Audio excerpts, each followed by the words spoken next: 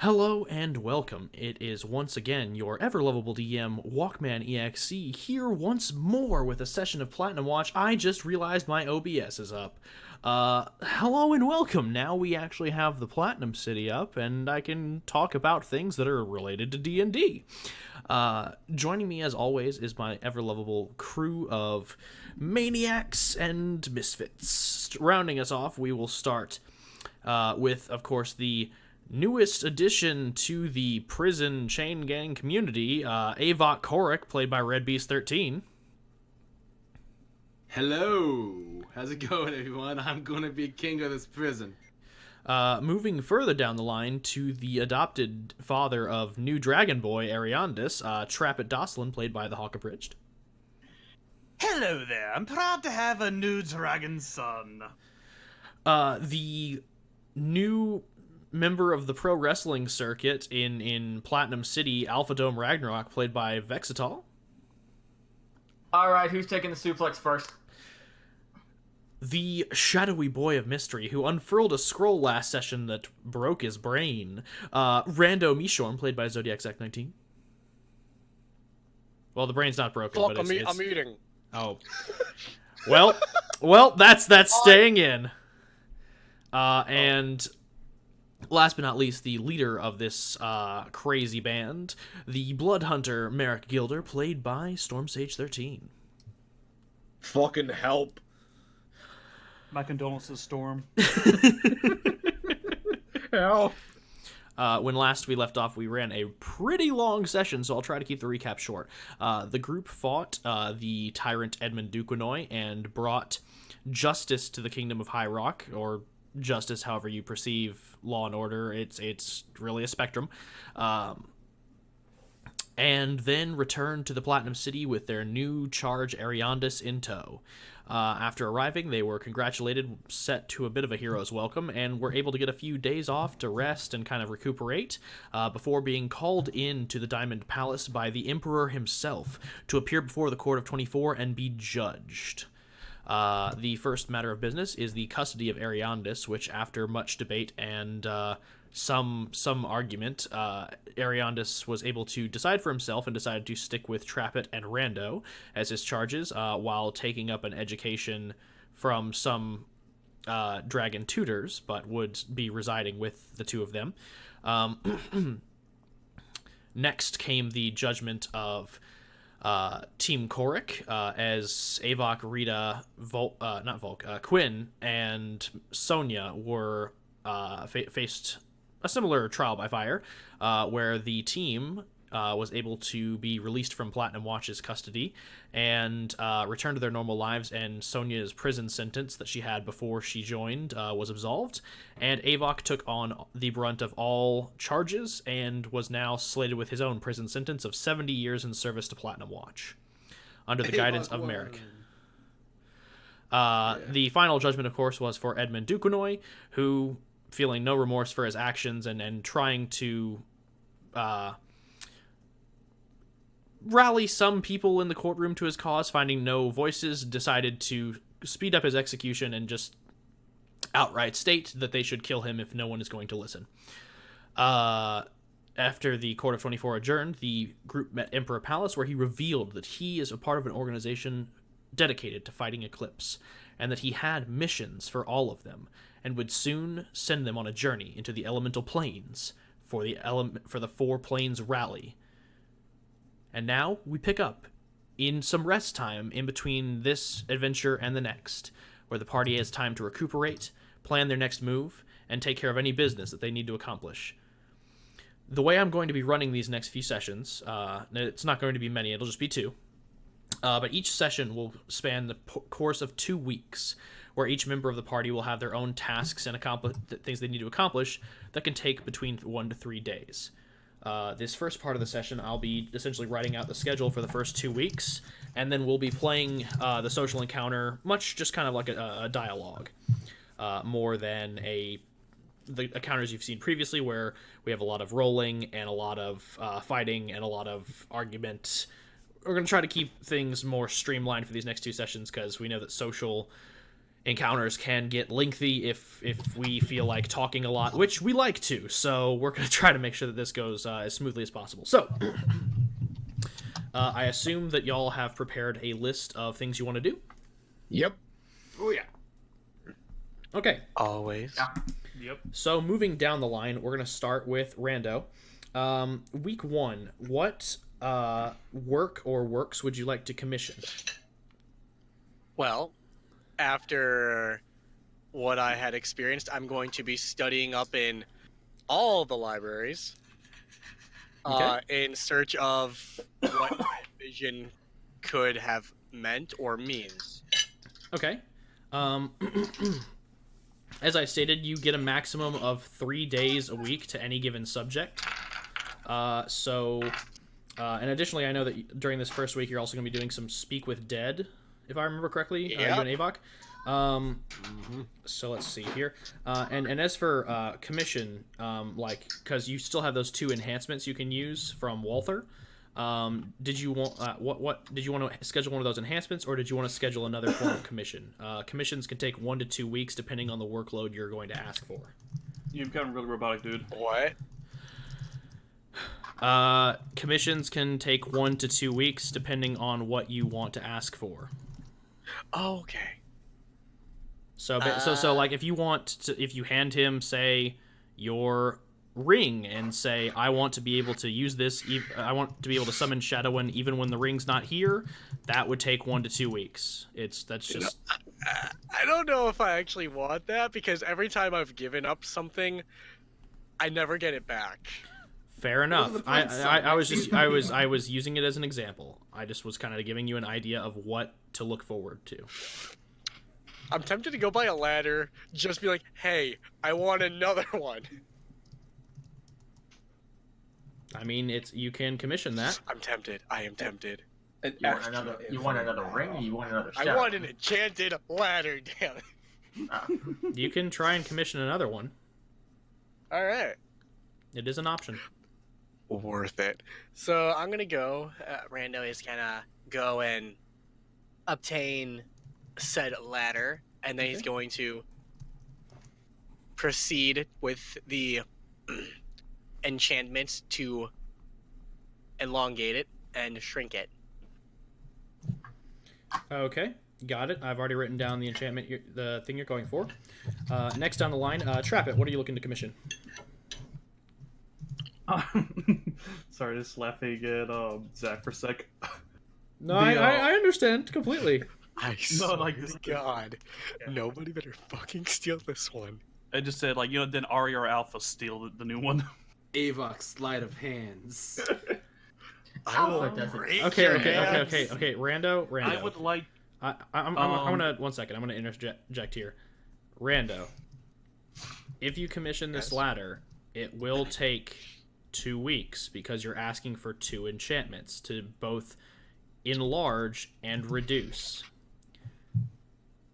In the next session, if you want to use your 2 weeks to have this item be recallable, you can. But I'm warning you, that will waste your last enchantment that you get. I get 3, right? You get 2 for free. And by buying a ladder and asking them to put these 2 enchantments on it, you're going to be burning both those, which means if you want it to be able to... If you lose this ladder and you're like, I'm going to say this command word and it comes back to me, you got to pay out of pocket for that.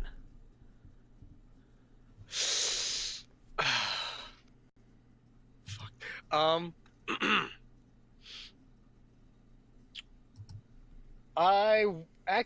What would be better is, I have a cloak, right? Yeah, I have a cloak.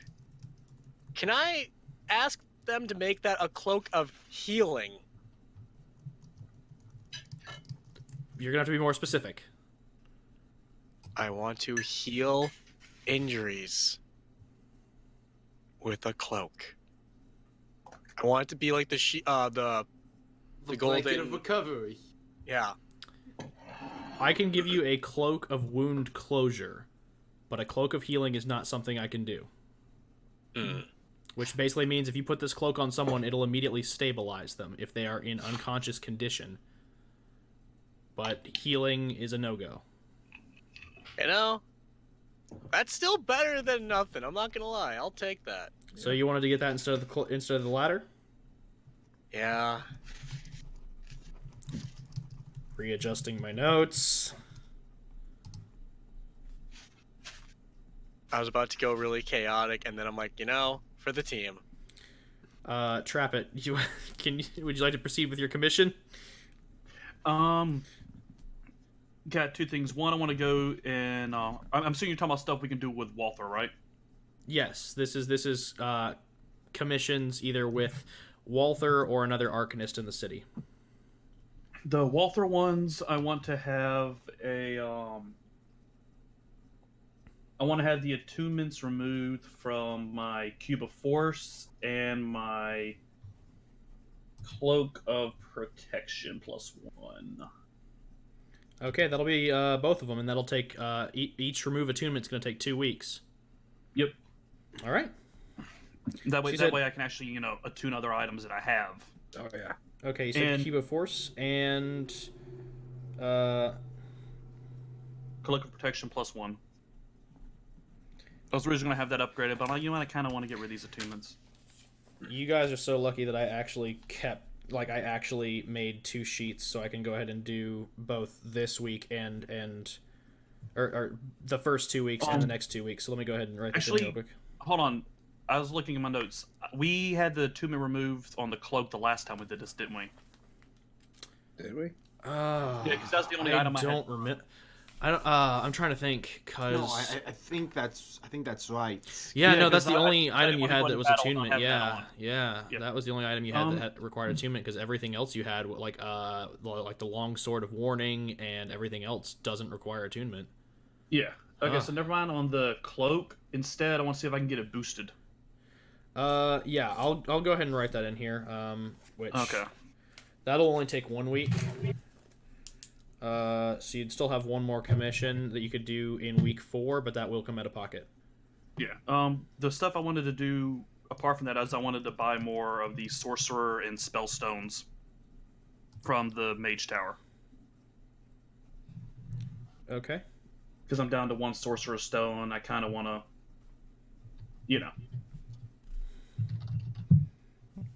Gotcha. One moment.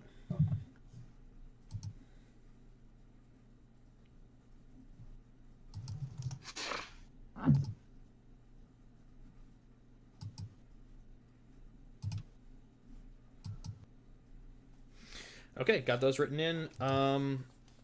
And I guess I'll just get the commissions from y'all for weeks 3 and 4 as well, just to go ahead and save time. But for the rest of this planning session, we'll just be working on weeks 1 and 2. But for Okay. commissions, I'll get everything from everybody. Just because with Trappist, those do take a considerable amount of time, so we're just going to go ahead and get those out of the way now. Okay, next in the lineup would be, let's see here. Let's see. So you're getting a Cloak of Wound Closure, Rando? You're really robotic, dude. Sorry, what was the question? You were about it. I said about the cloak of wound closure. Yeah, you said you were Okay, getting so- that for your commission, Rando? Yeah, that's one of the 2, correct? Yes. So my second one, what's the chance that I could also double enchant that cloak for camouflage? So a Cloak of Become Elven a Kind? stealthy boy. What was that? Your close Sorry. A Cloak of Elven Kind. Advantage on Ooh. stealth checks. I'll take that. That's what Avox boots give him. Look, I'm already wearing boots. I can't. No, wear no, them. it can be He a has to cloak print as well, to dude. his- He has to print to your cloak, which is doable. Yeah, my cloak as well. Like, blah, blah. I'm aiming for the cloak. Okay, well, That way, if you think about it, you're unconscious. Put the cloak on you. Where'd he go? Rando, each of those is going to take 1 week, so if you want to do additional Worth it. commissions, you have weeks 3 and 4, but those will come out of pocket. Okay. Noted. Did you want to do anything for weeks 3 and 4, or you're going to wait till next session? Got it. No, I was asking you a question. No, we couldn't. He's asking Oh, if if you have anything that you want to start the commissions for Nope, those now. Just or- those two. Just those two. Nothing more, nothing less. Okay. Next, we'll move to Avok. Okay. There are 2 commissions that I have at the moment. For weeks 3 and 4, I'll probably decide next session. Gotcha. What are weeks 1 and 2? I would like to combine the enchantment from my Boots of Elvenkind with the Boots of Haste that we found.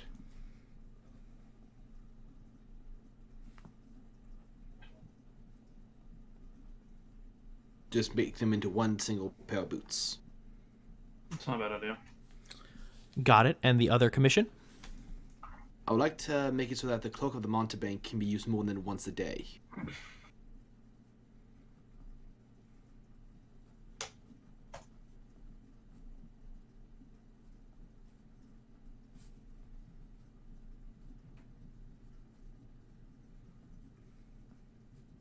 Did my computer die? No. It did not. It's so Okay. quiet. I was like, oh shit, did I lose a call? So, Avok, I will let you know that Cloak of the Mountebank will take 2 weeks. So that would be weeks 2 and 3. Okay, so both of those would take 2 weeks? No, just the Mountebank. Okay.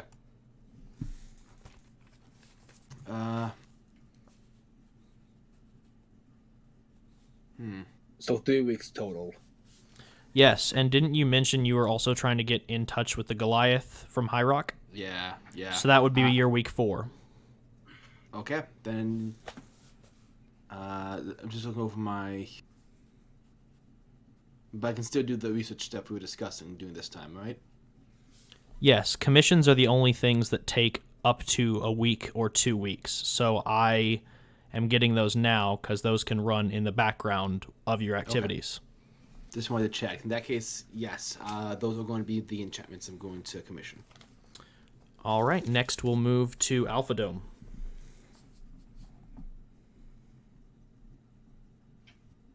Vex, you're muted. Oh, shit.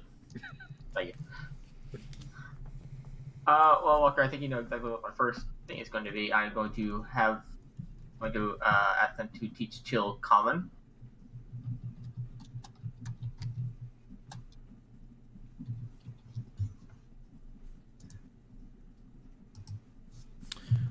And the next enchantment or commission? Curious. I know it probably depend on complexity, but how you said week 3 and 4 would cost out of pocket. How much does that generally cost? Depends on the commission. Yeah.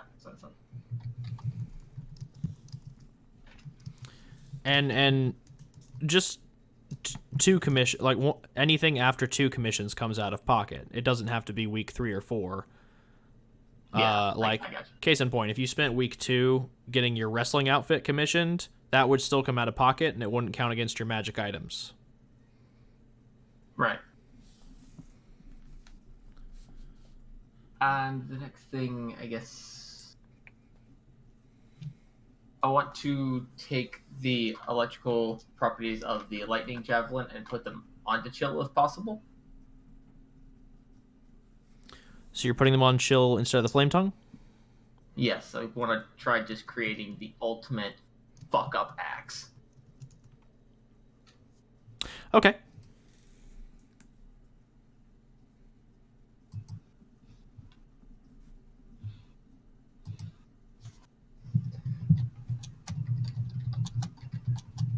And so in between this session and the next session, I'll give you ideas and you can shoot me like prices for any other commissions I might want. Will do. And lastly, we come to Merrick. The best for last, undoubtedly. I would like to commission the Deck of Many Things. No, I'm kidding. How much gold you got on you? The game. I steal from the entire party, so... Still no, not I'm enough. But yeah, for my item enchantments, there's my list. Come up here. I'd like to get the attunement on my armor removed, as well as enchanting it with the Ring of Warmth and Fire Resistance. So I would have cold and fire resistance. Okay. So that we already discussed the out-of-pocket cost for that. Yeah, it would be So for just- the attunement removal. It would be 2,500 gold. Just for subtract that from your subtract that from your gold, and this commission is going to take all month. So you can't come to Walther for any other enchantments. If you want anything else commissioned over the next 3 weeks, you got to go to someone else. Okay, I can't go to his team either. You're asking for 3 separate enchantments. He's gonna have to pull a lot of them, dude. No, I'm asking if I could go to a different Arcanist within his team. That's what Walker's saying. He's pulling Okay. some of his team to help him. Okay. I had You one can other you can thing- reach out to other Arcanists, but they just can't be on Walther's team. Okay, but they can still work for the Platinum Watch, correct? Just Correct. wanted to- Okay, sorry for the confusion. In that case, I will go to a different Arcanist to see if I can make that potion of strength permanent. Understood. Go to Janus. He just drinks it. There. Now I'm strong and it's permanent. Bye. Thanks, Janice. You said plus fire and cold resistance. Yeah. And the attunement removal. And affecting my gold. There we go. Okay. Now I can tank everything. Well, most of the things. A good 3 of quantity of things. 3 of the things. So just to give y'all a little bit more time and also do this, I'll say that Alpha Dome for your enchantments you're asking for, those would still take 2 weeks, but during week 2, I'll let you get another commission just because this is your one thing you're asking from the Arcanists. You're dropping off Chill to get 2 enhancements.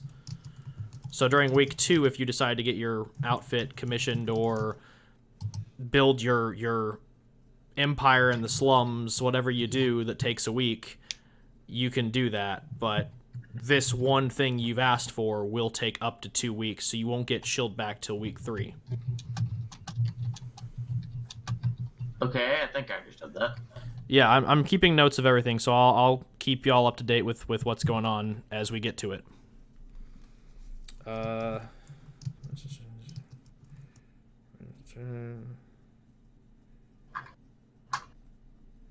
Okay, and your week 2, Merrick? The potion of strength.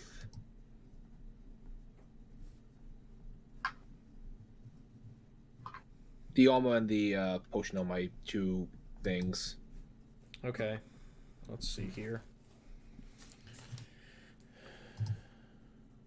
Okay.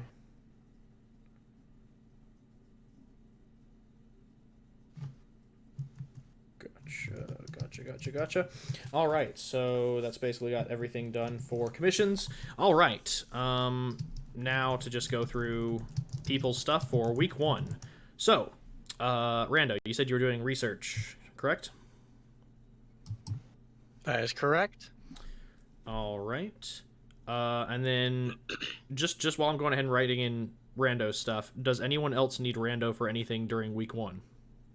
Avok would like to borrow Endo for 2 days to use Speak with Dead on Logan and the Champion. Okay. What about Trappet? Does Trappet need Rando for anything?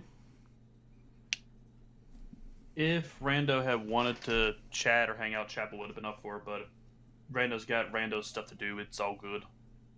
We got hundreds of years. Fair enough. Hopefully. Does Alpha need Rando for anything? Not that I can think of. Unless he wants to come fight in the arena. Does Merrick need Rando for anything? Merrick doesn't necessarily need Rando for anything, but Merrick will be taking rounds to talk to everyone individually just to see how everyone's doing, since that last sort of adventure was kind of taxing. On everyone's sort of mental states. Wants to make sure everyone's okay.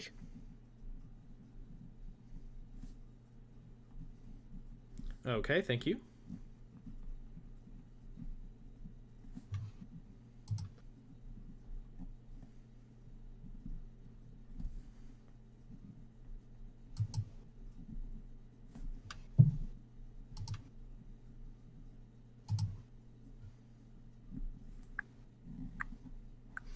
Okay, and Rando, is there anything else you wanted to do during the week outside of research and speak with Dead? I, I'm actually probably gonna just act. Oh, why can't I word today? I'm probably just gonna do some legit meditating, not like sleep meditating, like actual meditation. Gotcha. 'Cause I don't think I've done that in a long ass time, if ever. Not in the campaign. There we go. All right, I got you down for communing with nature, which will just take 1 day. So with everything here, you've still got 1 free day. Now, Avok, I know you wanted to do like a party later in the week, or sorry, earlier in the week for Rita and them. Yeah, we're going away party for Sonia and Quinn, because I know that they're going to want to bounce pretty quickly after that. Rando, did you want to do anything? Or sorry, I guess I should ask Avok. Do you invite Rando? Did I want to do any what? Avok, did you invite Rando? I'm something you wanna inviting translate? everyone to a going away party Okay. for my team. Avok would actually greatly appreciate Randall. Hell yeah. being Hell there yeah, because join. you Randall were would the totally reason- join. Yeah, you were the reason we found you. You guys found me and my team. So Avok wants to give like a toast in Randall's honor and Merrick's honor for doing the final push to get us back with the scales. He's even going to invite Trappet and just warn him to stay away from Rita. That's fair. Okay, so I've got that set. Since a lot of Avok's stuff ties into Rando's stuff, I'll move on to Avok next. Okay. Avok, so your first 3 days are taken up with the team party and the Speak with Dead stuff, but you still Okay. have 4 days in the week that you can use. All right. And I already mentioned how I'm scheduling that meeting with Kane, right? Yes, that would take up one of your week commissions. So, did you want to do that in week 1, or were you gonna wait till next session? Whichever you think would be easier. We'll wait till next session. Okay. Shit, there goes my phone. That's fine. Catch it. It's running away. Avok would like to do research for a place that could potentially make magical tattoos. Okay, that'll take to find the place. That'll take 2 days. Okay. And maybe when he goes to grab Rando for the Speak with Dead stuff, if it's alright with Trappet, I'd like to borrow his backup holding so that he can look over Logan's notes with Rita. Okay. Trap it, Lisa with Rando. Okay, and then you still got 2 days left in the week. What do you want to do?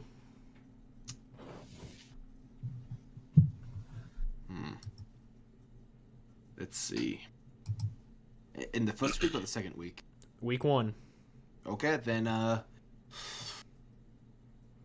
We're, I'm gonna we're, look for a we're just taxidermist. we're just doing week 1 stuff. Okay, then I'm gonna look for a taxidermist. Got it. Just writing it down as super chair. Yep. Super chair. Super chair? I'm gonna taxidermy the corpse of the beholder. It's gonna be the beanbag chair of victory. All right, changing it to super chair of victory. Avok's just getting a thinking chair. All Yeah. right. So finding the taxidermist will take just 1 day. You still have 1 day left. How do you want to spend it? With Rita.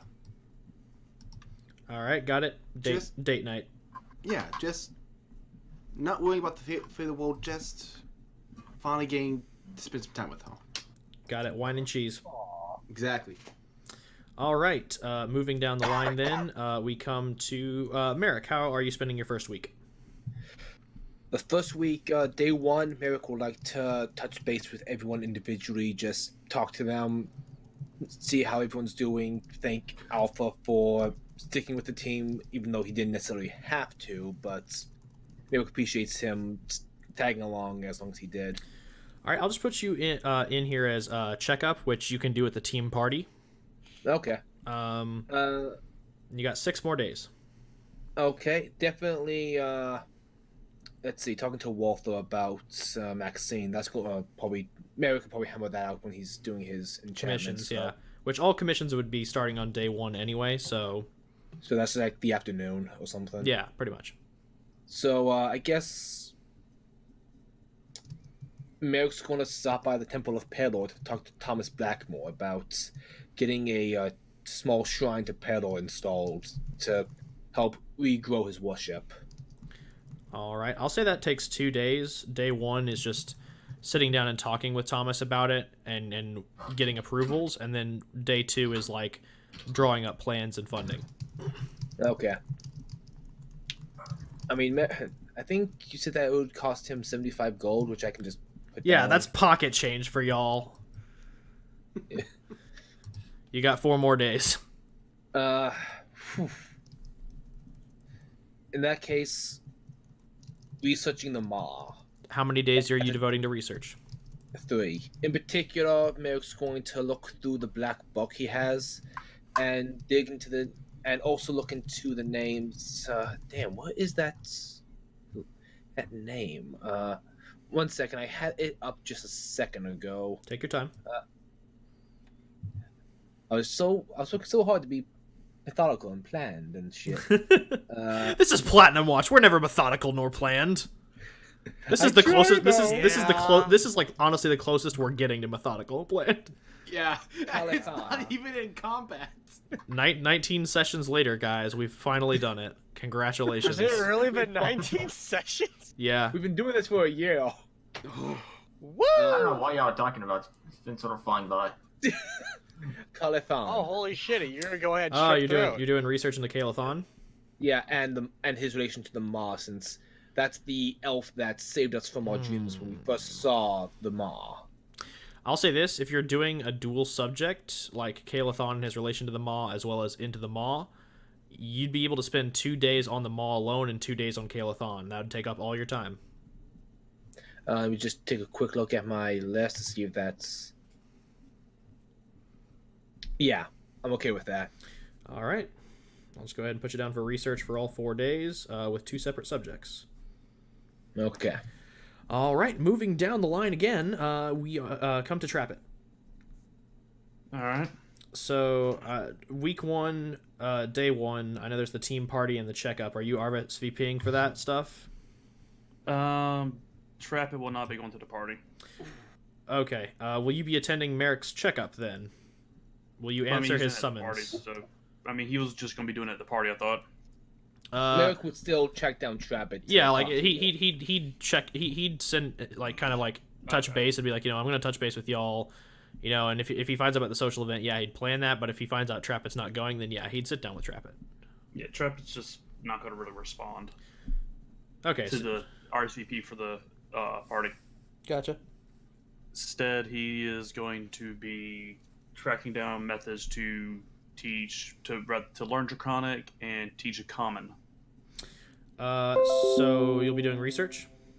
Yeah, basically he'll be trying to over the course of the week. He's going to try and teach Ari some common, himself some Draconic, so they can communicate easier, and try and understand, the situation behind the new eye, and maybe meditate on creating a spell.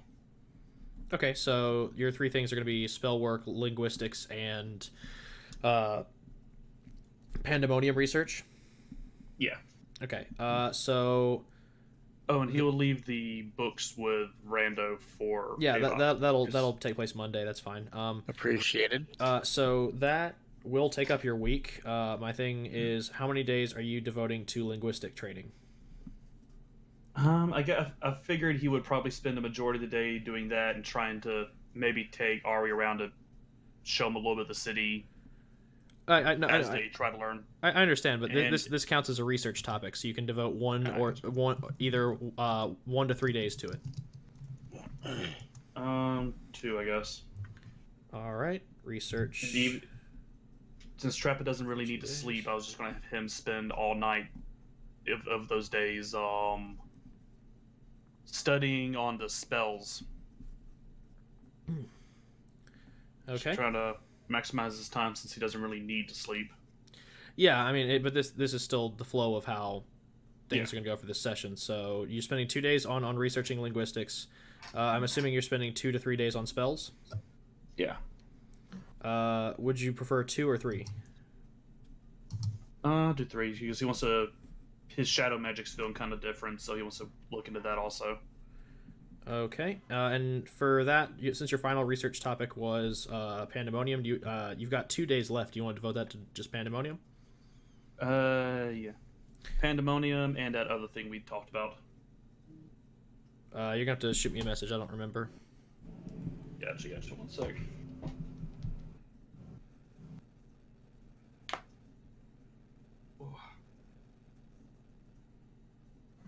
Alright, sent you a message. All right, pulling it up.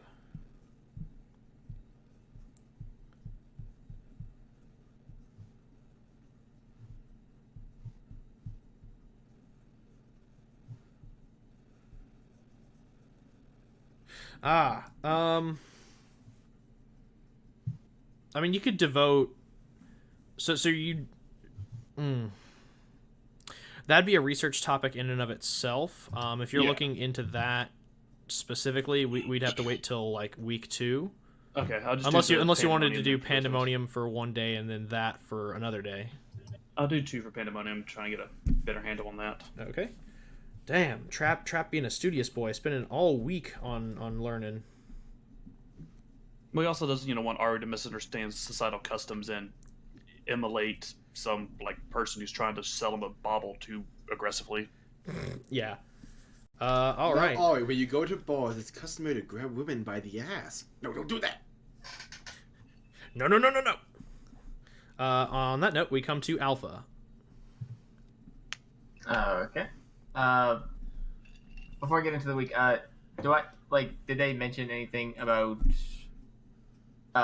putting unfamiliar elements onto Chill might hurt him or anything? What do you mean?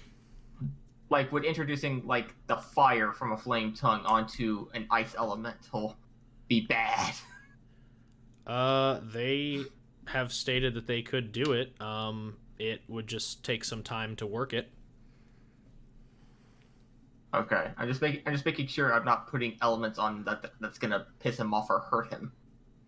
I mean, they could attach it to the other end of the axe. They could fashion a spear-like weapon on the other end.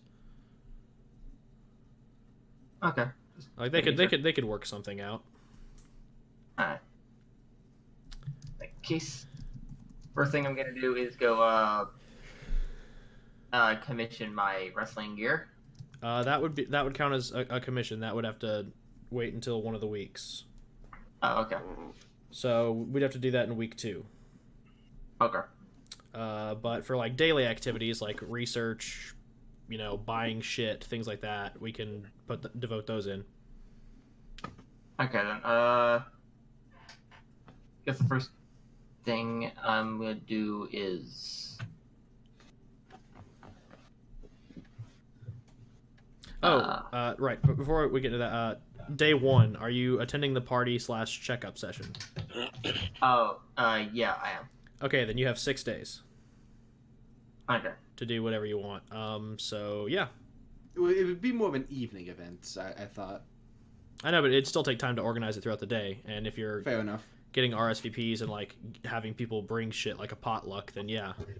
Oh, fair. Good point. Yeah.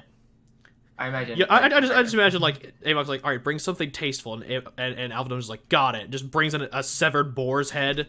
Just I cooked it myself. I was thinking fishing, but that sounds good. I cooked it with a flame tongue. Just listen to that. No, I just went fishing with a lightning javelin. Yep. It Okay. was very effective. It's canonical. It's done. No, it can't be because they're working. No, technically they'd be teaching Chill. Well, I mean, actually, no. Yeah, you're right. If they're slapping the javelin to that and then teaching him, because it's all upgrading one item. Yeah. So you would have left that with them. So yeah, you just be fishing with a regular line and tackle. God damn it.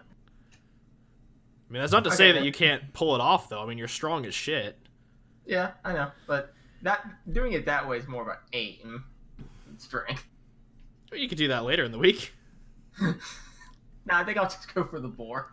All right. So then, what did you want to spend the rest of your 6 days on? Well, I imagine, daring, Merrick. What? I think I know where this is going. Go on. Okay. During Merrick's checkup, Alpha would have probably realized, yeah, I was not expecting to be here a few days ago.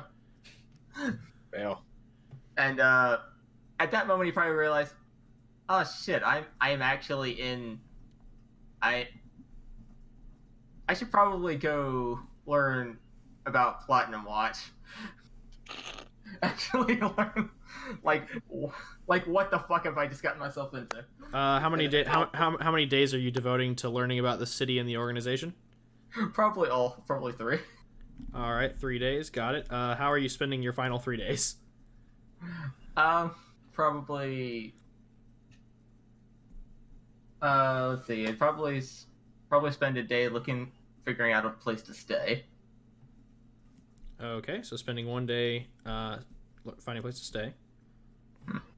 And then the other 2 days probably doing what research he can on his heart condition. All right.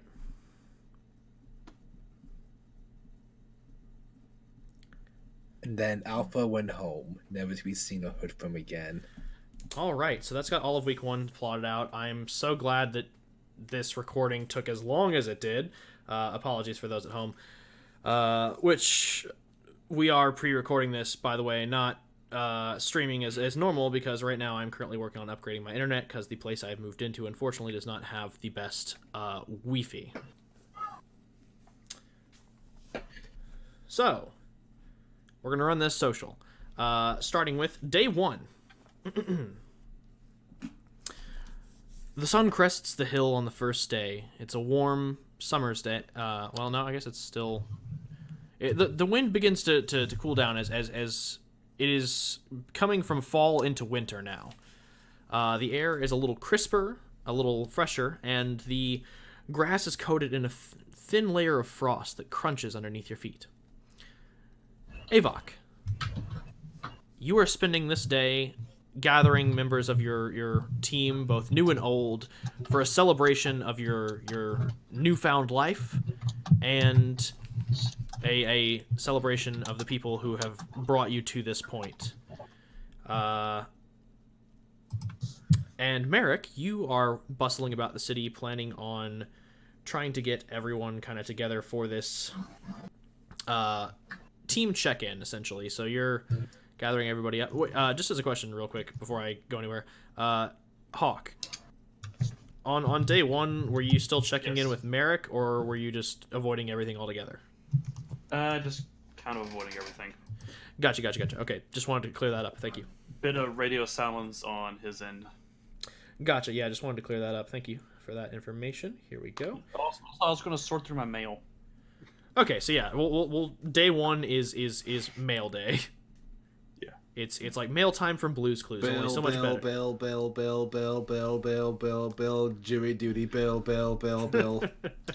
Summons, deposition, Bill. Warrant for your arrest for failing to show up.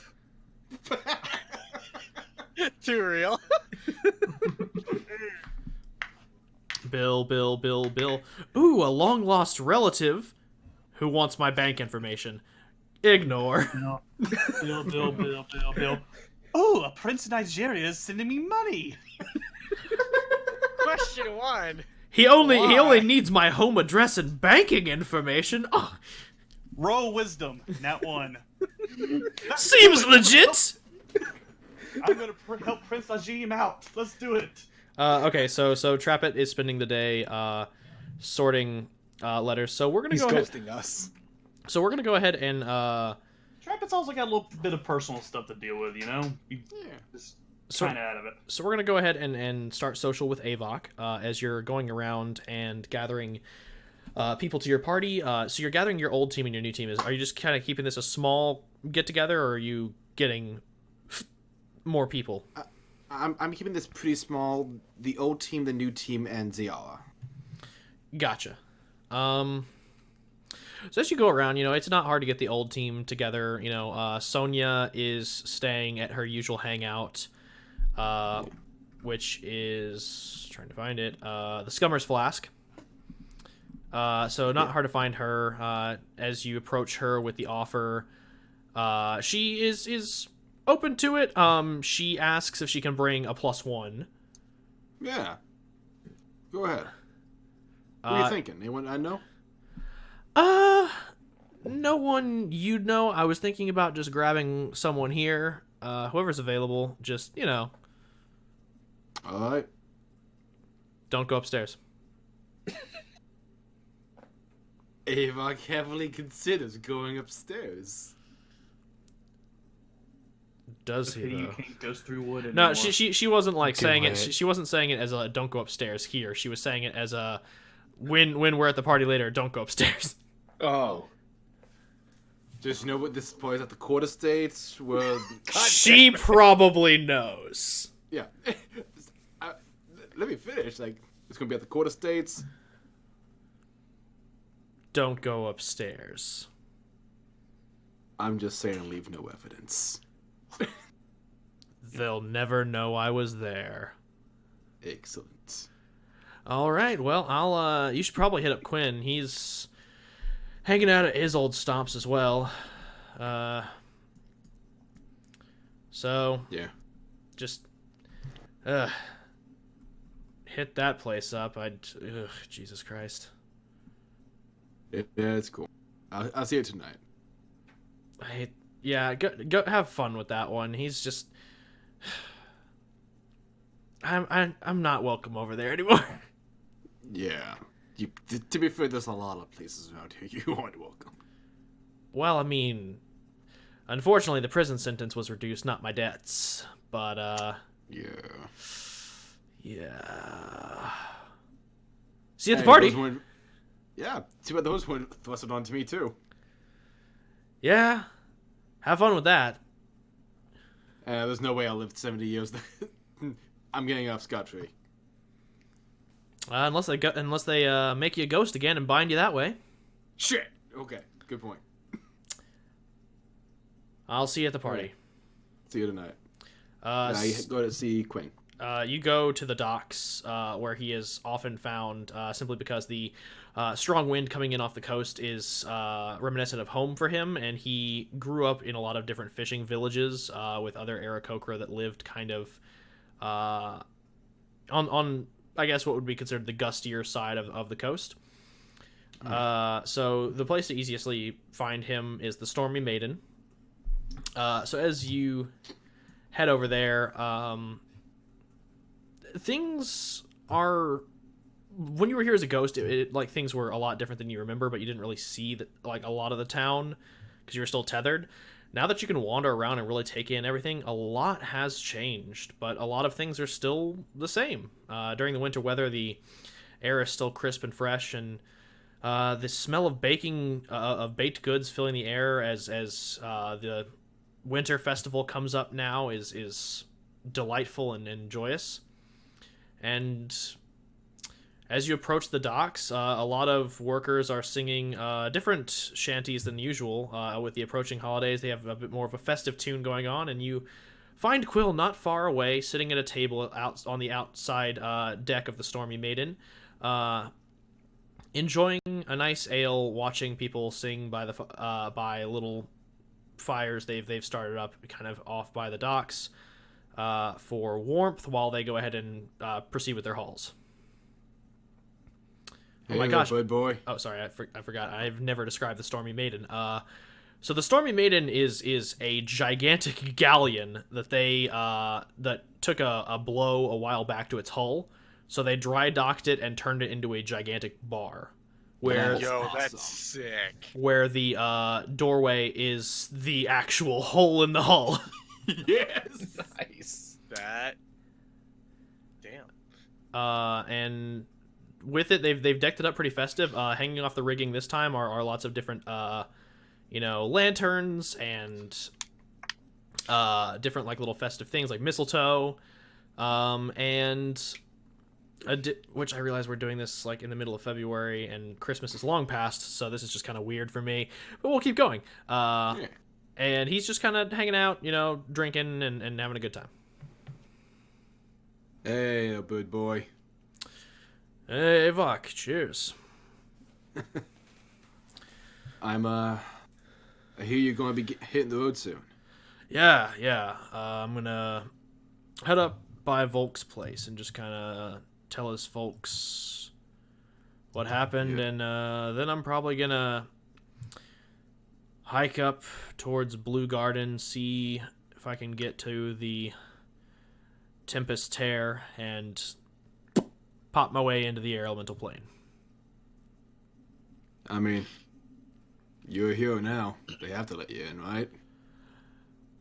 They don't, but I'm going to go in anyway. Damn right. Listen, I have a few questions about the elemental plane, because apparently me and my team might be passing by there sometime. Oh, well, if you're there while I'm there, I'll buy drinks. Sounds great. What can you tell me about it? Well, and he looks over at the port that you see with all these ships, and he's like, it's a lot like this. It's... Granted, instead of water, it's just endless seas of cloud and floating islands, strong winds that whip through in certain areas, causing massive maelstroms and gusts, but there's a intricacy and delicateness to them. The areas where the winds are more calm, you'll find lots of islands tethered and lashed together, and where it's more tumultuous, you might find some storm giants, and not many people will sail over that way. But there are lots of ships that fly on the clouds. Sounds good. Gonna find a lot of different creatures there, Genasi, Aarakocra, and elementals and more. Just be careful, because the monsters there are adept hunters in the sky, and if you are not careful, they will snatch you off a deck and drag you into the clouds, where you will either plummet to the endless abyss or be eaten, fun stuff. Oh yeah, exciting. Listen, I'm having a party tonight, so was wondering if you and the others would like to stop by the Eileen estate. Yeah, sure, I'm down for it. Are we... How are we doing this? Are you and Rita fixing up stuff, or are we doing like a potluck situation? What's the food situation? Yeah, sort of like a potluck. I'm friends with the Eileens, so I can maybe talk to some of the staff there, get some stuff coordinated. But... Cool. I'll just and he looks over at a serving wench that's walking outside. He's like, hey, Julian, and she's like, I'm gonna need 2 casks. And she just looks at him and she's like small casks? He's like, no, like party size casks. Maybe a keg. And she just looks at him and she goes, is this going on your tab, or are you going to pay now? Put it on my tab because you love me? One of these days we'll get your debts squared, Quinn, but fine. Put it on your tab. Thank you. Yeah, so we're good. Alright, I'll see you tonight. This is sort of a going away point for you guys, since I know it's going to be a while since we cross paths again. Yeah, sure. I'll look forward to being there. Alright. And I just called over the communication device to everyone who's listening, tell him about the plan, because I imagine I will have checked with me ahead of time on this. Yeah. Yeah. And all that's up is Rita, which I assume she's down. Yeah, she's already you all discussed it ahead of time, so she understands. She basically told you to go get the others, and she was going to head to the Eileen estate to start cooking. Awesome. So she's already there. Everyone else is RSVP'd. So with this, we will pick up with the party at the Eileen estate on the first day. As Trapid is probably still sifting through mail. Because how many years has it been since you actually went back to your mansion? Hawk is muted. Oh, Hawk is muted. Okay. Is Hawk here? 3 years. Just 3. 3 years. Yeah, that'll take you all day. Yeah, just a bit. Bill, jury duty, jury duty, jury duty. Ooh, a coupon expired. Bill. Imagine he's just scorching Ray the fucking the bills. Like I'm just imagining. No, I'm just. How's the fireplace going and just tossing them in? I doubt it's even that. I'm guessing he's like sitting in like the backyard with Arianas with like a lounge chair with like a coconut and just a bag of mail, and he's like, pull, throws it up in the air, fire bolts it, pull. Like him and Ari are taking like he's just they're having a fire like quality time with his boy. Just teaching Ari how to do target practice. yeah, he's like, all right, I'm gonna teach you how to firebolt right. Takes the mage hand throws in who's the ladder, he falls. Yeah, it's just that's all that they're doing. So we're gonna go ahead and pick up at the party. And with that, I'm gonna go ahead and actually go a bit around the table. Now. 1 sec, Walker. Yes. Sorry, I was taking care of something. Saying it back. Trav is mainly just going to be kind of having a. He's done with it now. He's just having a kind of a quiet night alone. Yeah, no, I gotcha. Yeah. It's just having like a scotch in the library. Yeah, something like that. Gotcha. So then in that case, we'll pick up at the party. So Vex, you said you were bringing a pig or just a pig's head? Vex, Man, you're muted. Everyone's. I could not You understand just got that. back. Yeah. Oh, okay. I couldn't understand what you said. Were you bringing you a did. whole pig or just a pig's head? No, I bring the whole pig. Okay. Got a lot of people to feed, I'm guessing. Okay, so then in that case, yeah, you bring a whole pig. Rando, what do you bring to the potluck? Well, shit. You know what? He's probably gonna do some nature stuff. He's probably gonna, bring, a fruit salad. Okay, so you're gonna do some foraging and get some fruit together and bring a fruit Oh, salad. yeah, I'm trying to save my money. Are you Gotcha. saying what I did isn't naturing? One is nature and one is survival. Yeah. Fair. Which one's which? I'm not gonna go into that right now.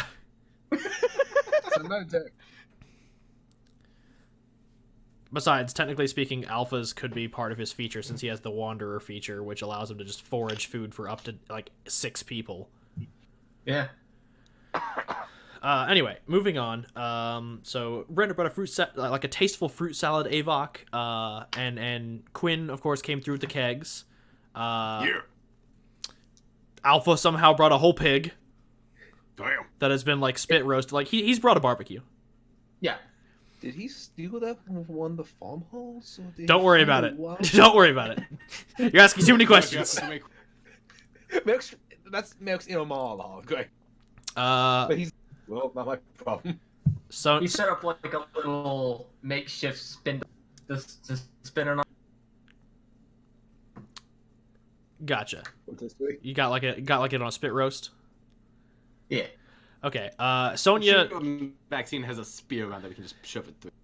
I mean, I yeah. have 3 javelins. I mean, besides, it's not to say that she doesn't have her own barbecue pit. That's fair. This is Maxine. And Sonya brings a couple wheels of cheese and just some crackers because she just didn't know what else to bring. Nah, Sonya's classy like that. I mean, you always need cheese and crackers at a party. Exactly. What did Merrick bring to the potluck? The house. That's fair. That's his contribution. When people are just like, oh, Merrick, wonderful, glad to have you at the party. What'd you bring? He's like, the house. No, that's a good one. No, seriously, what'd you bring? A doggy bag. So you're saying I can go in Maxine's kitchen and eat anything I want? No. That's what I'm hearing. No, Just don't eat the flowers. the servants. The master bedroom is locked. Yeah, the servants would put a stop to anyone like rummaging unnecessarily. Like they allowed Rita because she specified what she was going to do, but if someone just goes in there and starts like eating shit, you're gonna get thrown out real quick. Shoo! I was more joking because Merrick said he brought the house. Okay, so Yeah. you brought the kitchen. And Rita has fixed up He will some. help me with some like done what he could to help cook, even though I don't know if he's that good of a cook. Probably knows how to Roll a cook d20. meat. Okay, what do I add to this? Nothing. 17. You do well enough considering like your general experience revolves more around like just campfire meals, like roasting whatever you've got, or just scavenging for food. So you do a pretty all right job. Rita dictates most of what you need to do. She just has you more or less like cutting things and washing things and watching when stuff's supposed to come out of the oven. Okay. But you do it real well. If we add survival to that, that's a 20 total. We don't, So- because this is not survival. This is... I mean, if I fuck this up, it might kill me. That's fair. Fair enough. I'll add the survival. I'm mostly joking. But she prepares an array of different like finger foods for people. It's very classy and tasteful. And y'all have a pretty awesome party. And Ziara shows up and she brings a bottle of scotch that she stole from Gareth's office. Awesome. And openly announces that, like, I imagine she just opens the door, she's like, I stole this from Gareth! And that's her contribution to the party. Your team's a little on edge around Z, just because, you know, the whole capturing them thing. Yeah, Avok didn't think that went through. But, I mean, they had time on the road to kind of, like, get over it, but there's still just kind of, like, that initial, you know... Yeah. But as the party goes on, things lighten up a bit, and people kind of unwind and start sharing stories and swapping tasteful anecdotes. Sonya doesn't share tasteful anecdotes. And for the most part, everything... Yes, we will. Just read your text, and yes, we will. And so now we're going to do Merrick's kind of like check-in moment. So as the party's kind of in full swing, everybody's loosened up now. Nobody's really tense. So you kind of figure this is the best time to kind of like talk to people about how they're doing and just kind of gauge the room. Who would you like to start with? I'd like to start with Rando. Okay. Rando, what are you doing at this point in the party? He's probably gonna try and like be conversing with the quote unquote veterans. See what they're all playing. What are they gonna do now? Okay. So at this point, I'll just kind of go ahead and break things up a bit. So Rita is kind of sticking close to Avok. And Quinn's kind of drifting around the party. He's probably at this point talking with Alpha. Rando, you're probably kind of caught in the middle of a discussion between Sonya and Z. Which is good for you because they're both elves and you can learn a thing or two. But they are both like swapping, you know, tough as nails stories, more or less. And Randall's like, it's kind of like, yeah, this one time, this one time they're like, you know, Z's just like, yeah, this one time while we were in the Underdark, first point of when we were like before we were even setting up Platinum Watch, I saw this Illithid coming in on Kivu. I jumped over this rock, shot an arrow that ricocheted off a Drow's shield, clipped the Illithid right in the head. Fucking crazy. And Sonya's like, that's nothing. I charged an entire pirate ship once and you know, like, I didn't win, but boy was it cool. And I feel like I did win in the end because even though they knocked me unconscious, their ship blew up. Yeah, well, I did something cool too. And they both look at you and they're like, oh, yeah, you did? I calmed a werewolf by touching his palm. They just, like, look at you. He was gonna rip my head off, I swear to God. And they're like, oh, okay. I mean, yeah, facing down I also ripped part of my soul out of me and put it into somebody else. And at that, they're just kind of like, huh. And Sonya's like, man, been there. What? Because she was in Soul Fragments, remember? Oh, yeah! She's like, man, been there. Respect. And she offers you a fist bump. Hey, I'll take it. And I feel like at that point, like after you fist bump, I feel like that's when Merrick approaches. Hey, Rando, just wanted to see how you're doing. The fights up in High Rock, we had a few close calls back up there, like getting stabbed and poisoned, that kind of stuff. Oh, yeah. Yeah. I got stabbed in the back a lot. Yeah, I'm still got this fucking score. Just want to see how you're doing. Like, a lot happened to you in particular, especially with the whole reveal. Hey, Chapman's my dad. Oh, yeah, that was only a few days. Yeah. Yeah, it felt like forever. He's your dad. Boogie woogie woogie. I couldn't help myself. I'm sorry.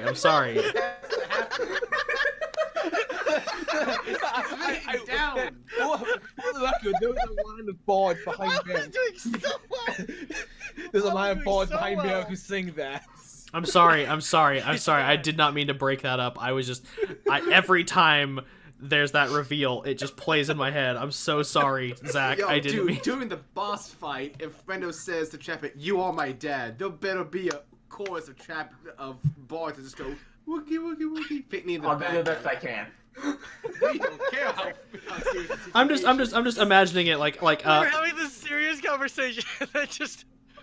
I'm just imagining it like Trappet finally goes unconscious. He's going to that shadowy place in the sky, and Rando's like, "No, you can't. You're my dad." And then Alpha Dome just pops out. "You're my dad. Boogie woogie woogie." Give him inspiration on that death save.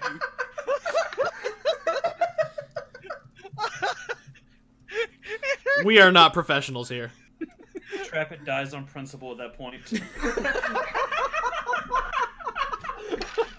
Turns out I gave him inspiration to fail.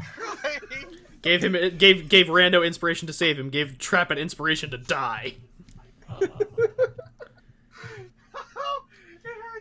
Anyway, picking. Sorry. Give you a bit here. Picking back up with the actual serious discussion about the whole Trappet's your dad, etc. How are you doing, sport? Okay, give me a sec here.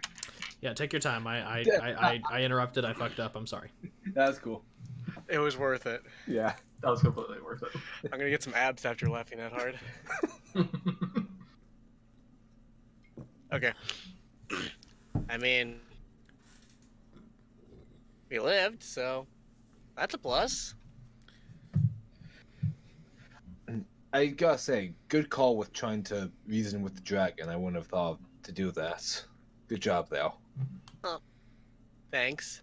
He just seemed kind of, I don't know, lonely, I guess? It didn't seem like he actually knew what was going on. And now he's my brother. Yeah. Your birches have I have a coated weird then. family. Yeah. Yeah, you do. Apparently you have a sister out there somewhere that's a pirate. Wait, seriously? Yeah, she's currently chilling Oh with yeah, we Maxine. talked about that.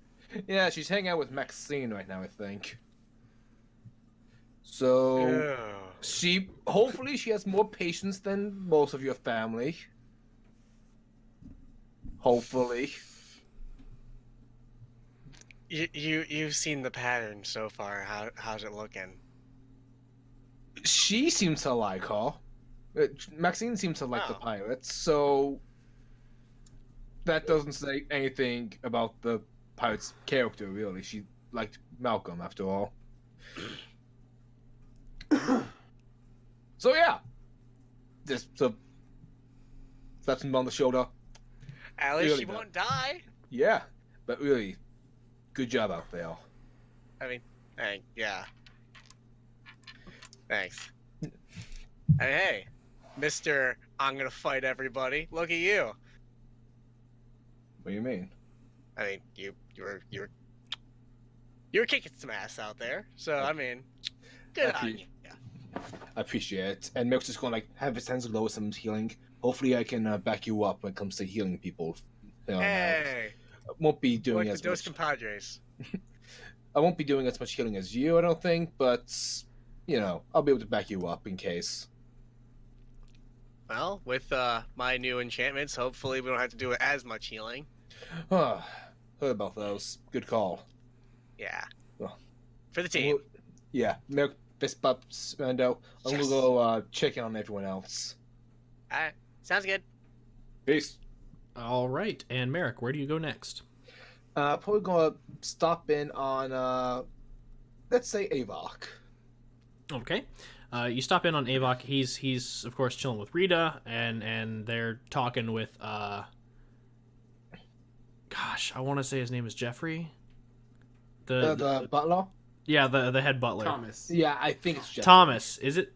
Yeah, no, it's Thomas. It's Thomas. I wrote it down because I was like, I'm sorry for punching you, Thomas. Oh, yeah, he's the guy you punched repeatedly. Yes. God. Yeah, he's just I feel like that's how the conversation's going. It's like, I'm sorry I punched you so many times. And it's in the past, sir. It's understandable. I just, the bruises have healed now. Thomas is in tip-top shape.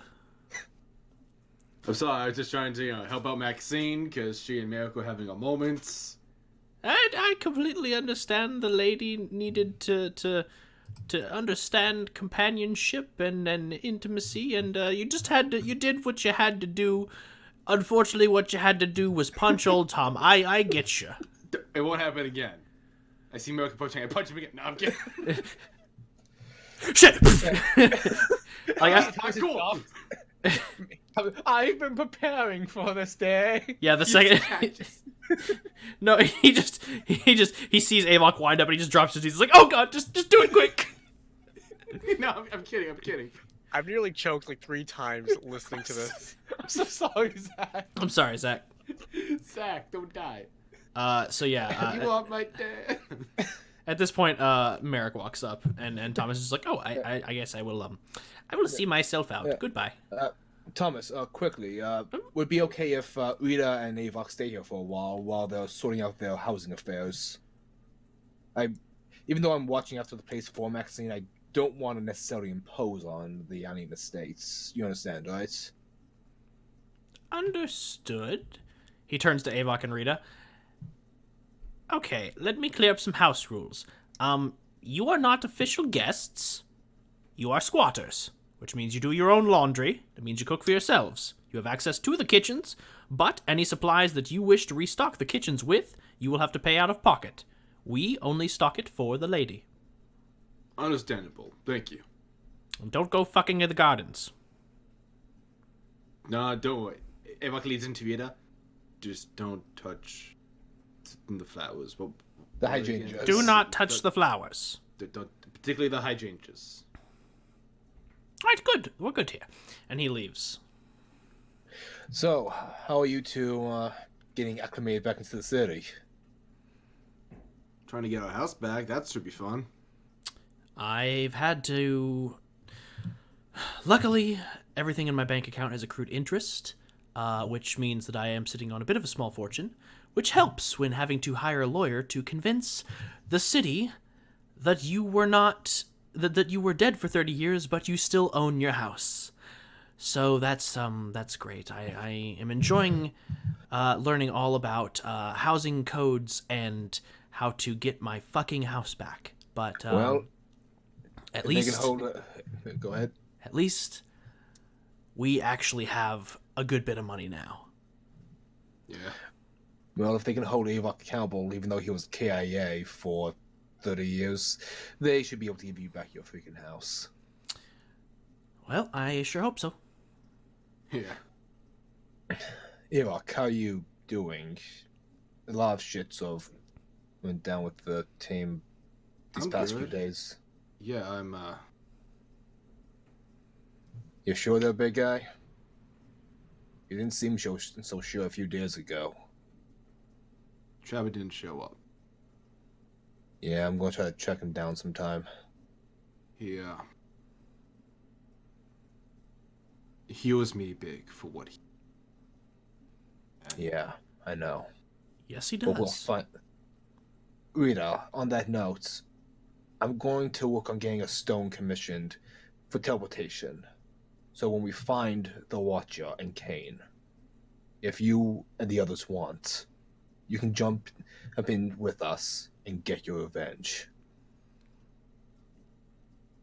I'm not their Stop. captain anymore. That's up to them. I understand. Still, though, I would I prefer extend it the offer. I'd prefer it if it was me.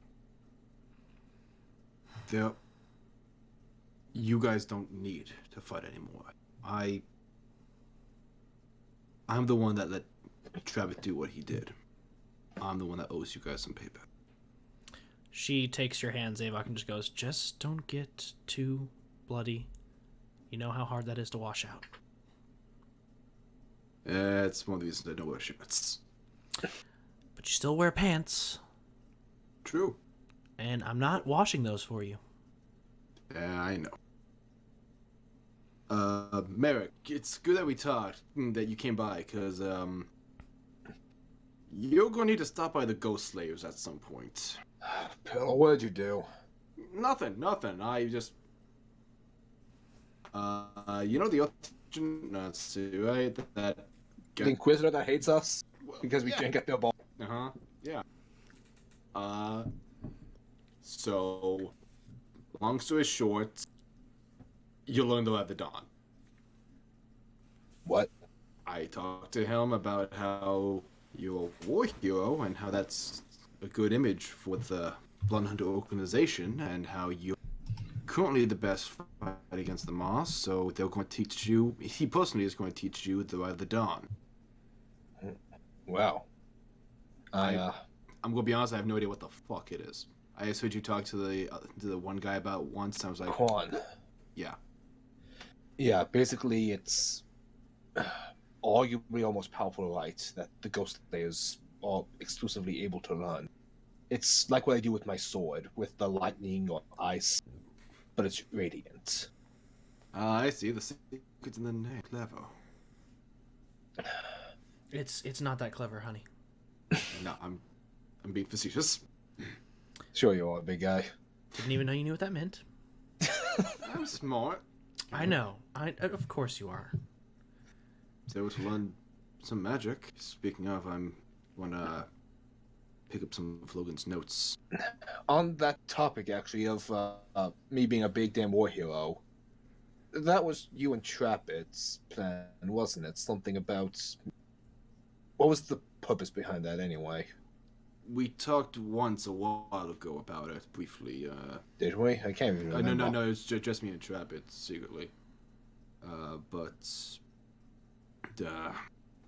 it was back when we didn't think if we could trust Platinum Watch. The concept behind the idea, turn one member of the team into a big hero, so that if Platinum Watch tried to make us disappear, it would be harder because one of us would be recognized by the public, almost like a celebrity. We sort of went down the list. I was dead, and a Goliath. That's a scary image. Trapit has too big of a reputation. Rando's too young, and let's be honest, out of everyone, the fame is nothing against the kid, but it might actually go to his head. And Alpha's too new. And not to sound racist, coming from a Goliath standing next to a tiefling, but you're human. Easier for the public to side with Exactly. me. Yeah. The Plum City is mostly human. It's easier for the people to identify with someone they can see themselves in. Well, hopefully we won't need to rely on that strategy going forward. Hopefully. Merrick, Yeah. I owe you a debt for every one of us. Volk, Quinn, Sonia, and me and Rita. I intend to pay you back for each and every one of us. The Dawn's only the first one. I appreciate that, Avok, but I consider you a friend.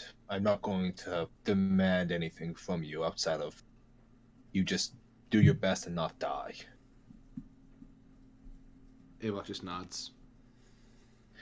After all, if you die, I have to deliver bad news to this beautiful woman, and you would hate to make her pissed off and kill me out of anger. That's a fair point. I wouldn't kill you out of anger. Thank you. And by the way, I'm sorry. I would kill you out of upset spite. Big difference.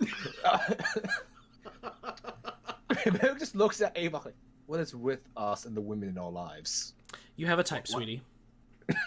Why do you think I gave you help with Maxine? And I appreciate that. Merrick's just going to sort of punch his chest, like, Avok's chest, like, if you need anything, just call. Yeah, don't worry. We'll just be a couple doors down. Take care. Go check in on that. Alright. Good luck. Thanks. And now we come to Alpha. So Alpha, you and Quinn are talking over the barbecue. As Quinn is intrigued at how well you were able to cure this pig. He's like, so where did you even get this? This is a really nice pig. And it's like well marbled fat. This is really good. Where'd you find this? I actually know nothing about pigs. Huh? That's fine. You don't have to know anything about pigs. You can just be as vague as you want, or you can just be like, I found it in this really nice house. Unless you're very specific about your bushes. Oh, I know. Oh, hold on. I just thought of something. I found it in a farm. I know exactly where I got this thing. Oh no. Oh no. Vex, you're scaring me. Scaring the children. I found it just roaming in some yard outside town. You what? Yeah, it didn't even seem to think I was. Yeah, he would know the word hostile. Okay.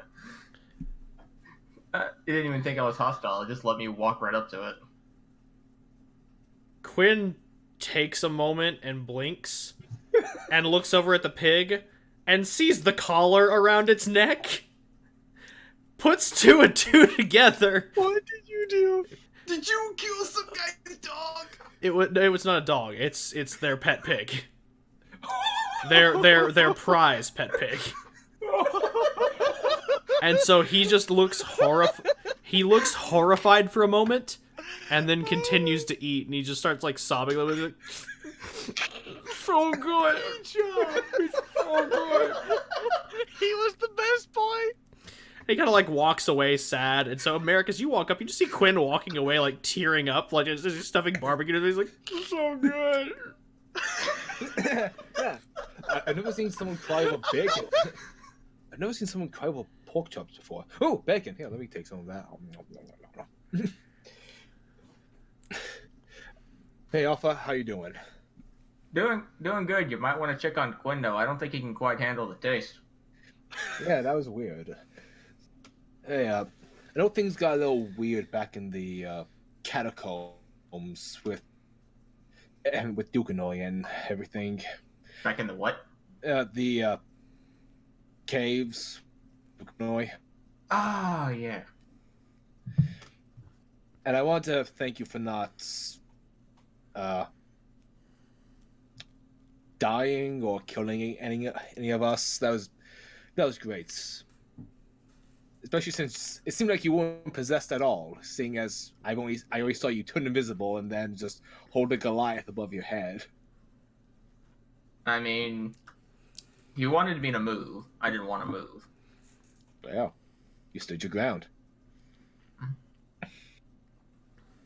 And thanks for coming with us back to the Platinum City. You could have easily just stayed back up in High Rock, but you're here with us now. Yeah, to be fair, I didn't really think about it. Well, you're here now, and if you want to stay... You said that your heart's missing, right? Yep, pounds chest. Well, that's... Looking for that all by yourself sounds like a big task. If you stick with us, you might have the same access to some of our... what's the one I'm looking for? To our contacts, Janus, the libraries. Basically, I guess I'm just asking you if you want to be one of the Platinum Wardens with us. And what does that? Basically, it would just mean you go on missions with us and hit people in the face who need a good whop. Oh man, you should have started with that. Yeah, that's my fault. So led with the violence. So, Yeah. you win. Mirka holds out his hand for like that Viking style handshake. The Viking style. And then, Clasping Roman. It's the Roman. I saw in like Vikings as well. So I guess it's Roman. I mean, well, yeah, but the Romans spread their influence. It originally was the Romans. I don't know what to say. It might even be Greek before that. I don't know. It's European. It's Yeah. ancient. I only know it as that because that's how my coworkers and I would refer to it as. My bad. We always just called it the Roman hand clasp, but that's just me. Yeah, the old Firmly grasp it. Boom. Okay. Like forearm on forearm. Just get that nice grasp in there. As he sticks that out, Alpha's got. Nah, man, we're way past that. Raise his hand. I deploy my and shield. Leaves it there. Oh, come on, dude! Don't leave me hanging. Merrick high fives. We'll have to work on that. You can tell by the tone of voice he kind of thinks it was weak sauce. Fair enough. I'm not as strong as you. Well, I haven't met someone yet who is.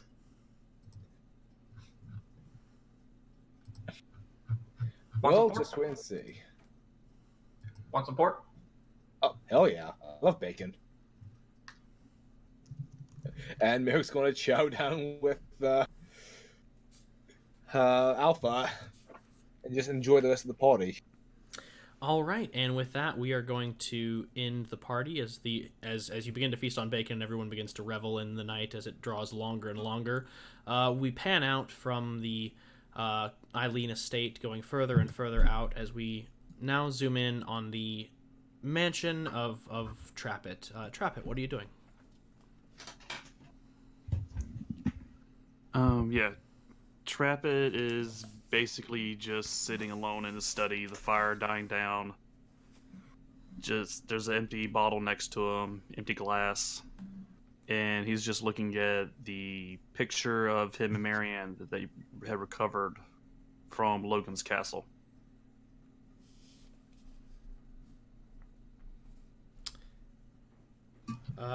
As you do this, the air in the study is silent and stale, the fire crackling and embers glowing orange shed dim light across the room, allowing you to still make out the features of the picture. As you look outside, the cold air is causing a bit of fog on the windows, but that is all. The night is silent.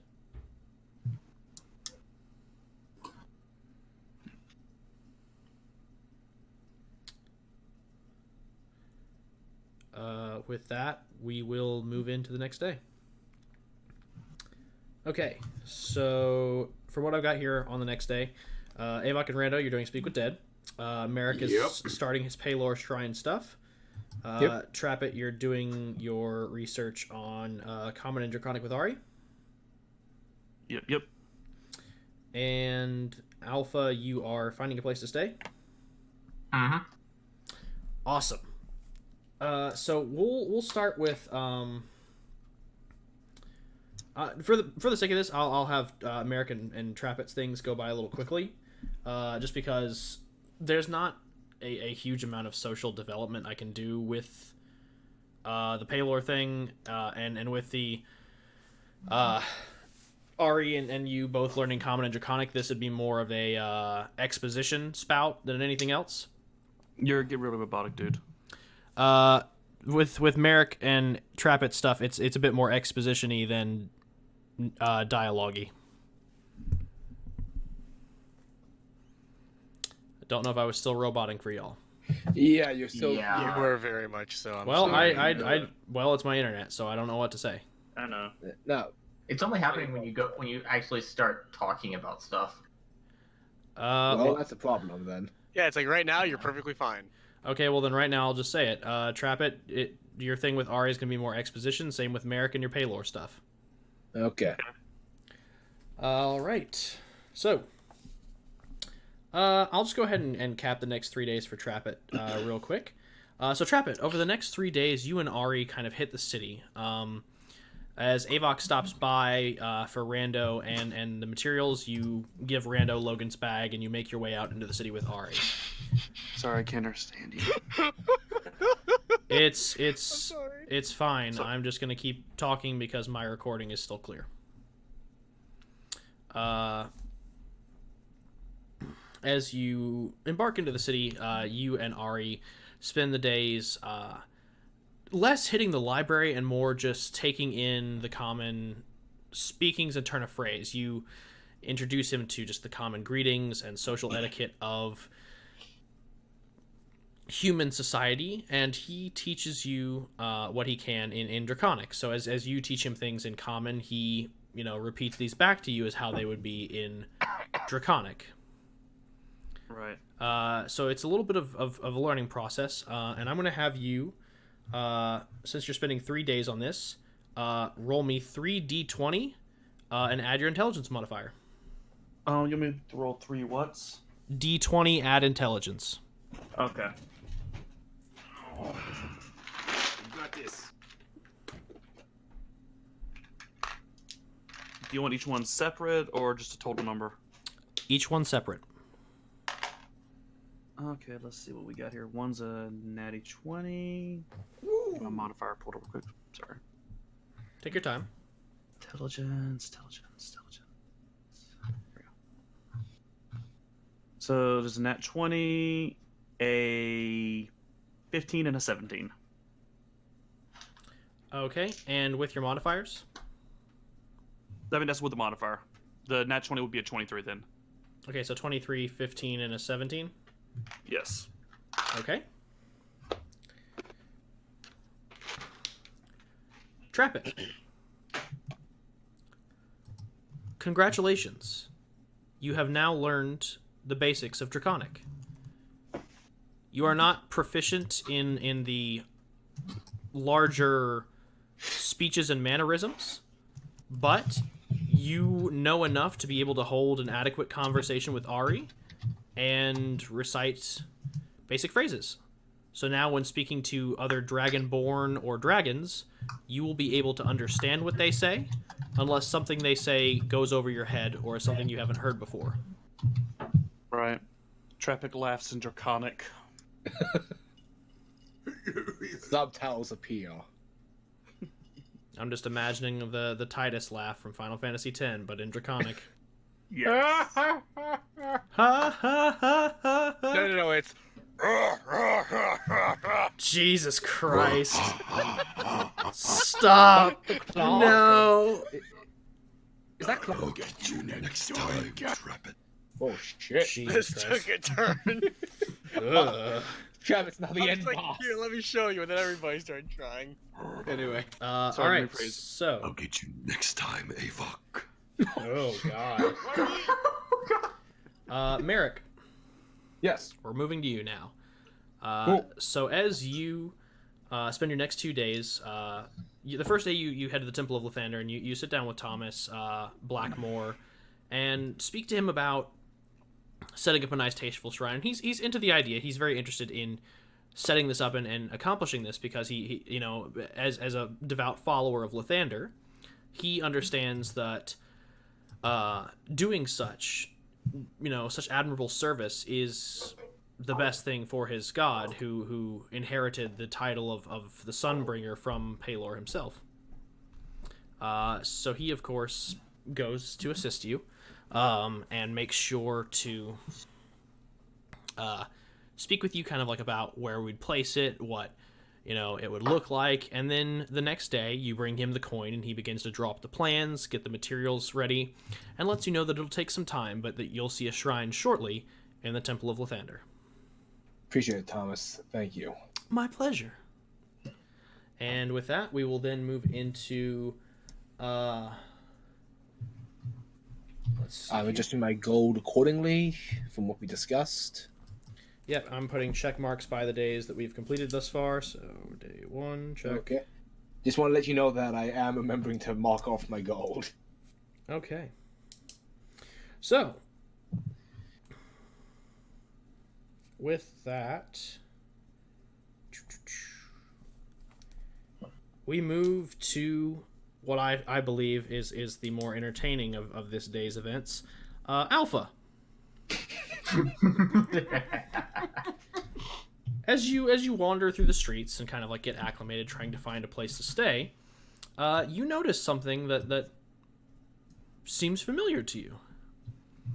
As you're heading outside the city, in the district that many people have you've begun to hear referred to as the Ratway,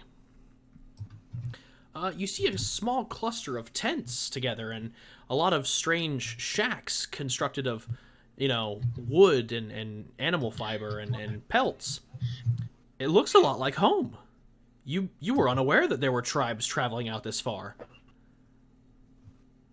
As you approach and kind of take stock of everything, the people begin to introduce themselves to you, and kind of seeing your traveling pack, they ask you if you're on the if you're a nomad too. No, not a nomad, just a wanderer. They kind of look at each other funny, and they're just like, I'm gonna go ahead and do 2 people for this one. Well, I'm Topper Gray, and I'm the kind of lead around these parts, and this here's Jeb. Jeb doesn't say much. But if you are a wanderer, then this might be the place for you, friend. Welcome to the Ratway. We are all wanderers from all walks of life, and men and women without homes who make their living on the rough of the land. Thank you for having me. My name is Alpha. Alpha? Oh boy, we might have a competition for leader, eh there, Jebby? And he's like, And he extends his hand. Jimmy. And he extends his hand to shake yours. Shakes in return.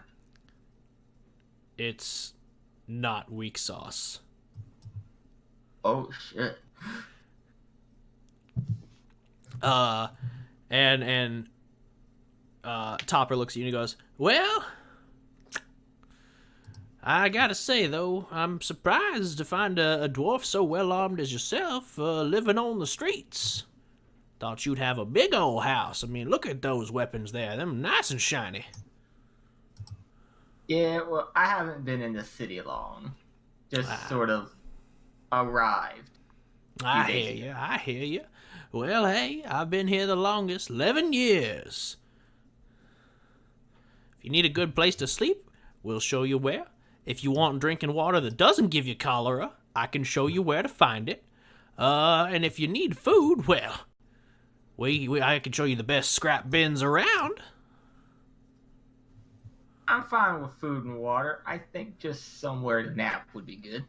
Well, I'll set you up with a nice little plot of land, and you can make it your own. Thank you for all the help. Welcome to Shantytown. And he shakes your hand. Shakes it harder. You break 2 of his fingers. He looks down at his hand and he goes, "Ah, well, guess I'm dying. It's been a good 11 years. Don't suppose you happen to have any coin for a doctor?" I might. Actually, I might know someone who can. Oh, you know a doctor? Oh my God, Jebby, he knows a doctor. What'd you just say? He elbows Jeb and says, "Oh my God, Jebby, he knows a doctor. You know a doctor, boy?" Maybe I don't. At this, more people leave their shanties and tents and kind of start to gather around him, and they're like, he knows a physician, like a real healer?" And he's like, well, do you? I'm sorry, that broke me for a minute. Do you know a doctor, boy? Maybe, but I don't know if he could repair this. Well, I understand if you can't. False alarm, everyone. Back to no hope.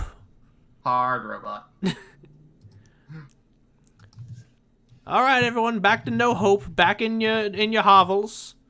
There's no doctor coming. And everyone kind of goes, oh, and they like grumble to themselves, and they start to like go back into their homes.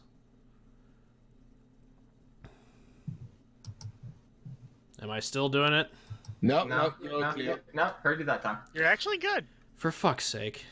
Then yeah, they all groan and you know, complain about not having any hope anymore, and they go back into their homes. Okay, I might have to change up what I'm doing on one of my days. Nope, too late. You've already locked in week 1. There's no hope. You settle in amongst the people of Shantytown, and that is your day 1, or sorry, your day 2. Now we move to Avok and Rando with the Speak with Dead, which, to save time, I'm going to go ahead and do both y'all's days here. So, Can Rando come out to play?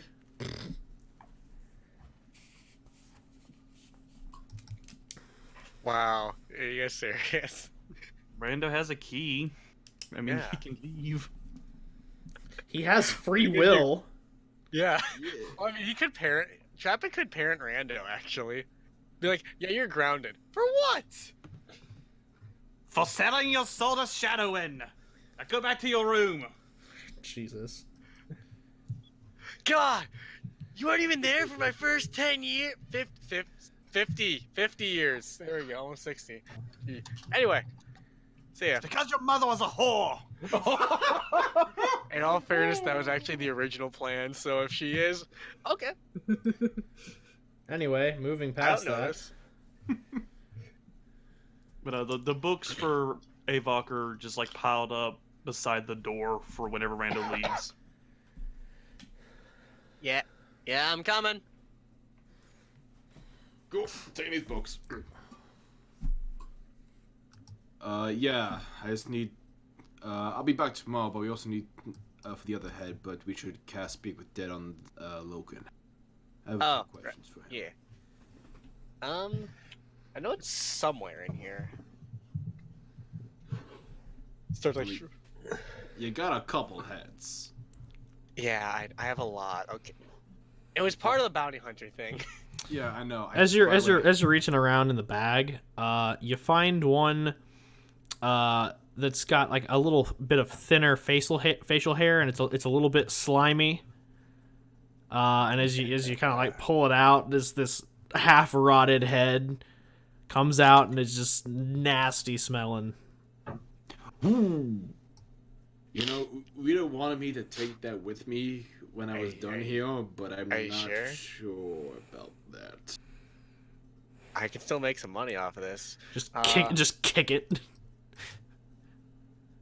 I'd suggest a wash, but I don't want to poison the water.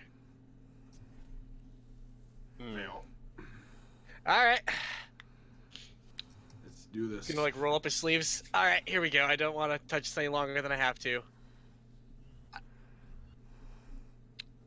And he's gonna he's gonna summon Speak with Dead. As you do this, you watch as the head, since you have a fully materialized head, and not just a skull that a spectral form forms around, or a dead body that is recently deceased,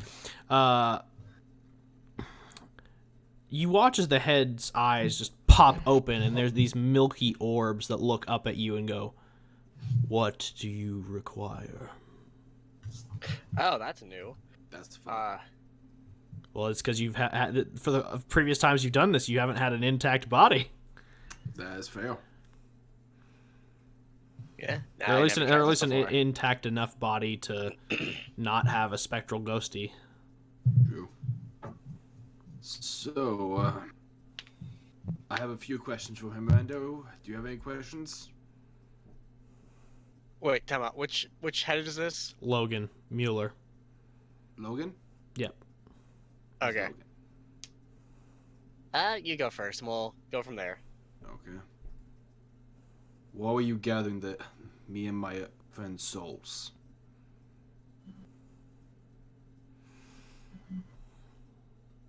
I wanted to keep my friends close. Okay, you want me to ask this one, or What are you gonna ask? well, I'm not actually asking this. He points at the head. I'm not actually asking, but who his friend is? Oh, with Eclipse. Yeah, because we don't exactly know a lot. I was going to suggest we say, tell us everything you know about Eclipse. Actually, yeah, that's a really good one. Tell us everything you know about Eclipse. They are a darker organization devoted to a single purpose: control. I did not work for them. I was merely an asset.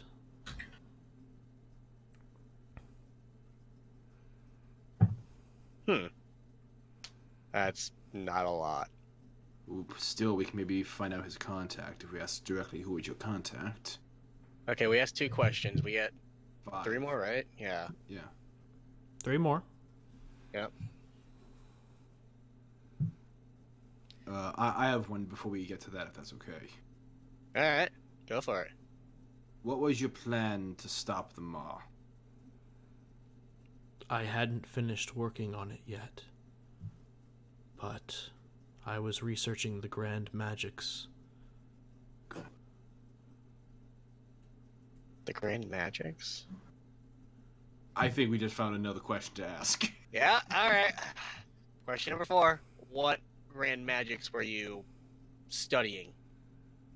Spells that fall beyond the Night's Circle. Great planar bindings. Things long since lost. Plane of binding. Avok turns to Random. Isn't there a plane of existence that's literally just like a prison? Hell? You not wrong. I mean, it starts with a C, I think. Casa Doom? Is that your 5th question? No. No.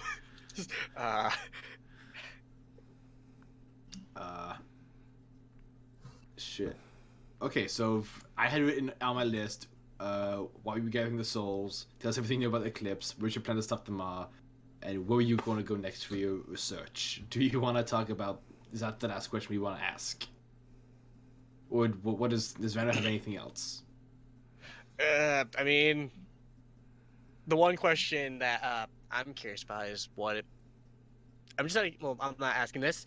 I'm curious. Do you think that Logan could teach us how to use the magics that he's been studying? His notes. Yeah, but like him, do you think he could teach us? We have the head. We can talk to him every 10 days, I think. I thought it was 24 hours. 10 days. It's You can use it's a you can only use this. You Rando can use the feature once every 24 hours, but you can't speak to the same head until after 10 days have passed. Oh.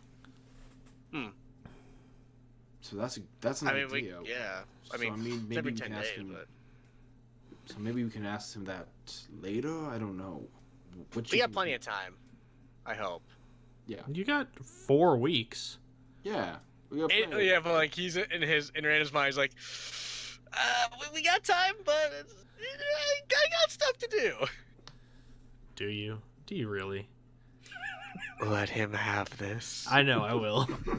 Let him pretend he's busy. Just what is your 5th question? What's your what do you got? Who is your contact at Eclipse?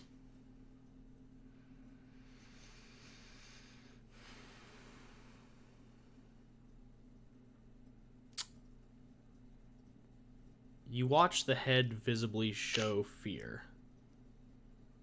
Oh, we're getting somewhere.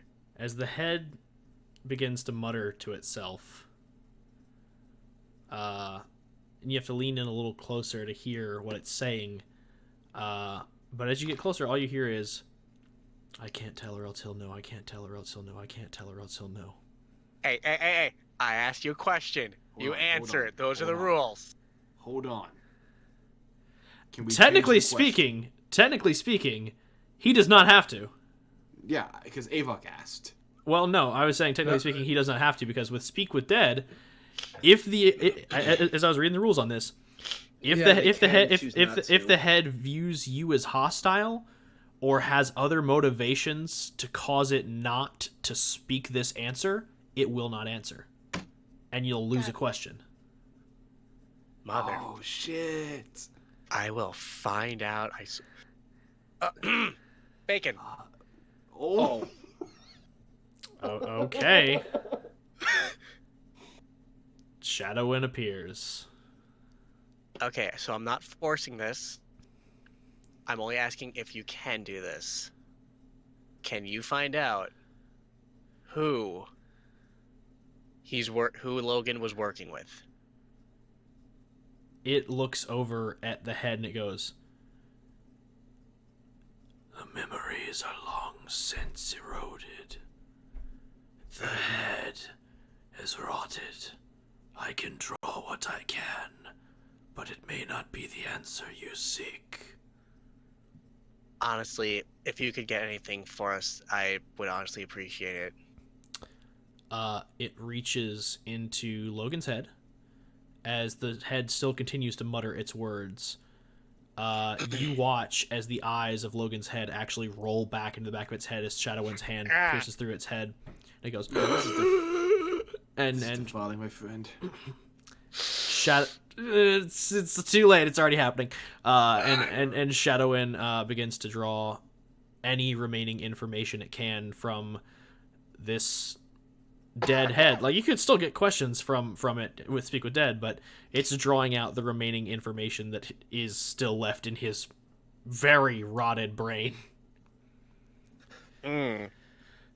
So it takes a couple seconds and then it's done.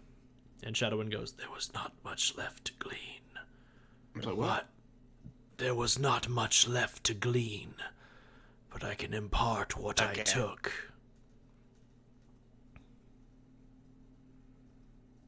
But did you find out who his contact was? You'd have to impart that knowledge, my dude. I'm sorry, you're cutting out. I'm sorry. Shadowin needs to put the knowledge in someone. Fuck no.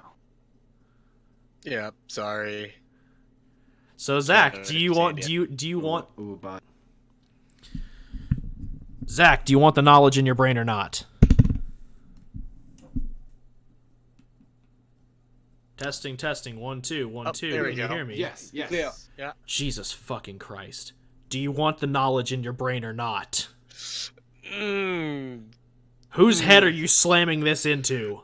I'm gonna look at mirror. I'm gonna look at. My brain Avok. stopped. Yeah. Yeah. Do it. You want it? Do it. Are you sure? Do it. Okay. Shadowin, give it to him. He's accepting. I didn't want to do it. Nope, it's too late. It's done now. I didn't want to, Avok. but I knew it was gonna be bad. Avok. Yes. You get a few flashes of memory. Nothing major, because, of course, the brain is rotted. And it's very hard for you to make out what it's seeing. However, because your boy does know a bit about brain chemistry, Rando, Yeah. your question stimulated the part of Logan's mind that is saturated with fear. So all of these memories are of the person you asked about. But they are terrifying. I am so Avok. sorry, Red. Yes. You watch as a shadowy figure walks behind a line. Like, this is the most distinct and clear memory you can get from Logan. You watch as a shadowy figure walks behind a line of people, and they are crying, weeping, as this old haggard man sits across the table, bound and beaten, and is just begging for it to stop. And all you hear is the man say one thing. All right now, it's time for you to choose. The daughter, the son, the wife. Who do you love most in the world? And remember, no lying. He goes, please don't do this, please. No. That's not the question I asked you. I asked, who do you love most in the world? And don't worry, it's okay to say yourself. Because let's face it, if you do want to live, I could just kill all of them. Right here, right now. And you get to walk away. You get to walk away knowing that you saved your own self. It's only human. It's okay. You're only human. Now, big decision time. Logan, hit that buzzer. Are we feeling lucky, gents? Who's it gonna be? 3. Please, no, don't do this. 2. Please, I'm begging you. 1. My son! Just save my son, please. Ooh, tough break there. Sorry, wifey, sorry, daughter. Looks like you're not valuable enough. The man needs an heir. But I understand. Kill all of them. And you watch as he walks away as 4 men come up and shoot each of them in the back of the head. He walks up to Logan, and you can see this man's face clearly now. He's a human man with slicked back black hair, 1 green eye and 1 blue, and a crystal clear smile. And he looks at Logan and he goes, well now, thank you about letting me know about this traitor in my ranks. I can't thank you enough. Now, just remember, Logan boy, this castle you live in is mine. And if you ever fucking cross me, you'll be the one sitting across the table. And if I have to, I will resurrect your teammates just so I can put a fucking bullet in them again. So don't ever think of crossing me, buddy boy. Now, and you watch as this guy kisses Logan on the forehead. Shape up. You're beautiful. I love you. Now be a good golden goose and do your fucking part. And the memories end. Ava, I'm going to go ahead and make a Constitution save right now. Oh yeah, you better. Nope, Ava chucks.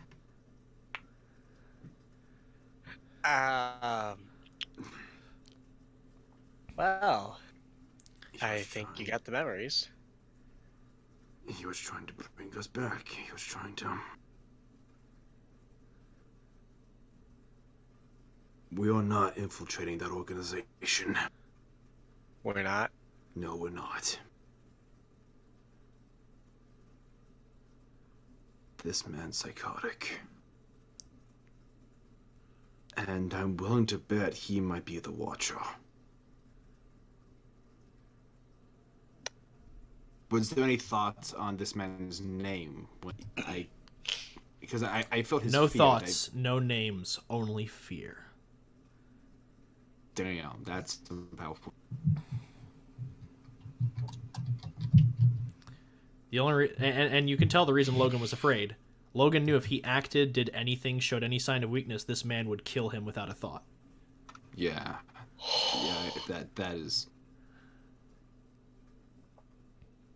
It almost seems as though evidence was just a mute point. Yep.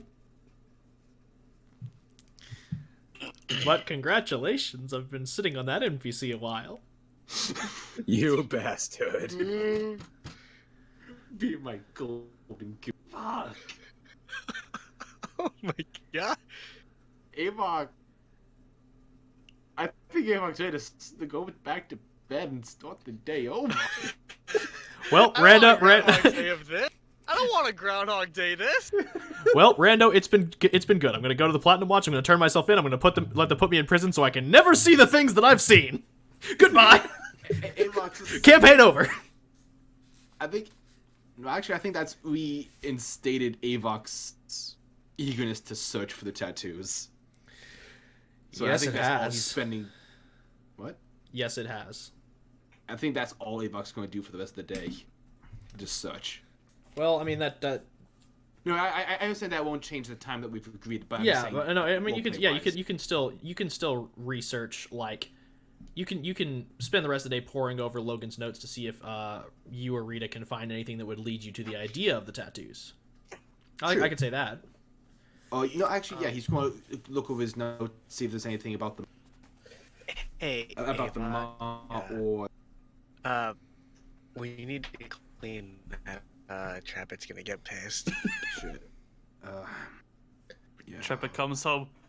My fire! Well, I mean, I didn't assume you guys did it in his house. I thought y'all went Oh, no, outside. this is totally in the house. Oh God! Got in the doorway. I thought they were talking outside. Oh my No, God! this You is in just the library. you wretched in his library. Yeah, I I thought we really were like. outside. I really like the idea. What was that Storm? Trepid just Storm, walks Storm, you home cut out. through. Storm's mic died. Shit, I can hear him downstairs, but he can hear us. Oh, okay. Yeah. But as I was saying, I thought we did this outside, but I guess we didn't specify. Yeah, so- none of us were specific. Well, In no, my I mean, mind, like, oh, Well, then if the two parties, if the two parties actually involved in this, one thought they were inside, one thought they were outside, and the DM thought they were outside, I'm gonna rule Okay, that y'all that's were fair. outside. that's fair. I'm down. Okay. Just And just back. and just as an Hey, after Storm. just as an afterthought, Okay. I'd say that Randall's just like, oh, whew, thank God we didn't do that inside. I could not stand to be grounded. Yeah, we probably should clean that up. For sure, how that's gonna be pissed. Yeah. I mean, it's like in the garden. It's It's still- nutrients. It's still one of those. Trap it, we'll find out. I could just imagine Trapper coming home, slipping in the vomit, and just well, going, it's not inside. It's outside. He can Yeah. still Fair go enough. walking. But I like Traffic just come. I just have it in my head like Traffic comes home with Ari. Each of them have ice cream cone. He has an extra one. Rando, where are you? Ebbie's outside. Slips with the ice cream cone. Don't worry. I can clean it up. I cast darkness on the vomit.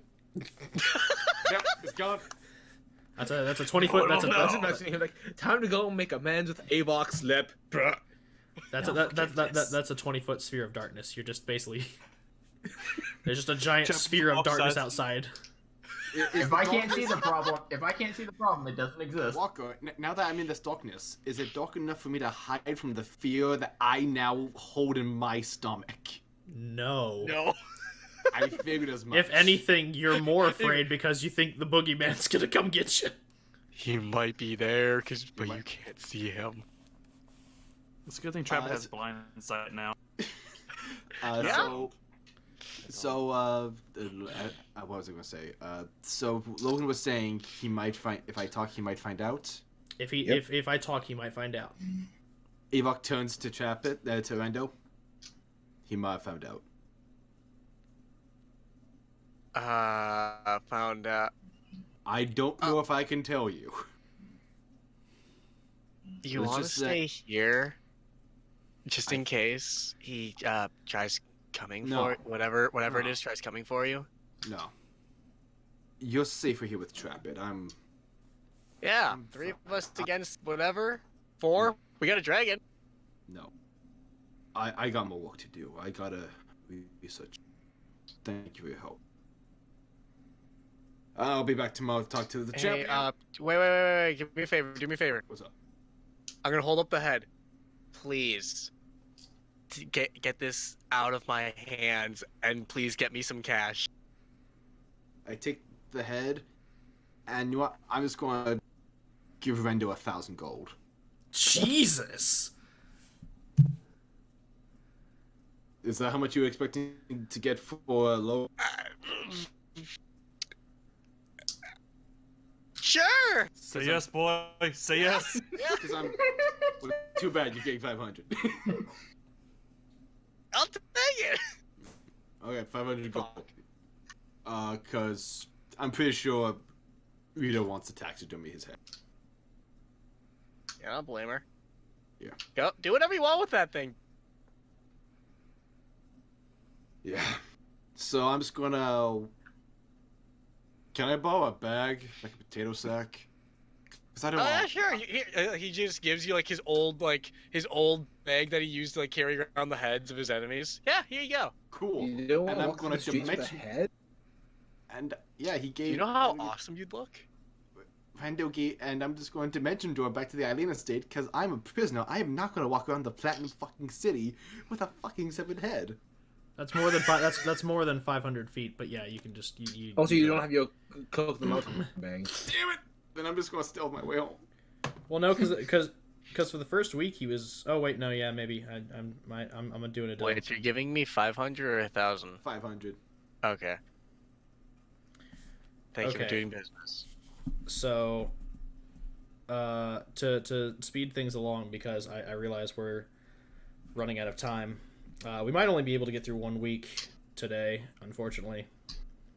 I thought this would streamline the system a little bit more. I might have to do more prep work before next session if we want to make this go faster. Let's see. Now we're on day 3, which is, let's see. America was doing the Paylor Shrine still. Trappit was doing the research. Alpha. This would be Alpha's research points. So Alpha, let's see, you were doing 2 bits of research. You were doing research on your heart condition, and then what else? On Platinum Watch. Okay, so yeah, you just spend the next, like, you basically spend the next 3 days getting the tour around the city by good old Jeb and Topper, and they kind of give you the 411 on everything. They're like, oh, this is the Looking Glass. This is a great place to go if you're really, really topped out on the liquor for the day. And so they kind of give you a tour around the city, but when you ask specific questions about Platinum Watch, they're able to fill you in because they've been around the city long enough to know the history. So they give you kind of the 411, and I'll shoot you like a Word doc of everything I have on Platinum Watch. Okay. Just to go ahead and keep you up to speed, or I could do a call later on to kind of go over everything.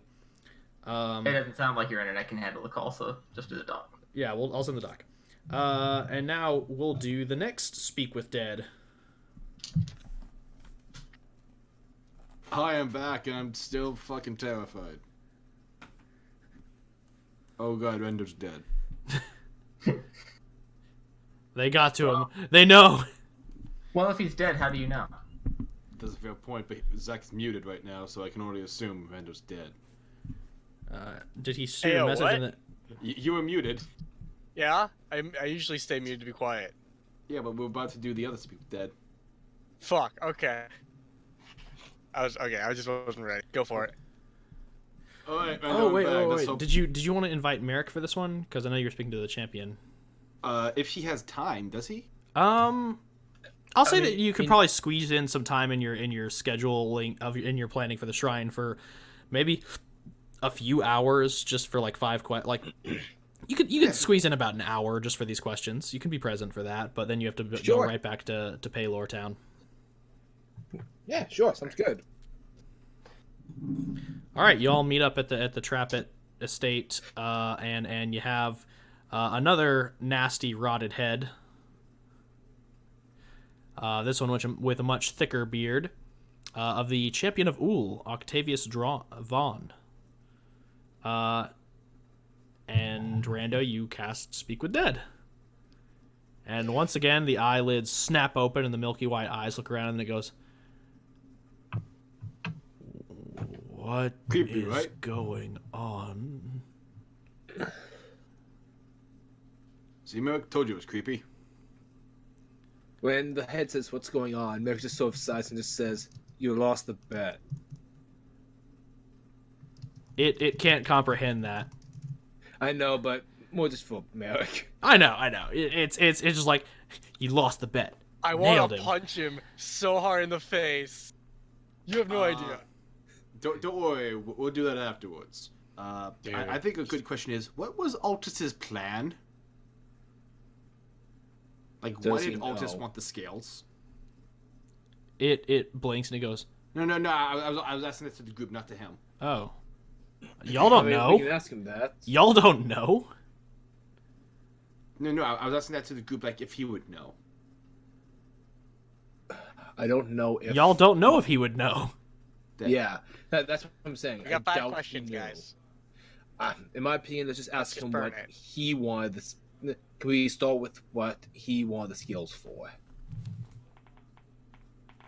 Alright. Did he know that's about right, he the was offered a scales? wish. He betrayed us for the scales, after all. He Oh, said that's that he right. wanted to use them for himself. Yeah, he was offered a wish or something. Okay, let's just start with okay. He trade you off for money. Because Logan offered him more, remember? Yeah, but he was also offered like a chance to use the scales, I think. Wasn't he? Okay. Was he? I think so. I'm gonna He roll was. an insight for this because Logan we're just wasting time. Logan offered him one wish. Yeah. Okay, I was gonna say I rolled a 23, but okay. Logan offered him one wish. Okay, then that's what that wish Okay. would have been. What was gonna be your one wish on the scales? I just wanted a chance for my wife to be happy. Oh man, I feel like a dick. You know what? She's a widow. You know what? She's a widow now. Avok, you felt the arrow go into my back. Yeah, I know. What My about the question. arrow in mine? My question for him was betraying us worth it But when we obviously could not. have possibly helped you? I mean, obviously not. I mean, he's dead, so. I And wanna know if it he's doesn't still- know that it's dead. So it just goes, because you're asking it a question it doesn't know the answer to. So it just kind of, it stammers for a moment and then just kind of blinks and then resets to, what's going on? You've burned a question. Yeah, Yeah, that's fair. We burned a question. Let's just move on. Yeah. All right.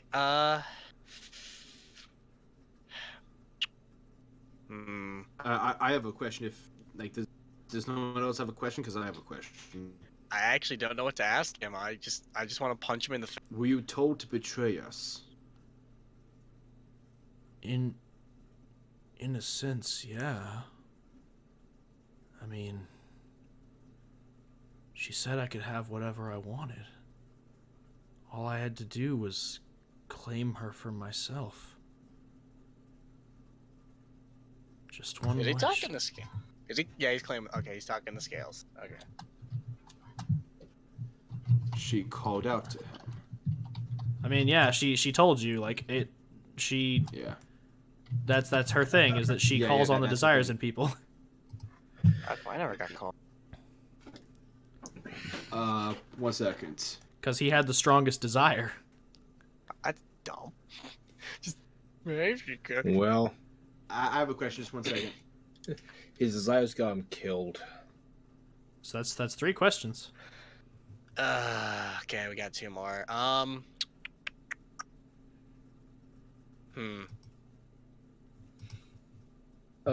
Just because I was AFK for a brief moment, what question did I miss? So far we asked, Honestly, you didn't was miss it worth much. it? If And he then was told to burn. betray us, which we found the scale sort of tempted him. Okay. Let's see. I think those are the We only asked 3 questions, so we got 2 more. yeah. Yeah, what he would use the wish for. So, want to see if he does know anything about Altus? Just because. Yeah, I mean, with a shot. Do you know what Altus would have used the scales for? I was just paid to do a job, man. And I wanted that scale more than anything. You think champions would have a higher standard? My condolences. The champion of the god of the hunt, Uhl. Yeah, the hunt, not of the mercenaries. The hunt. Fair enough.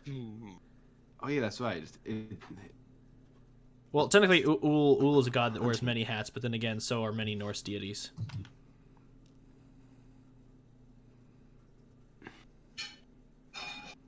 Do we have anything else? I mean, what happens now that he's dead? He's a champion. Actually, There's, yep, do it. if anything happens to you, who would become the next champ? Well, that depends on who answers the call.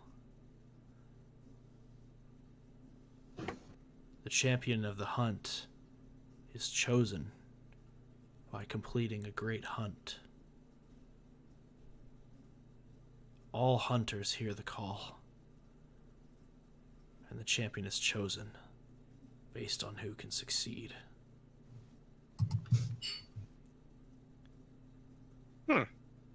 That's cool. So what's the next hunt? That's another question, and you've burned all five. I was asking that to the group. You don't know. No, it was more of a sarcastic question. Oh, okay, sorry. My bad. Yeah, it wasn't serious.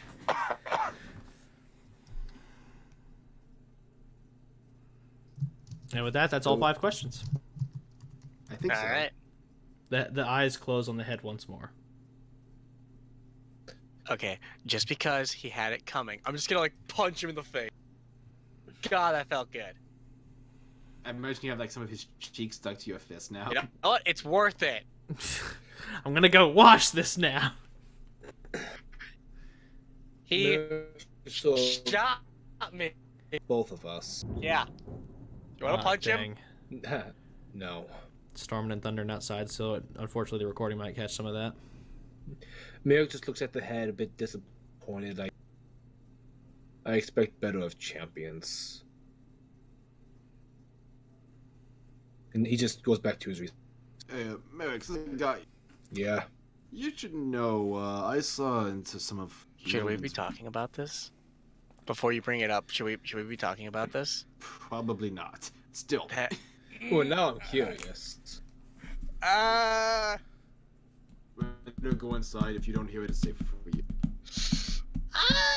I'm the one that transferred the memories. I think I'm already a target. Ava, this brings danger onto the... Best that we all shoulder that burden. One of the contacts for... I'll hold it to myself for now. Until we're in the elemental planes. Less chance to screw up. Okay, then. Good to know. Okay, and with that we come to the fourth day, where everybody's actually doing research, now that I think to see this here. So Yeet. Avok, you... Be right back. Okay. You're saying? So everybody's doing research on this day, I see. Trappit, you were doing research into Pandemonium around this time, right? For 2 days? Yeah, Pandemonium. And then you were doing the other subject for the other 2 days? Yes. Gotcha. And then Avok was doing the magic tattoos for 2 days.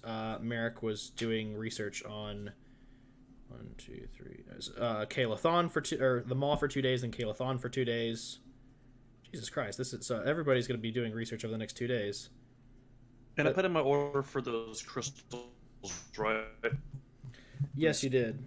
Yeah, actually, Okay, cool. with this here, since Alpha's still doing his research on Platinum City, these next 2 days. You're- Sorry. What? Was I cutting in and out? Still a little bit. Still a little bit? A little better. But, yeah. Okay, there we go. That's a little better. Yeah, you're better. Okay, so what I was saying is that so over the next 2 days, everybody will be doing research. And then Oh, the final 2 days. Okay, so everything's pretty much just research from this point on. All right, so we can go ahead and breeze through this, and then we might, since we've been having some connection issues, we might wrap for tonight after we do the week 1, and I'm just gonna see about improving my setup over the next few weeks before we do this again. Okay. So first we'll start with, and I'll do a little bit of dialogue for this because we got some time, and I want to make sure that this ends on good notes. So we'll start with the fun one. We'll start with Rando. So with Rando? Yes, the fun All one. right, we're starting with me. Oh, okay. I know this. So, with most research topics, which reminds me, I'm going to actually have to ask Vex to roll here in a moment because I just forgot that research topics you have to roll for, because I'm a dum-dum. That's fine, because this will span the days that he would have been researching anyway. So, Rando. Mm-hmm. You're researching into the visions you saw. My first question is, where are you going? Is there Where am I going on my research? Yeah, is there somewhere specific, or are you just kind of going around just trying to gather what you can? Well, my first grouping, I was staying at the house. If there was any information there You're cutting in and out for me. I can't hear you. that I. What? You're cutting in and So- out for me. I can't hear you. Oh, hello? Yes, I can hear you now. Okay. Grouping of days, I was staying at the house, Okay. mansion. Yeah, no, I get that. I'm saying, where are you doing your research? Where am I doing the research? Yes. Are you going to a library? Are you going to Platinum Watch HQ? Temple of Ogma? Where are you going? I'd probably do most of the research at, like, a library? So the Temple of Ogma. Yeah. Okay. Lucky you, as you arrive at the Temple of Ogma to do your research, there's Merrick. Seems to be getting his library card shined up as well. Nice. Hey, Rando. Oh, hey. How's it going? Actually, since Trap-It, since you've got your own research topics that revolve around the plains, would you also go to the Temple of Ogma? Would this be like Okay. would this be a Trap-It family outing? What'd you say? Would this be a Trap-It family outing? I think Trap-It probably would have gone without telling the others. Okay, so did you bring Ari with you, or did you leave him at the house? I probably brought Ari with me, but I gave him a book of like common like fairy tales to read and try and translate while I'm doing my research. Here you go, Ari. It's called The Brothers Grimm. Enjoy! I carefully excise all the anti-dragon parts. Yeah. Okay, so as you're off in the planar wing, would you be doing... Right, you're doing your research on Pandemonium first. So... Yeah. In that case, all of y'all's research kind of takes y'all to the same wing. You all find yourselves in the planar research wing of the Temple of Ogma. The temple itself is kind of simple and plain on the outside, but on the inside, it's this lavish area filled with pews and has scroll cases and this set of descending staircases that lead to a large underground library filled with books from all over the continent.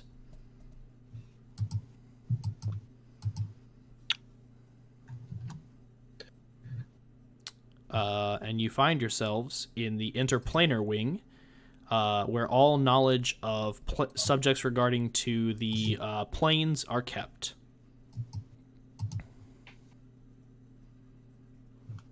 Okay. I'll say that Trappet and Merrick, y'all's research topics take you to the same area. And Rando, yours takes you a bit further away from the group. Okay. Sick. As you go further and further and further to kind of like look for things that match what you saw, you find this book that looks kind of interesting. It's very brightly colored, and you notice that set in the back of it is a leaf. But the one thing that's odd about this leaf that is something you've never seen before, or perhaps you have, is that the leaf is consistently changing color. Yo. All right. Do you grab the That book? is- Heck yeah, I'm gonna grab the book. Wonderful. I need you to roll a d20. Okay. Now I'm concerned. Woo! Don't die 19. from the leaf. Add survival. Oh, survival. Sick. I think I'm actually good at that. God, I am like somebody with amnesia. I think I'm good at that. Won't know until Yeah, you that's try. a +8, so that's a 27. All right, perfect. So as you open the book, you watch as the world around you fades away. And you're standing in this brightly colored field of grass on a hill with this nice house built around you. And as you look outside the house, you realize that the walls of the house are entirely made of glass and crystal. And as you look outside, the world outside is still the library. But inside, on the table, is sitting the book, pages open, and you realize that the pages are blank. And sitting across the table from you is this very short man with a bright green outfit on. And looks at it and he goes, "Well, I was wondering if someone would come in and take the book. Hello, hello. What can I assist you with today?" Hi. Sorry, I'm not used to actually opening books and there's somebody here. Well, what a dreadful world you must live in. Kind of? No imagination, no wonder, no bewilderment at the strange. Look, I'm here because I've been I've been having weird visions. I don't know what's going on. Oh, yes, Can you help me? of course, I can help. Let me fetch us some tea. And as he says this, you watch as he wanders off to this kitchen and pulls out 2 saucers, wherein you see tea floating Whoa. on top of the saucers, and he's like, hold on, it's not quite ready. And he pulls out a kettle, and as he pours on top of the tea, you watch as porcelain comes out of the teapot and forms cups around the tea itself. And he goes, "Ha, much better. Careful now, it is hot." Thank you? Of course. I just, what are you? What exactly? Well, I'm a fae. Thought everyone had heard of the fae where you're from. I've heard of the Fae, I've just never...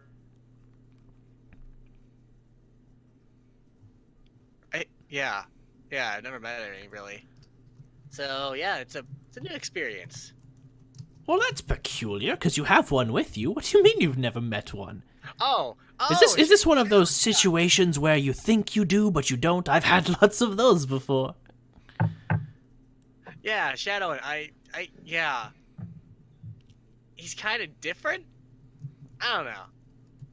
He helps Well, me he's out. about as different from me as you are from a human. That's really different, right? You're thick, aren't you? I don't know biology, okay? I was homeschooled. That's all right. Hey, if a home can teach.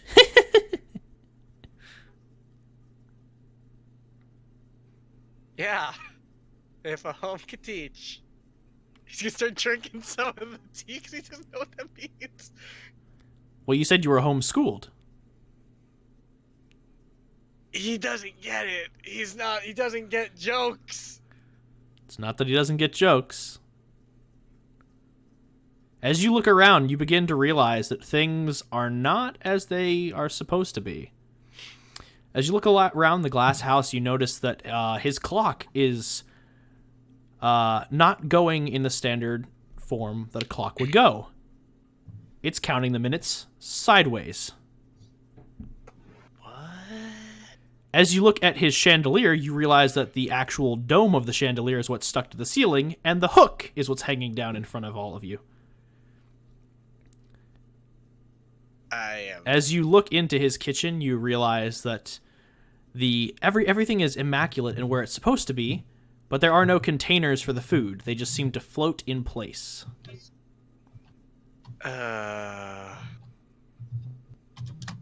Okay. This is different. This is very different. Well, So, yes. visions. Right, you had those. Yeah, I'm really confused. What did they say to you?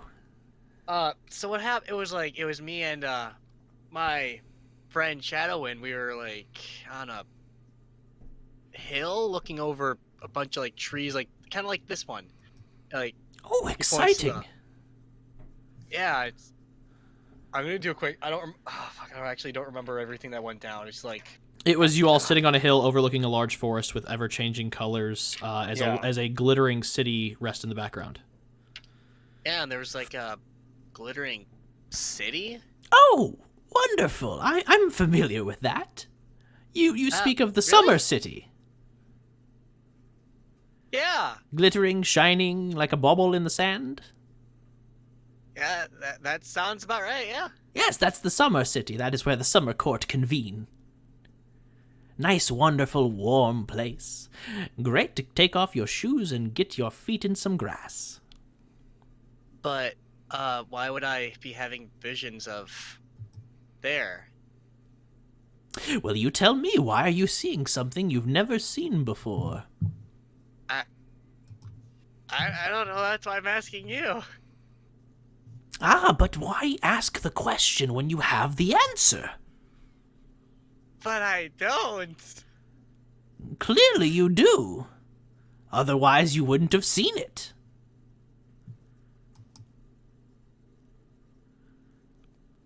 Was I there? Were you? As he says this, you begin to realize that... Hello? Hello? Or maybe will you be there? As you... Walker, are you there? Yes, I'm still here. Shit. Walker? Walker is dead. I am the DM now. Hello, Walker. I'm Batman.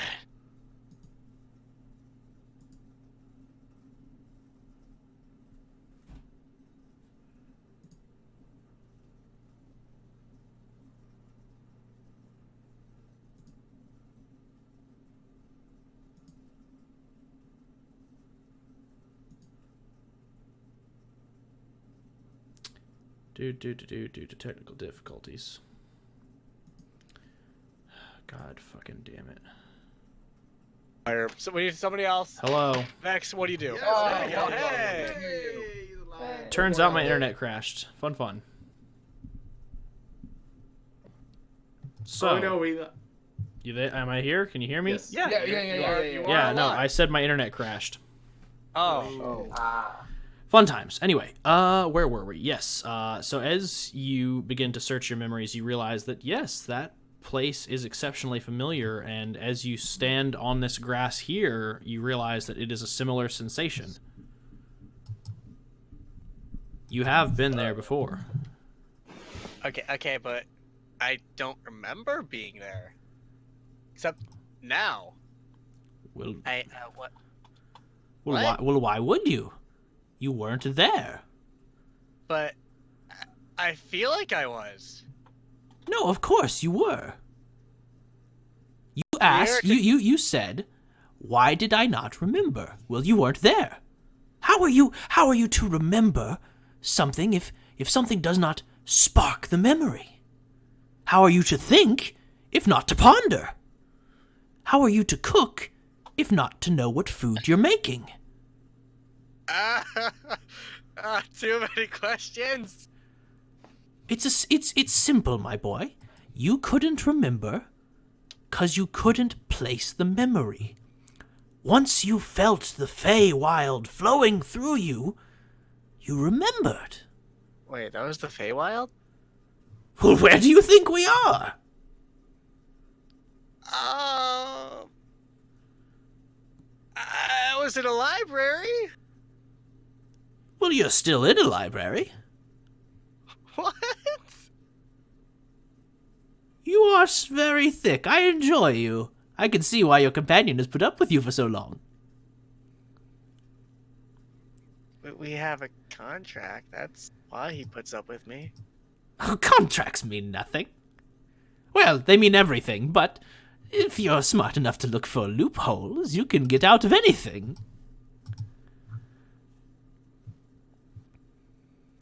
Yeah, that sounds about right. The question you should be asking yourself is not, why were you in the Feywild, but how did you get there? And why are you only remembering this now?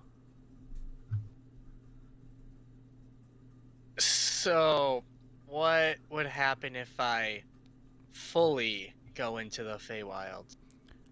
Well, who knows what memories it might shake loose. The better question you should ask yourself is, why does time move slowly? I'm gonna roll perception. I'm terrified. Oh, feel free to. I rolled a 15 plus my perception, which I think is high. It's wisdom based. I'd hope so. Yeah, that's 23. Well, that's not very high at all. As you look outside, you see a flurry of movement. You realize that the time on the world outside is moving faster than it is in here. You see Merrick flying from bookshelf to bookshelf, grabbing different books at rapid speed.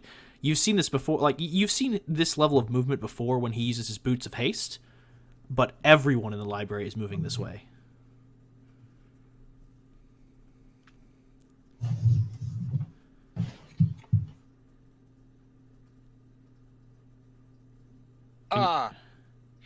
I heard you. Don't worry. Okay.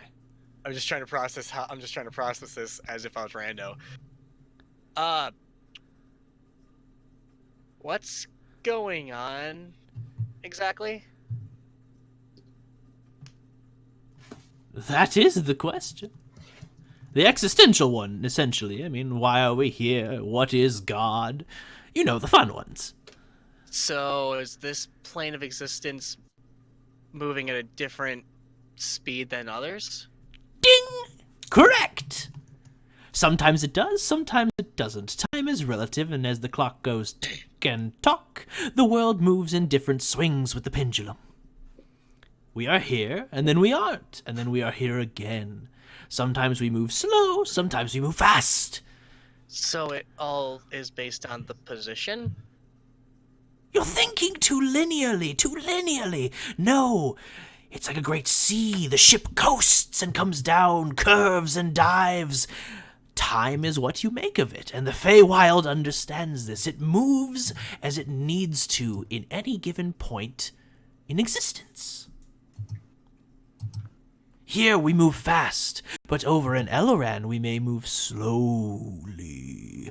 And who knows, perhaps on Darius at farther shores abroad we move at the same pace. The point is, the Feywild moves like the ocean, and time is relative to it. We are a mirror of choppy water. You see us as we mirror you. But we do not move So- at the same rate. Things aren't what they always appear. Correct! Again! You're catching on quick!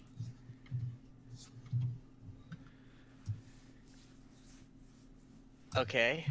So I have these memories, but I can't access them? That's because you're thinking too hard on it. You don't need to access them, you need to feel them, my boy. How do I feel them? Think! But you told me not to. You're missing the point. The point isn't to obsess, to process, to rationalize. Just It let is... it happen? Yes! Like the world moving around outside you, you just need to let it flow.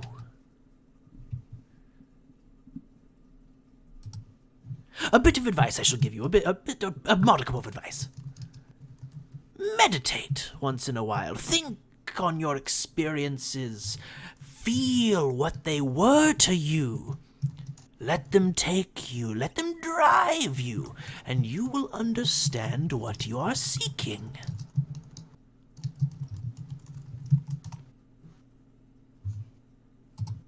Okay. Perfect.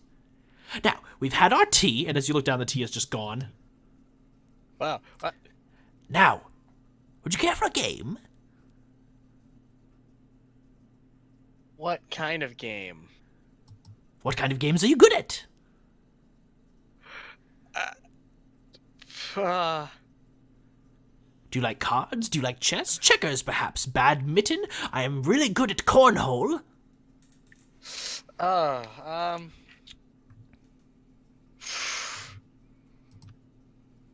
I guess, I don't know, I'm good at telling truths from lies? Ooh, a lying in truth game. Very well, I shall accept. Yeah, my dad's a master. As you hear him say this, Shadowin gets tense, but says nothing. You watch as the man across the table from you picks up his teacup and goes, "Excellent. Well, I guess I shall start the round." And he takes a bite out of his teacup. And he goes, "Well, first, let me think. I'm not really a brunette. My birthday is the You're same." cutting. God damn it. You're doing so well, and then just this part happened. Can you hear me now? A bit? How about now? Good. Okay. 2 truths and a lie. I'm not really a brunette. My birth date is the same day that Paylor was born. And my favorite fruit is pomegranate. What is the lie? I feel like he didn't like pomegranate, but I'm gonna roll insight. Here we go. And I will roll deception. Woo! Holy shit! What'd you roll? What is that? What is that altogether? Come on, insight's like my best thing. That's my only thing I'm good at. Do it, Randall. We believe in you. Alright, that is a 26. 33. What the fuck? Natural What? natural 20 with a plus 13 deception. Oh my god, the face are asshole! You have no idea what is the lie. You don't Now- know him well enough. You Now. walked to the Feywild. Before I answer or continue to play this game, are there consequences if I win or lose? Well, I can't answer. Because then I'd have to be telling another 2 truths and a lie. That's not how the game is played. I've already given you my truths and a lie. You must guess. Guess now. Oh, fuck! Oh, I should have asked it first! What the fuck, Walker? Well, This is we awful. didn't agree on anything beforehand, so it's not like it's a contract. Yeah. Hey, Wild's tricky. Okay. I'm gonna roll perception on him. Smart. Okay, that is, I think altogether that's a 22. All right. In his dapper green outfit, you can see that the one outstanding feature for him is he has bright purple eyebrows. However, you cannot tell the color of his hair because he wears a large hat. So all you have to go on is the color of his eyebrows. Yeah, but he's a fae. He can just change the color whenever he wants. Okay, True. So But is he the naturally color- but he said he's not naturally a brunette. But most of the Feywild are usually blonde-haired or like black-haired.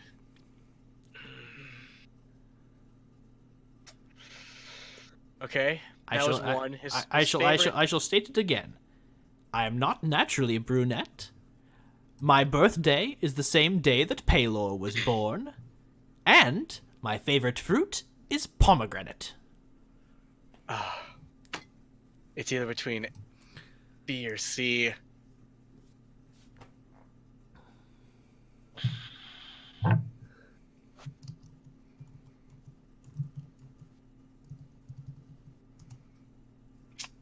Would you like to phone a friend? I can't. I'm in a You completely can't. You're in a different time. plane of existence. So Yeah. Shadowwind's not a friend of yours? Would you like to ask the audience? I can't ask Shadowwind because then it's technically cheating. Is You it? said you could? I mean, you can Okay. just ask him a question. Yeah, but he said if I do, then he said he had to give me another set of 2 truths and a lie. But the question you should be asking yourself, Zach, is: has Shadowin provided 2 truths and a lie? What? That's what we're trying to say. What? Think about the rules of the game. He's given you 2 truths and a lie. If you ask Shadowin for help, Shadowin can help you, but he can only speak in 2 truths Alright, and a lie. Oh god, I'm gonna hate myself for this bacon. Oh, I love it. Scrumptious. Oh, hello again, Win. How are you? Oh, right. Can't ask it. It's. Wait. No, I can. How are you? Stop! I'm doing well.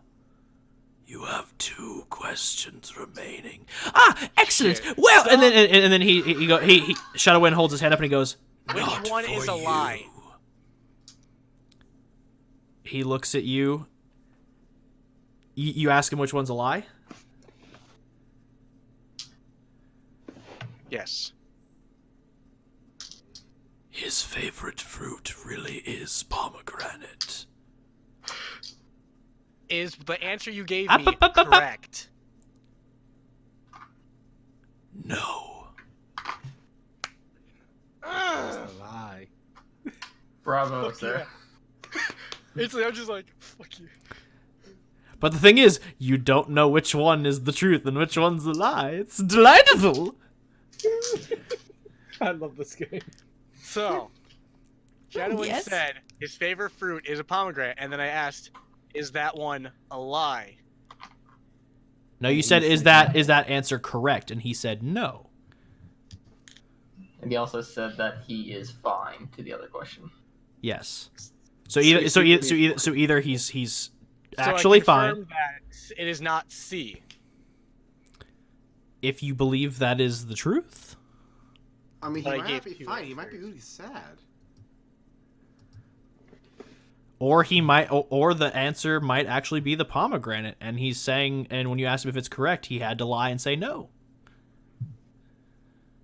Okay, so I asked him, is that answer correct? Did the answer did you give me, was it correct? And he said no. Fuck. Would you like to roll insight on Shadowin? Yeah! Oh god! Got to roll rolling insight on Fabian! Gotta roll deception again. You chose this game, Zot. I know, and I realized this is my best stat. Okay. What did you roll? Decisions. What did you roll? Okay. Plus 8, 23. 4. Thank God. The answer where he said that as you know Shadowin for a very long time and you can feel the emotional tug, you focus on that when you roll your insight, and you realize that when he said his favorite fruit is pomegranate, Shadowin's, not necessarily a heart, but his pulse accelerated. You know that is the lie. You know that his favorite fruit is not pomegranate. I was actually already thinking that, but I needed confirmation, so thank God. Alright. There's no way that you like pomegranate. Ah, you got me. I'm more of a mango man myself. So, now that we're done with games, I best be on my way. No. We are not done yet. You haven't told me your 2 truths and a lie. The game goes on until there is a winner. Just because you caught me and you caught Shadowin doesn't mean that we can't catch you.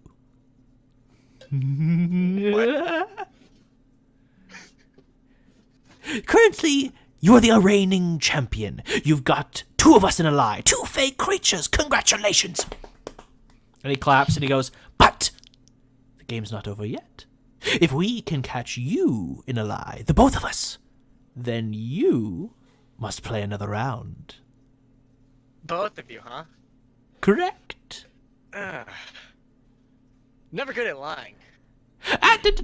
What moment? And he looks at Shadowin. No lying. If he's wrong, you have to call it. Those are the rules. And he goes, I am aware. State your truths and a lie.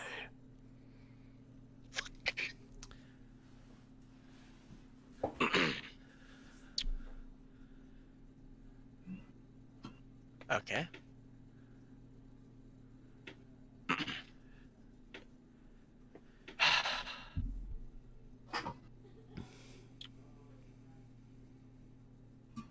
I gotta think of something here. Feel free. Take your time. I love my dad. God, I don't even know if that's a truth or a lie. He's my dad. Woogie woogie woogie.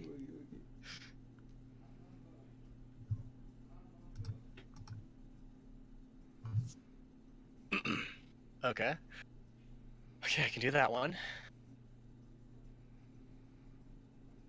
It's a lie. What could Rando tell the truth?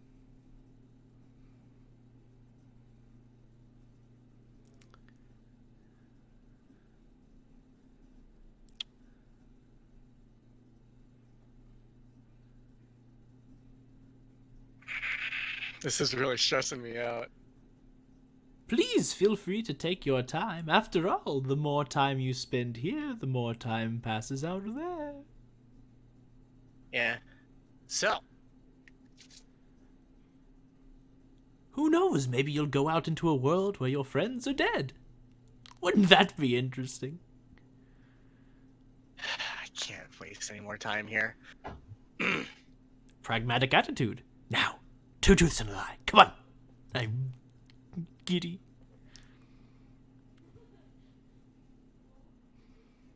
I am an eldest son. I, Rando Mishroom, also have 2 fathers. And I've killed more men than I can count. Interesting. Rando, roll deception. There's no fucking way that I'm getting this. I need my good dice. Where's my good dice? What's Rando's charisma? 0. Yep. Well, goodbye, son. I'm glad I got a new one. That's Who? That's a 9.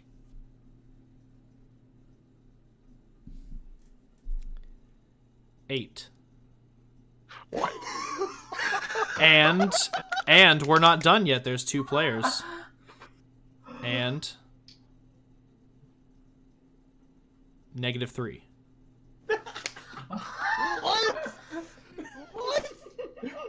He rolled a nat 1 and has a -4 wisdom. And Shadowin rolled an 8.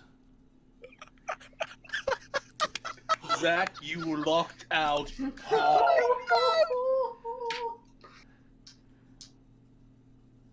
As you do it, he goes,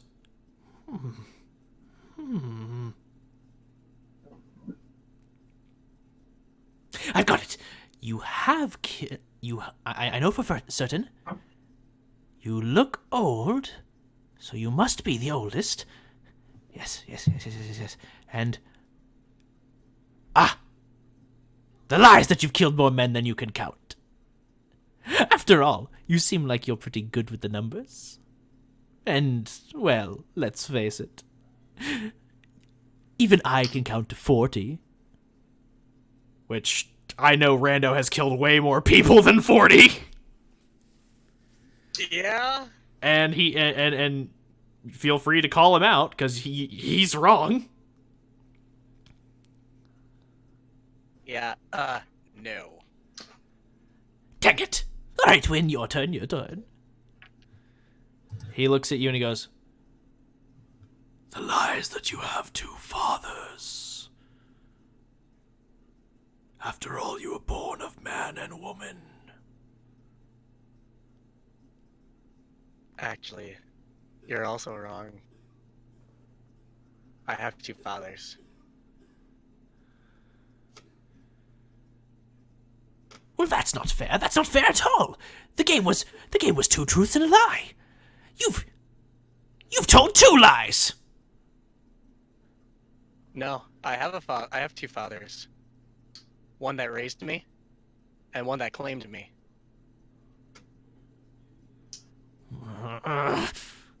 Fine.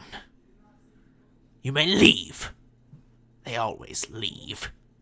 Get out. You are not welcome in my glass house, sir.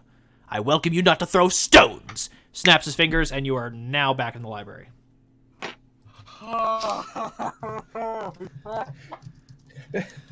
Hey, Randall, can you translate this part in Elven for me? Hey, what's wrong with you? Merrick, what are you talking about? You haven't seen Rando for 3 days. What?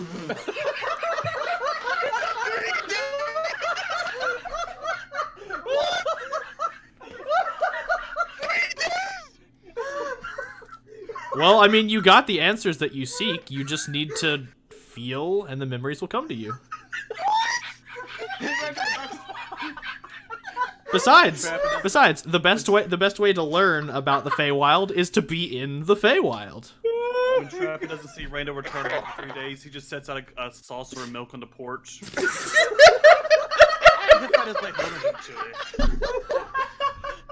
Rando, we're back from the Elemental Valley. Where have you been? Just Avok with a beard. Rando, I haven't seen you in 40 years. Nah, I'm just fucking with you, man.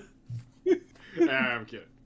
In all fairness, he'd believe it. He'd start weeping uncontrollably. It's like, oh, dude, it's okay. I'm so sorry. No, it's a joke. See, I can't even grow hair. See, it's fake. I don't know that. Yeah, hand over to a bald Merrick. It wasn't funny. Trappy just walks up with just this iguana on his shoulder. Hey, Ari and I are glad to see you. It's been a long time. Alfred just approaches on his knees. What are you doing? Anyway. We'll We'll move on to the next thing because, like I said, we're short on time. Next we'll move to since Merrick and Trappet are essentially spending the next 4 days in the library. My question is, do y'all converse at any point, or do y'all kind of keep your research subjects to yourselves? Merrick would try to talk to Trappet a little bit. Unfortunately, Trappet has AirPods on. Ooh.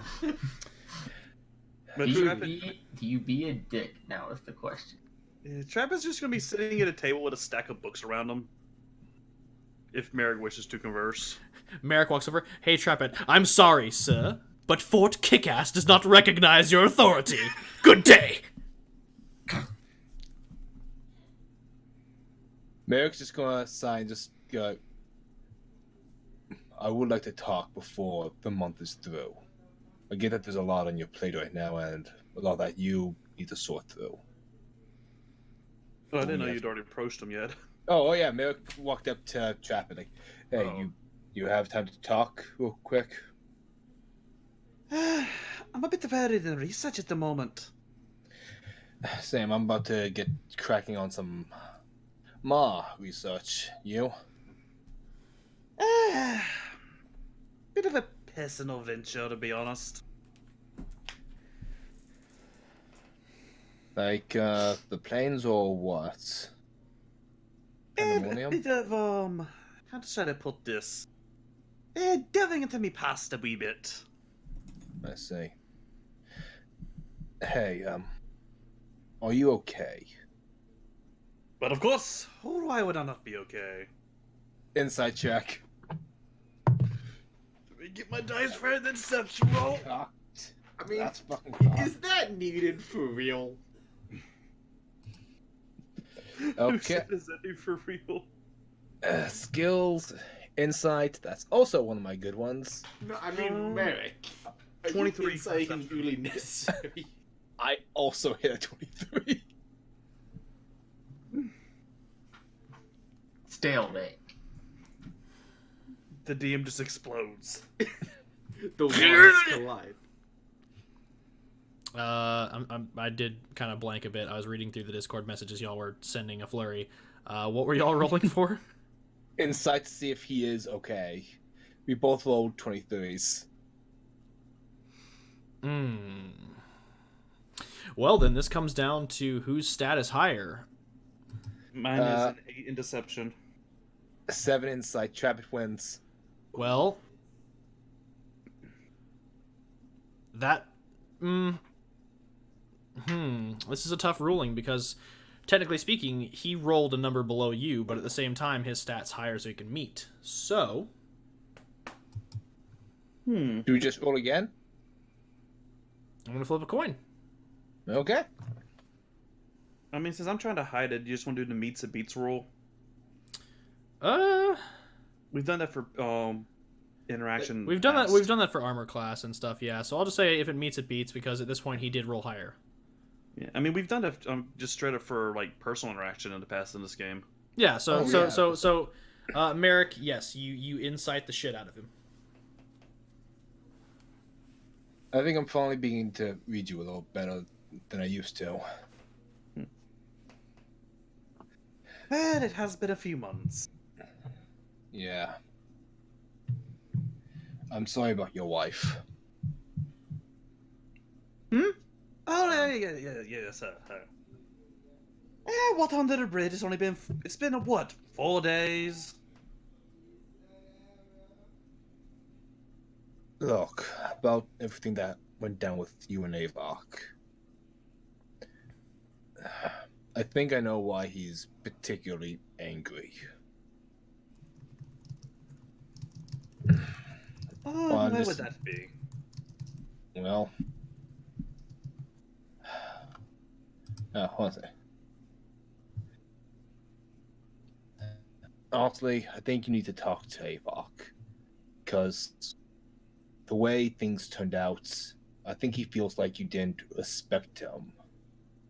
Like you didn't give him the chance to find his own sense of closure with Marianne. So, what was I supposed to do exactly? Was I supposed to sit there while he brained her upside the head? While he burst her teeth with his fist? We don't know if he was going to do that. I'm not saying you shouldn't have done anything, but I think he just feels betrayed. Let me pose a question for you. Just say, hypothetically, a few years from now, you meet up with someone you've become fast friends with. Someone who's out on a mission, trying to, seek vengeance for someone who wronged them horribly, someone who killed them and all their friends. And say a little while later, after you've become fast friends with this fellow, you find out that Maxine had butchered all of his little friends and killed him as well. And what if she was powerless there? And what if you knew they would not give her a quick death for her crime? Would you really sit there and let a creature out, someone who is over 2 feet in size from her, just sit there and pummel on her? I didn't say what you did was wrong. I'm just trying to help you see things from Avok's perspective. Ah, you see, I do see from his perspective. For had our situations been reversed, and Rita had done that to Marianne, there was nothing that Avok could have done that would have stopped me from horribly maiming that creature. I think you're a better person than you let on.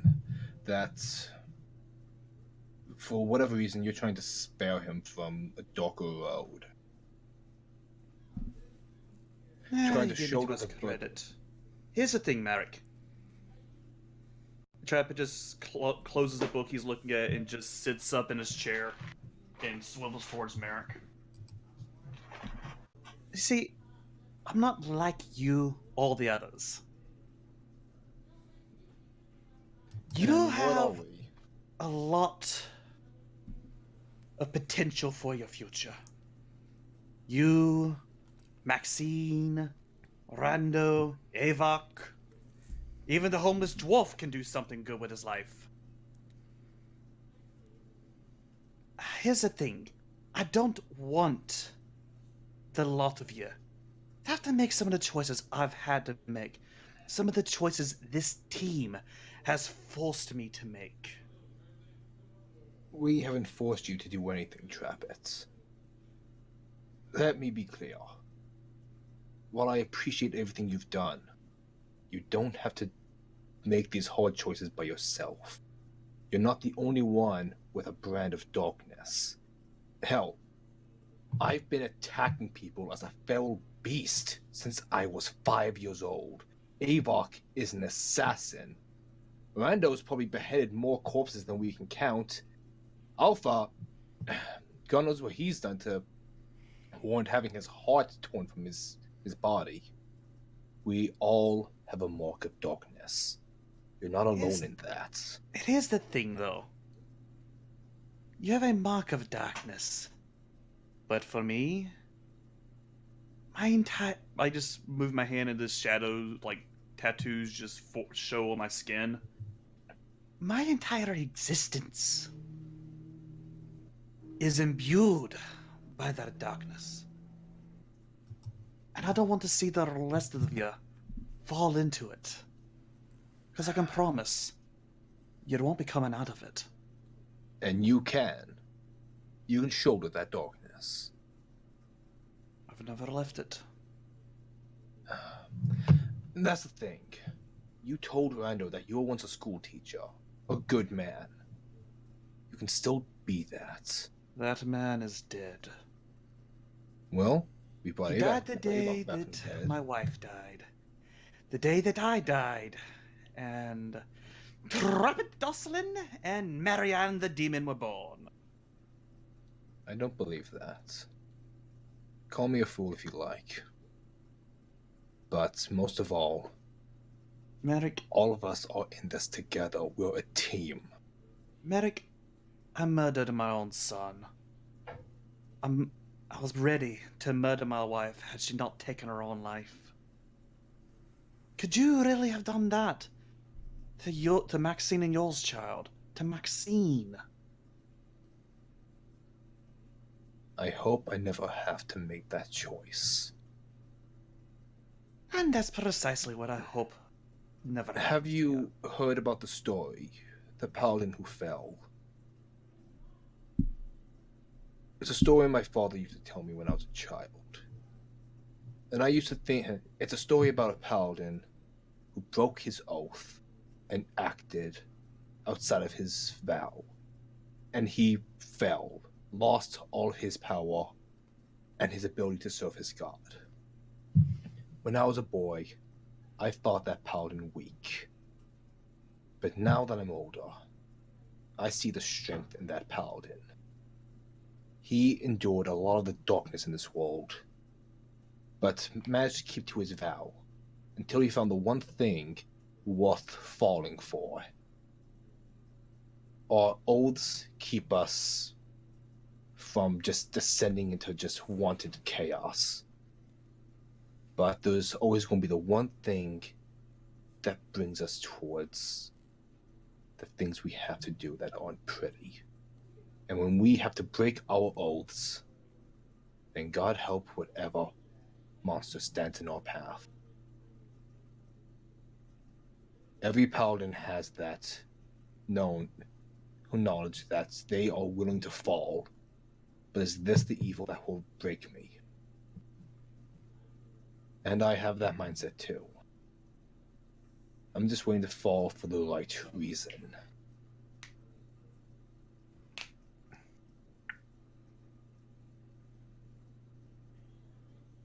And thankfully, I don't lose my abilities for doing that. I just lose upon myself. Well, Demeric, if you do fall, you've seen the injustices in this world. You've seen the bias that your own people held against you. Just for being a werewolf. Something that's not even your... Do you literally think on the day that you, Merrick Gilda, fall, that they won't be lining up to skin you? No. But I would die trying to make this world better than I found it. And that's And all hopefully- I'm trying to do. I know. And all I'm saying is you don't need to do it alone. If you shoulder everything, you're going to break your own back. That's all I'm saying. Well, it's a good thing I'm immortal. I have time to heal then. You know, for all your years, you're not that wise. Trust me. Talk to Avok when you can. And Merrick's gonna go off and resume his own research. Okay. Yeah, he's just gonna say one last thing to Trapit, just like, no matter what, I do hold you in high esteem. I respect you, Trapit. I hope you do the same for the rest of this team, that you respect the rest of us too. I know you like us, it's just, I hope you respect us as well. Merrick, if I did not respect you, I would not have stood by you after all of this. I would not have made the choices I have. Honestly, I appreciate that. You're not alone, Trapit. And off I go. If you want me to talk to Avok, set up a meeting. I will. Monday next week? Oh, by the way, you have a really nice house. Like, the interior decorating is very nice. Did you do that yourself? Yeah, just things I picked up over the past couple centuries. Oh, it really comes together. I mean, anyway, back to reading. walking away. Yeah. Back to stoically walking away. So with that, I'm gonna have both of you roll for your research on the Maw and Pandemonium. You're gonna roll 2d20 and add history. Okay. I got this good rolls for deception. History. I guess it would be investigation. I'm gonna keep it with history. Cock. Well, okay. You know what? Actually, I'll say this: history or investigation, whichever's higher. Appreciate that. Investigation. That's the same number for me. Yep. So a 22. It's the same stat. A 22 and a 19. Yeah, I got 19 for my research. 20. Oh yeah, should I go you for gotta like roll, you gotta, two different? You gotta roll twice because you're spending 2 days on it. Okay. That's a 17.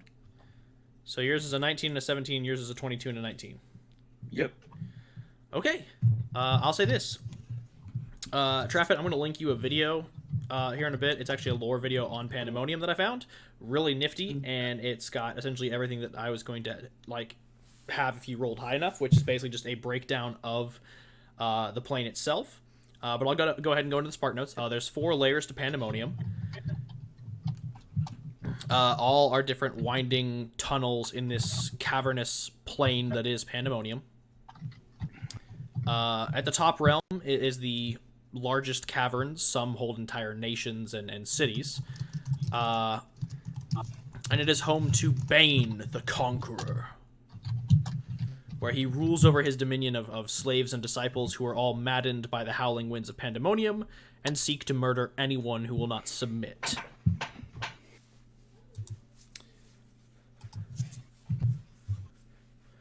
The second layer of Pandemonium is where you can find... How do I want to do this? Is the question. You can find El Dorado. The second layer of Pandemonium is originally where Baal used to reside. There was a tower there, built this great spire that allowed him to see and rule over the entire plane. And anything that he spoke could be carried through the outer planes to any place in existence. And amongst Pandemonium, his word was law. The third layer are much more tighter caverns, and there's only one cavern large enough to host a city. And within said city are people suspicious of outsiders. They are exceptionally wary of anyone who comes in to claim their treasures, their secrets, their truths. It is ruled over by a slumbering giant who sits in a sunken palace far beneath the city in a pool of black water. It is home of the Lord Cthulhu. And he watches over his city, for within it lies the coffin of eternal sorrow, where his father and siblings slumber until they are woken.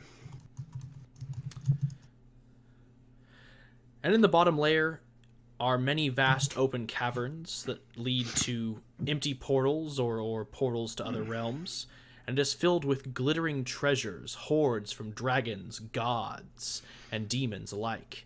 It is ruled over by Mirkul, the Lord of Murder, and the denizens of this realm are sentinels who protect the treasures with their lives and spill the blood of usurpers upon the gold.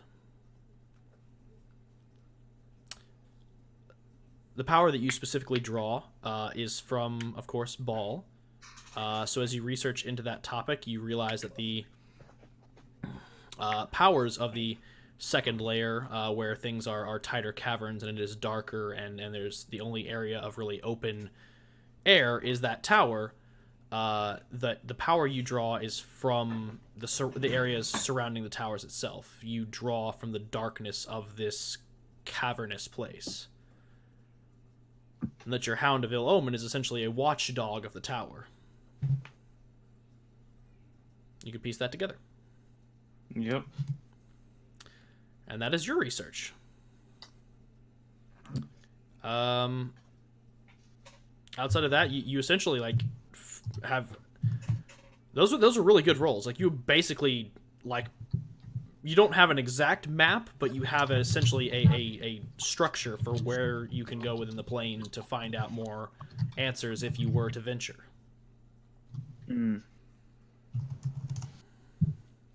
Alright, gang, so Trap is leaving the party and just gonna go off on his own adventure through Pandemonium.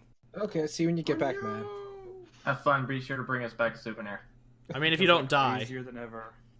No, Avok's coming with you. I mean, yeah, Hey, again, if you don't die. Hey, Chapman, can you bring us back to one of those shits of, I went into the Pandemonium and all I got was a stupid shut? Well, you know what they say. When people think you're crazy, the only place to hide is insanity. Boom. I like wordplay. Shut up. No, it was good. That was good wordplay. Yeah, it was. Now we'll move on to Merrick's thing. You said again, just to go ahead and recap, you rolled a 19 and a 17. Yep, 19 and a 17. So, your studies take you in the same venues as Trappit, but your works diverge. You all start in the same area, researching the kind of structure and location, and when you learn of the third layer, that's where your research tends to take you. As you delve deeper and deeper into the history of the Maw and try and find anything you can, there are not a lot of written documents about this entity. Any histories that there were seem to have been removed, as you find books that have been categorized in this great temple, but when you find them, the pages are empty. Not as in they are blank or muddled beyond recognition, but that they've been torn out. Can y'all still hear me? Yeah. Oh, yeah. Sorry, it got really quiet. Just- I didn't know. I'm listening intently.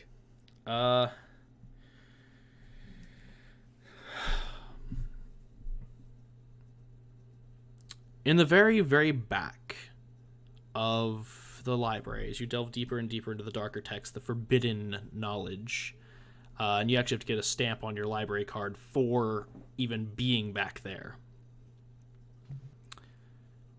You find two texts called The Account of the Watching Eyes. The author's name has been scratched out violently with a knife. As you read over, they start out, the first volume starts out well. It talks of a deep venture into an outer plane, consultation with the beasts of the outer plane Mechanus. This great clockwork city, this plane in perfect synchronicity and harmony, where he sought what was called the world's record, written by the first clock keeper. And at first it starts off well. He gathered information off his journey, but as he read the book, he states that you see the writing become more frantic. And towards the end of Volume 1, it becomes haphazard, saying, in the last few sentences, everything we thought was wrong.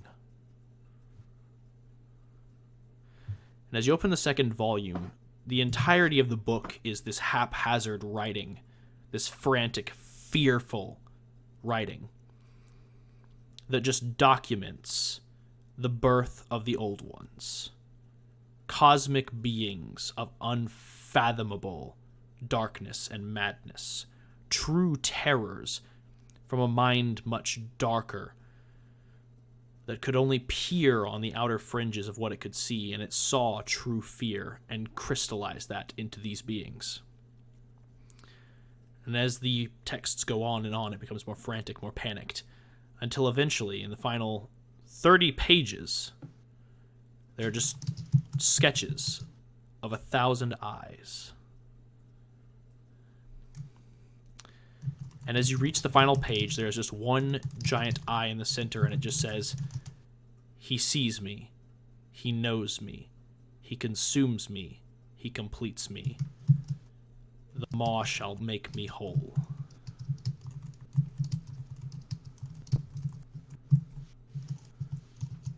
Well, that's ominous.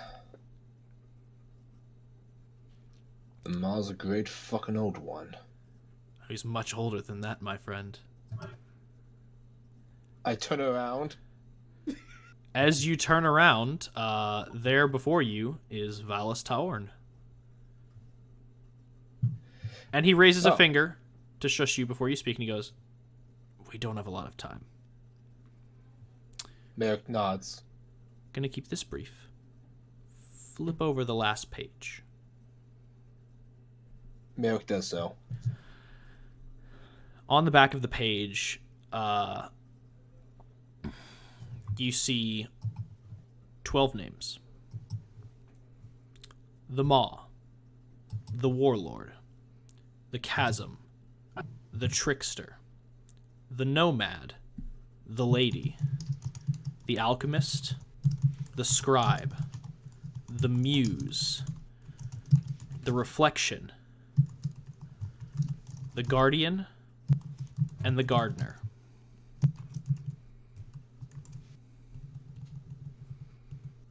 Can we give them one more time? Yes.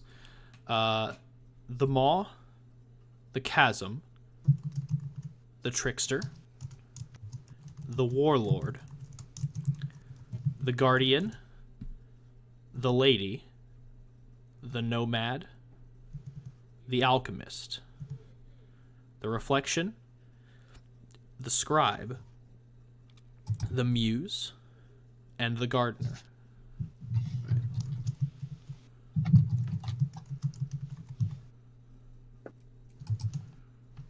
What do these names mean? He waves his hand over the page, and you watch as next to the Nomad you see a little dash appear, and then it fills in Valis Taorn. Your kin. Well, I told you the last time we met. I did tell you I did tell you the last time we met, didn't I? Things are a bit fuzzy.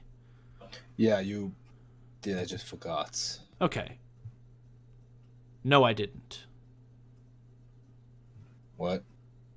I told you when we met 3 times ago. Sorry, time is relative. I look forward to seeing you the other 2 times. Don't ask questions about the future. You're not supposed to know that. I'm used to that. Good. Am I not? Good. Yes, these are my siblings. We go by titles rather than names because, well, let's be honest. My siblings are very self-deluded, and they like to pretend that they're gods. Go figure. But also, there's power in names and all that, so please don't go speaking mine willy-nilly. I really don't want to end up like Beetlejuice. I understand. Don't worry. Good. Wait, what do you mean you've heard of Beetlejuice the Demon? The one who asks you 3 riddles and then you have to, dance like a chicken? Yeah, I'm a blood hunter. We have some. Oh God, such a dick. Yeah, we have a couple runnings of him in the blood hunter order. I think Jerry, the blood hunter, saw him once, so he's never been the same since. Ah, terrible. Yeah. Right. Yes, we are kin.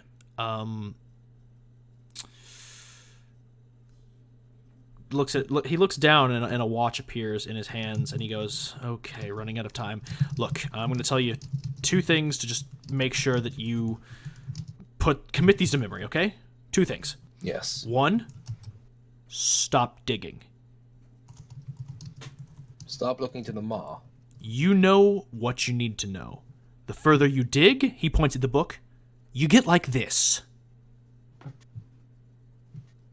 You know that old saying, when you stare into the abyss stares back? Yeah. He taps the book, violently. This!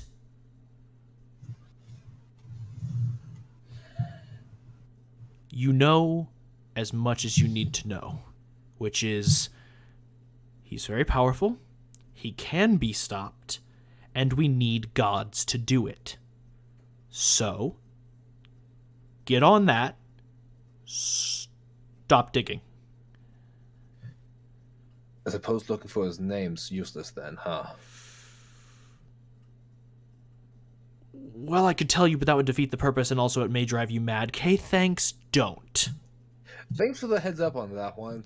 Appreciate it, actually. You're welcome. Tell your friends.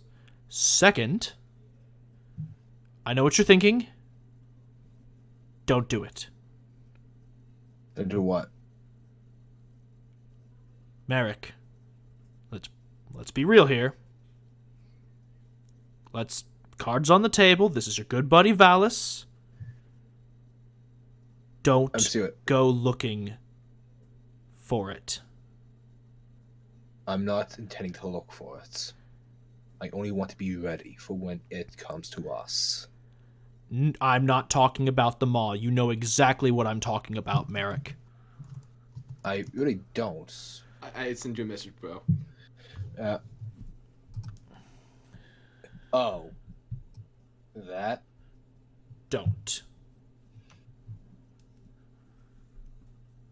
Is there a reason? Other than he works for me? Yes. Oh. You're not going to like what you find. Don't. So long as he has someone to answer to. Answer to is a strong word. This is him we're talking about. Fair. But just don't. Okay. If this was anyone else asking, I'd probably ignore them, but I actually respect the people that knock me out with a single snap of their fingers. If I had used 2 fingers, you'd be dead. Well, thank you for only using 1. If you had used 2, we wouldn't be having this conversation, and... Well, no, I could still be having this conversation. I can go back as many times as I want to have this conversation. Please don't, though. Merrick, it gets more repetitive for me than you. Besides,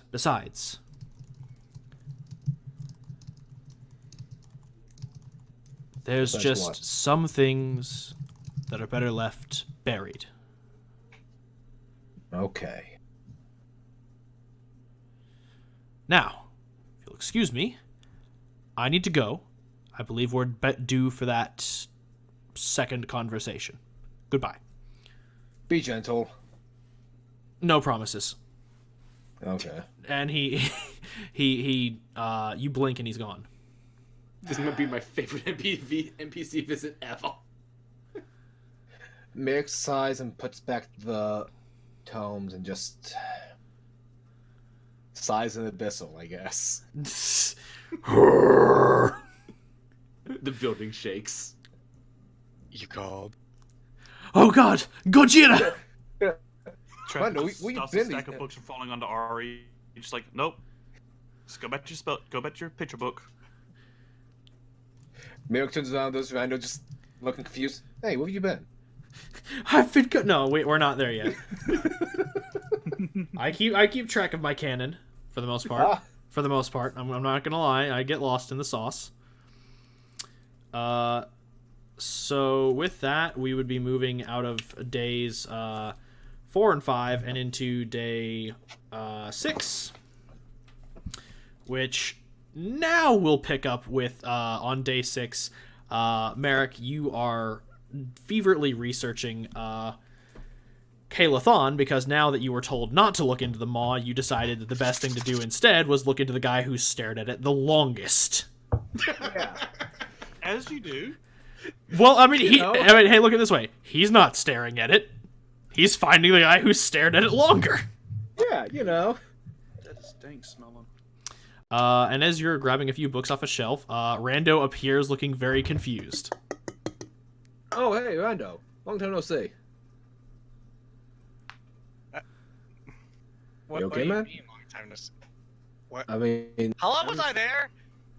Wow. Can Ari and Trappa just walk in at this point? Yeah, no, you guys can come into the library. Oh, no. Hey, Chapit, we can put down those missing posters now. Oh, wait. Who was missing? Rando. He's right there. Yeah. Wait, Found him. I was Ari, missing? did you know Rando was missing? He was here the whole time. Ari looks at me and What? he goes, he has been gone for 3 days. Oh, wow. Okay, I'll be gone for 3 days. Thanks for looking, Dad. I put that... Dear lad, I need to teach you about sarcasm. Ari looks and he goes, I got to put up wanted posters. Well, missing posters. Missing. Oh, we've been over this. There's a difference. But why did mine have a reward for dead or alive? Wait, You said what? what? just a wee bit. What? A wee bit of We humor. need to get those down quickly. I'm going to call Avok. Do you to have any handle idea how many people are gonna come for me? Just Do you know how many people I pissed off during my bounty hunting years? It is for. Ari Ari looks at him and goes, "It is for 5 gold." The entire Ghost Slayer order doesn't like this boy. I'm worth 5 gold to you? Rando, I had to say, alright, I didn't really have much time to hire a printing press, so I found a bunch of pre-existing wanted posters for you, and I was teaching Ari how to print in common. He's doing quite well, by the way. And we just crossed out wanted and put missing. Wait a minute. Did you Merrick's cross out still- dead? I was worth 5 gold? Merrick's currently on comm, just like, hey, Avok, we got, you know those missing posters you put up? Yeah, can you take all them down? We found them, and some of them say dead or alive. Yeah, those ones first. I'm gonna be busy today. Well, squeeze it into your Same, schedule. apparently, now. Yeah. Well, Okay, this, I mean, people coming this after me. is the day that you're doing your taxidermist thing, so you're Oh, not sweet. busy. So I can do that while I'm out. You caught me on a good day, Merrick. Cool. Move, soldier. Lucky for Rando. Oh, by the way, Merrick. Yeah. Trappit is not wearing his comm. Don't know if you noticed that or not, but he is not wearing his comm. Probably would have with his passive. Like, he's not making an effort to hide it, he's just not wearing it. He wants his privacy. Anyway, Trappit hands Rando a ice cream cone and a pot.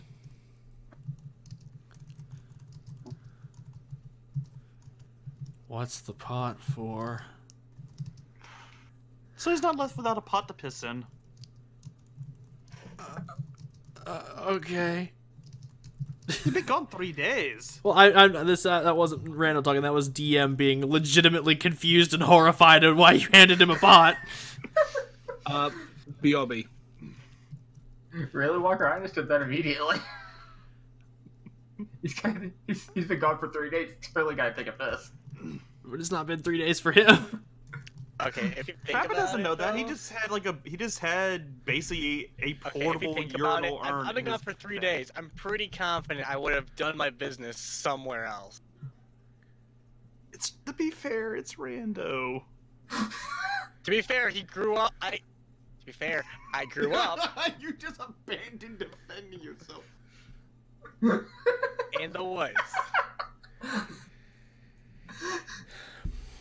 Anyway. I just So real quick, who all is here, just so I can go ahead and know what to do next? Because someone said BRB. That's Storm. Storm's BRB. Storm's BRBing. Okay, Avok. Yes. I'll get to your chair in a bit. Because Okay. I've been working on this NPC and I really want to use him. Awesome. I'm excited. On that note, we're gonna move to, let's see, Rando's research is done, so we'll go into your final stuff on the 7th day. Same with Avok. So Alpha, you said you're researching your heart. Yes. How would you be going about doing that? Would you go to the library, or where would you go? I'm guessing my Alpha's best guess would be the library. Okay. Off a read. So the past few days, you've just been watching your team go to the Temple of Ogma and talking about how there's so many books there and a lot of knowledge. And you're just like, yeah, that sounds like a place to find out why my heart's missing. Yeah, his original plan was probably just going to be Traffic's personal library. And then everyone's going here, oh, well, okay, must be better books there. I have a pretty extensive library, so I'm pretty sure Trappit's probably read through all of his, so he doesn't have a reason to. I know, but he doesn't think like that. Yeah. Yeah. So you head to the Temple of Ogma, and they hand you your library card. And as you go into there, there's a lot of books and a lot of different sections. So I'm gonna need you to make. I'm sorry, Alpha. I'm gonna need you to make an intelligence saving throw to see if you can even figure out the book system. I kind of knew this was coming. Yeah. It's kind of what I wanted. I've been looking forward to this. Okay, let's see. What is my intelligence modifier? Ooh, Oh, good. This will go great. Just I'm rooting for you. big money, no whammies. Can you inspire yourself? That is the only appropriate result. That one. Negative what though? Negative one. Oh, Alpha, no. Alpha, yes. You spend 2 days wandering the library.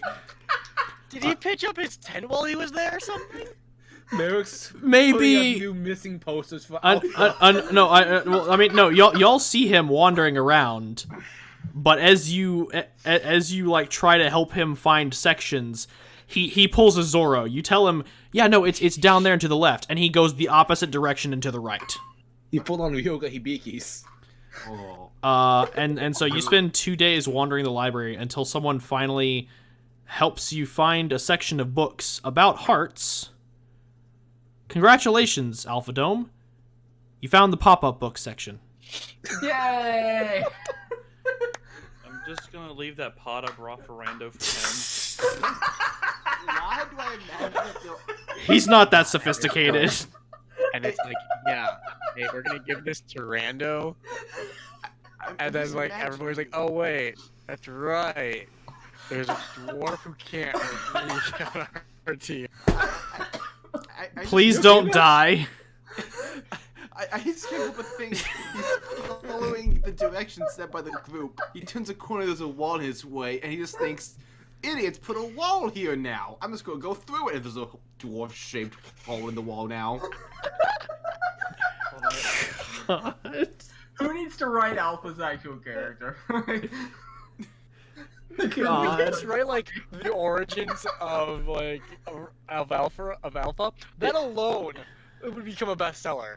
I feel like this story is going to be in this same library. If I ever can get someone to animate these, that is the first thing I'm having animated is Alpha getting lost in the library.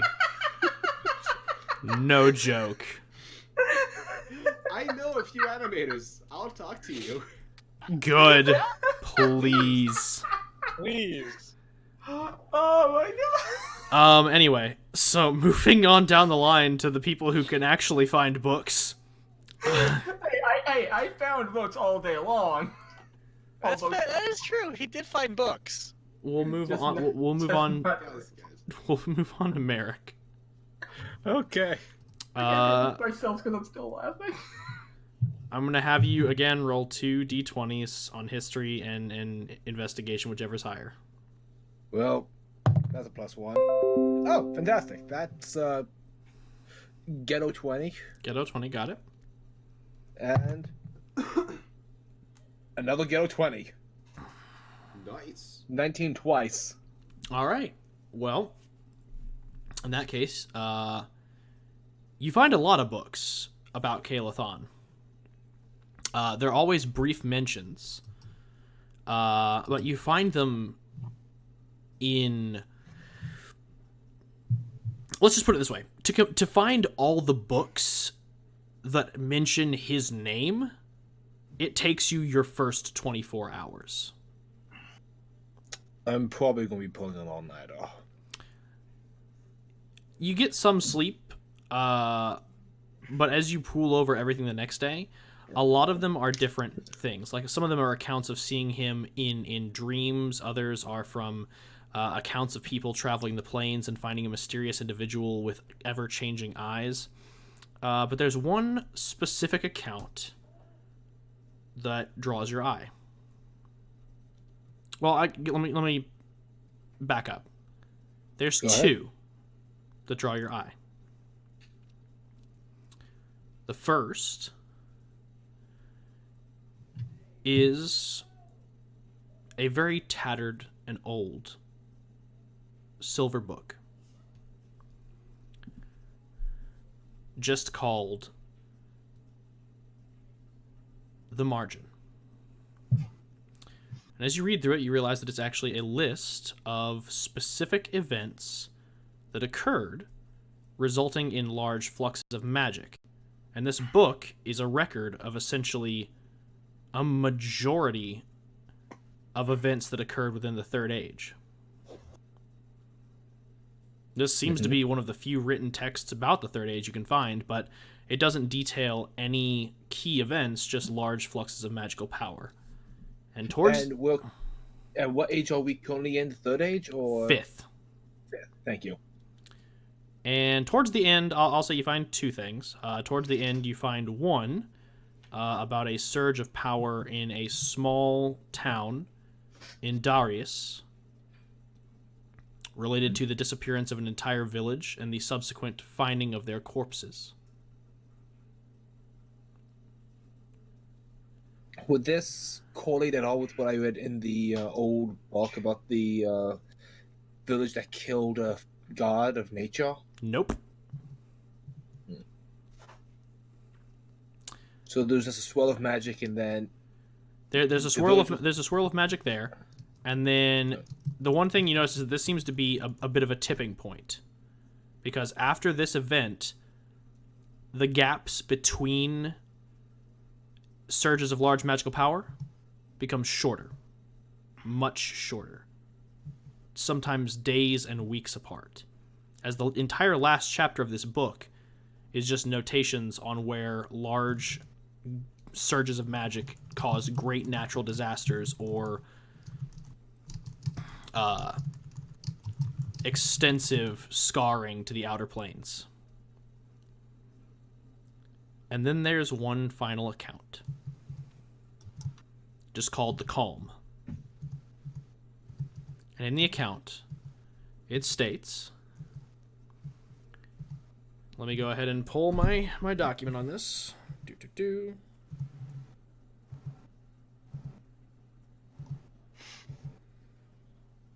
Got it. There it is.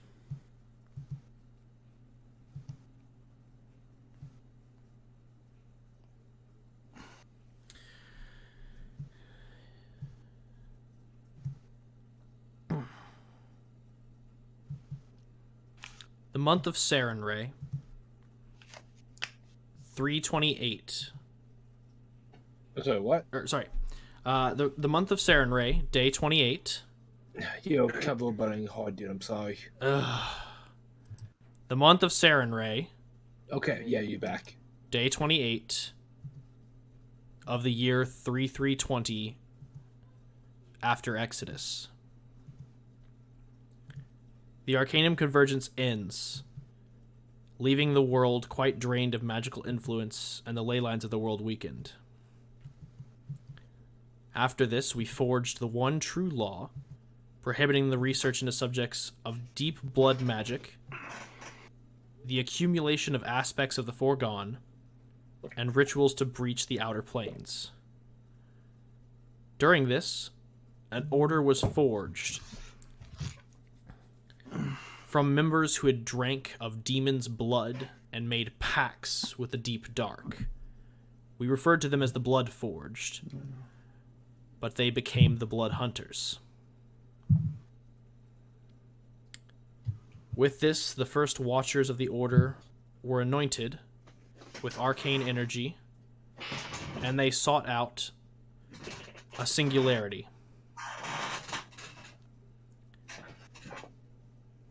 At the surge of arcane energy, there was, at the exact moment that magic faded from the world, a single birth. We refer to him as Kalathan, the calm of the storm.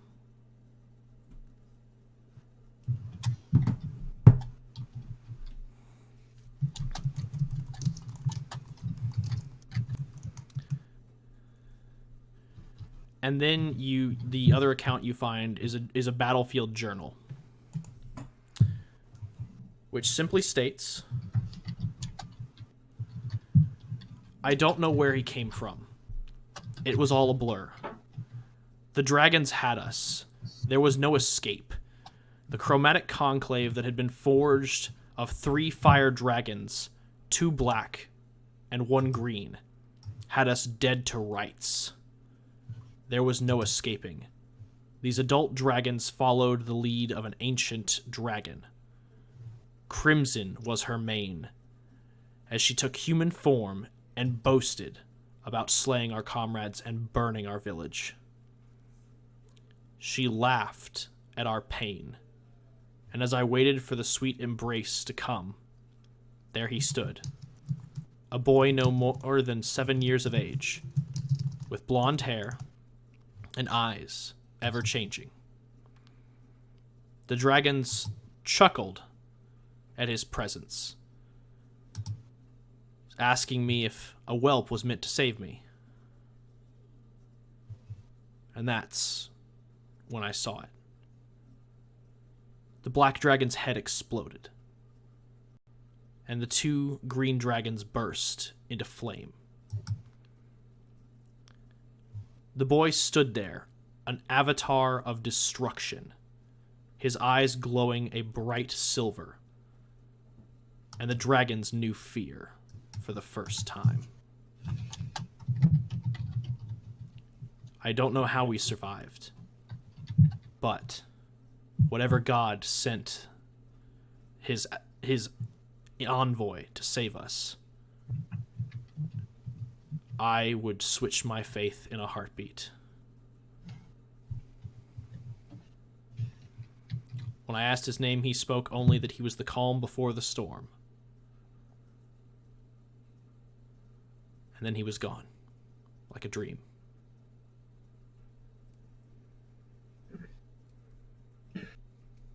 And those are the only records you find of any substance about the man known as Kaelathon.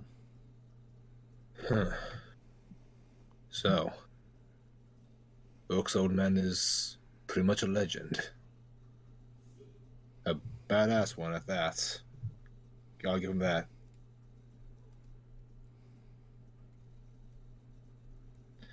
The Blood Hunters pursued him for a time. That's interesting. Merrick immediately turns around expecting some other visitor. Like last time, like, huh. Hello there, you found me! No, I'm just kidding. Oh, God! No, I would not do that. This is a moment that needed to be had. Okay. Rogue shows up. Come on, my dad wants to meet you. Oh, no, I wouldn't do that. Like I said, this is a moment that needed to be had. Yeah. Merrick's gonna put the books back and sort of meditate on what this means. So basically, there was a surge of magic energy. This guy starts popping up more frequently throughout on the map, and the hunters pursued him for a while. I'm sorry, I may have cut out a bit, so I'm not sure if it... no. Yeah. There was a surge of magic energy, and then there were more instances of surges, and then they all faded. They were gone. And at the exact instance that all these surges of magical energy ended, a single child was born, named Kaelathon.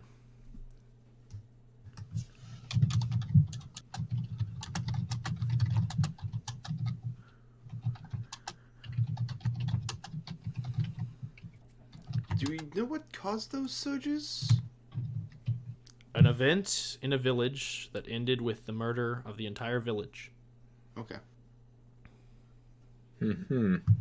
That sounds a little familiar. Gee, I wonder why. Trappets Mark II. Or possibly. Alright, that's interesting. And that's the research of 2 individuals. So now we're going to move...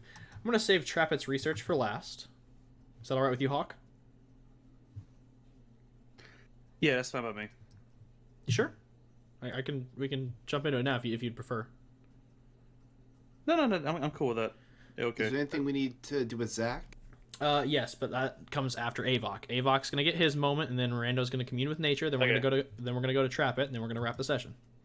Okay. Cool. All right, so Avok. First, we got Beanbag Chair. Yeah, let's do this. So as you're tearing down posters and removing things, you're also kind of asking around, like, hey, does anybody know a good taxidermist? I got this really cool thing that I want to get worked on, and naturally, people are horrified. Yeah, I got a big commission here. No, don't run away. You're like the fifth fucking. Damn it. Okay. And then suddenly you hear from behind you a familiar, well, not familiar to you, but a familiar voice to the party. I hear you're looking for taxidermy. Yeah. I know a guy. And as you turn around, there's this gnomish man in ragged purple robes with cracked spectacles and tufts of white hair coming off his face, and he's missing a couple of teeth. He's got these very long, thin arms that are kind of like literally just bone and skin at this point, probably. Finally, a face I can trust. So, you're looking for a taxidermist. Are they alive or dead? It's dead. Oh, I'll take all the fun out of it then. All right, well, follow me. Okay, this is gonna be entertaining. And he begins to lead you to the edge of town. Oh, that's a good side. Don't worry, it's nothing crazy. I mean, he is. Oh, the best stuff's at the edge of town. That's So he leads you past I'm assuming you were kind of in the middle of town, like Terran Posters. So he leads you past Sparks Powder Room, past the Gladiator Stock Room, further and further out into the Copper District, until you arrive at a small shack with a forge outside. And he goes, "One moment, I need to see if he's in." And he walks up to the door and he very cautiously knocks. And there's no response. And he goes, "Okay, he's in." And he thunder waves the door open. And you watch as the door just splinters into nothing. Okay, then. And a half-orc man stumbles out and goes, "Oh, I told you 1,000,000 times, stop breaking my door!" Hello. Hi. Are you a taxidermist? He looks at the gnome in front of him. "Balthea, why do you keep telling people that I do this? I said it's a hobby, not a job. I don't do this work for money. I do it because it's art." Yes, and you're an artist. We get it. Hide with the frills and the finery. Now make the man a dead raccoon. It's not a raccoon. It's actually something bigger. A dead bear. It's a beholder. A dead bear holder. Close. Ava pulls out the beholder. You could fit a lot of bears in that. You could. And the orc nods. He's like, at least 5. Well, at least I could fit 5 in the. You don't want it stuffed with bears, do you? No, preferably not. I want to listen to a chair. A chair, Yeah. like a throne. That would Like, are you thinking like you sit in the area where its eye used to be, and like the stalks form some kind of intricate spire lattice? I like that. That could be fun. You see, I was lazy, and I was initially thinking like a beanbag chair. Oh yeah, I could do that too. Cool. What do you think sounds cooler though? A beanbag chair from Beholder or a throne? If we do the beanbag chair, I could turn the eye stalks into cup holders. Oh shit. Oh damn it. But if we do the throne, they'd just be decorative. Which do you think would be more comfortable? Because I tend to sit beanbag chair. a long day. Beanbag chair? Let's go with the beanbag chair. See, I told you, he knows what he's talking about. Now, let's fill this thing with bears. He said we're not doing that. We're just come inside. Yeah. And you watch as Og gets to work rather quickly. Like the carcass of the beholder is pretty rotted, so he has to work really hard to kind of like preserve it. And a lot of places he has to like either stitch up or completely replace. Yeah. Because the flesh is rotted out. Yeah. So I didn't get to Yasuno. It's fine. The skull's still intact, which is essentially what I need for now. And then once we're putting in the beanbag filling, I'll take the skull out. All right. And you watch as he kind of like patches up the skin, and in the areas where the skin's rotted off, he you know, folds it back or puts in like an acrylic that mirrors it. Very carefully removes the flesh from the areas, and then for the eye stalks, he as he does this, he begins to also like put in like reinforcement, and kind of mounts it to the skull. At first, and just kind of like reinforces everything, and then hollows out the eye stalks to make cup holders. And he goes, now here's the thing. I put some hinges in here, so if you want to get it like closer, you just... And he grabs one of the eye stalks and he moves it down kind of towards the front of the beholder, and you see kind of like where it's like opposable, so you can kind of like move them closer to you. And he's like, and then that way if you got friends too, you can like... And he grabs another one and he extends it out, and like it reaches from where he is in the room over to Balthier, and he's like, see, it's like a grabby arm. Ooh. And this way, if you got like a table, you can get everyone their drinks, but you get the comfy seat. Yes. I like the way you think, man. And he finishes up and then cuts out the mounts, takes the skull out, and begins to put in like the beanbag filling, as well as kind of like making sure that the arms are reinforced to something. So he says there's going to be a bit of a frame in your beanbag chair, so there is a back to it, and there is a bottom to it. So the beanbag is more just cushion for the chair at large. But no, that's totally fine. But for the most part, you can sink into it. That's gonna be great for my back. I had to remove the teeth, though. Oh yeah, thank you for that. I was going to mention. I put in like a zipper instead.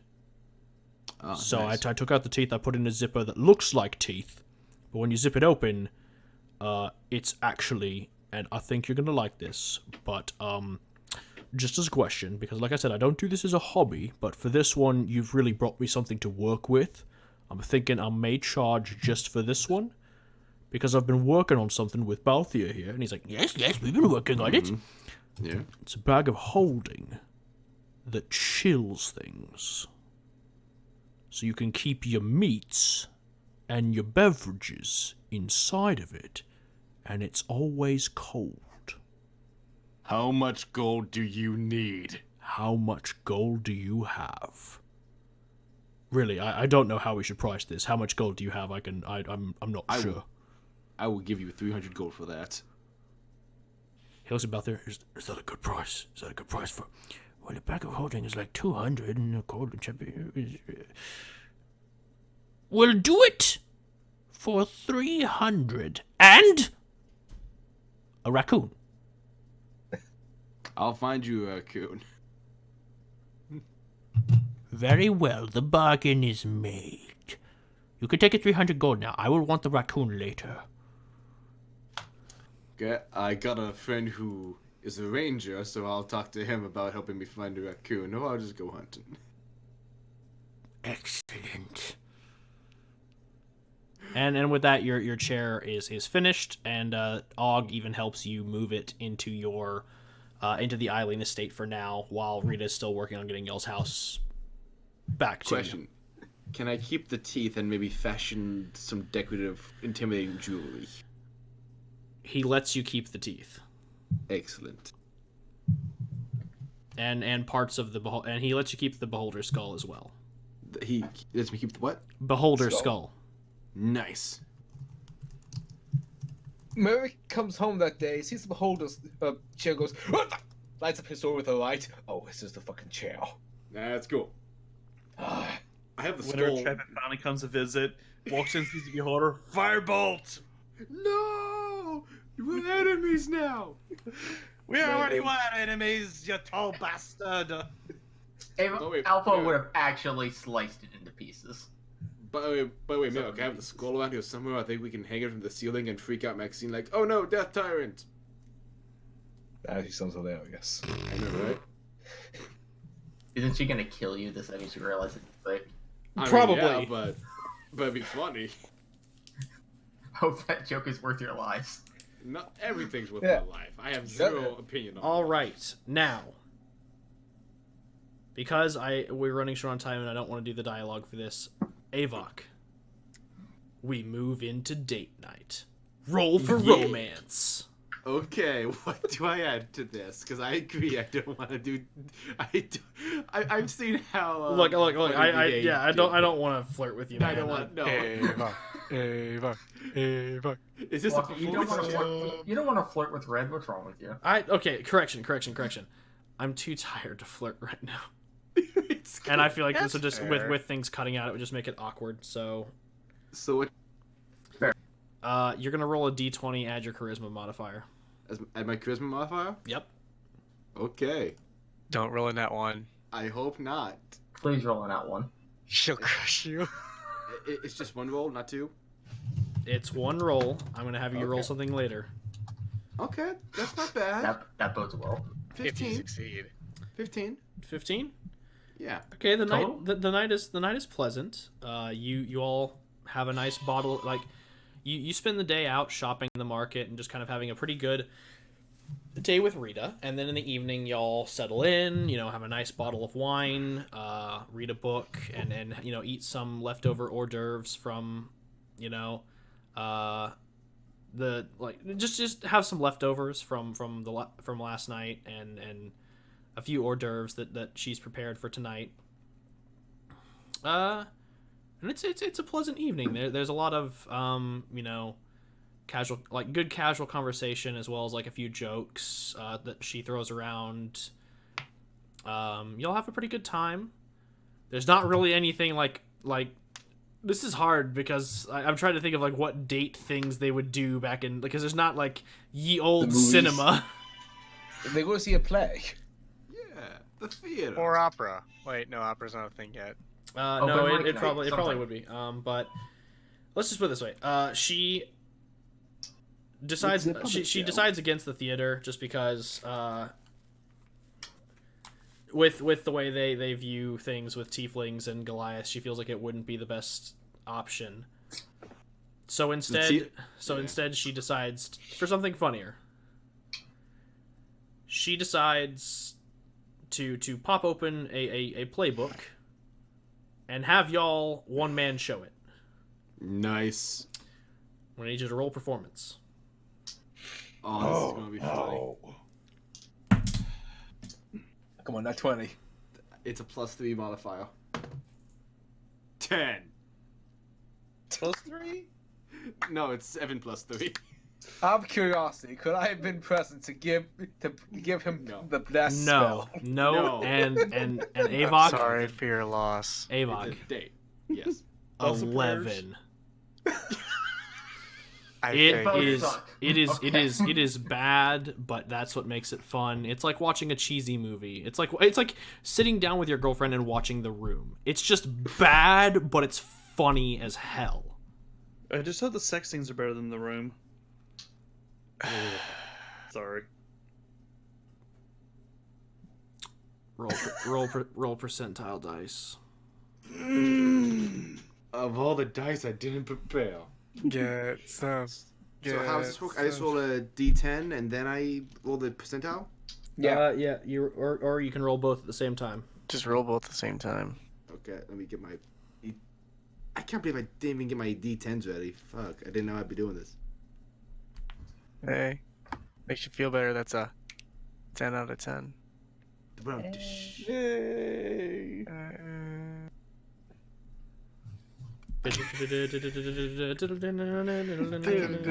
You are my dad. I get the sensual music queued up and everything. Let's do this. Sandstorm intensifies. That's just gonna be like this. That's gonna be the inside joke now. It's you're my dad. Every time I hear that you're my dad, I keep imagining that one Naruto opening. Yeah, you are my dad.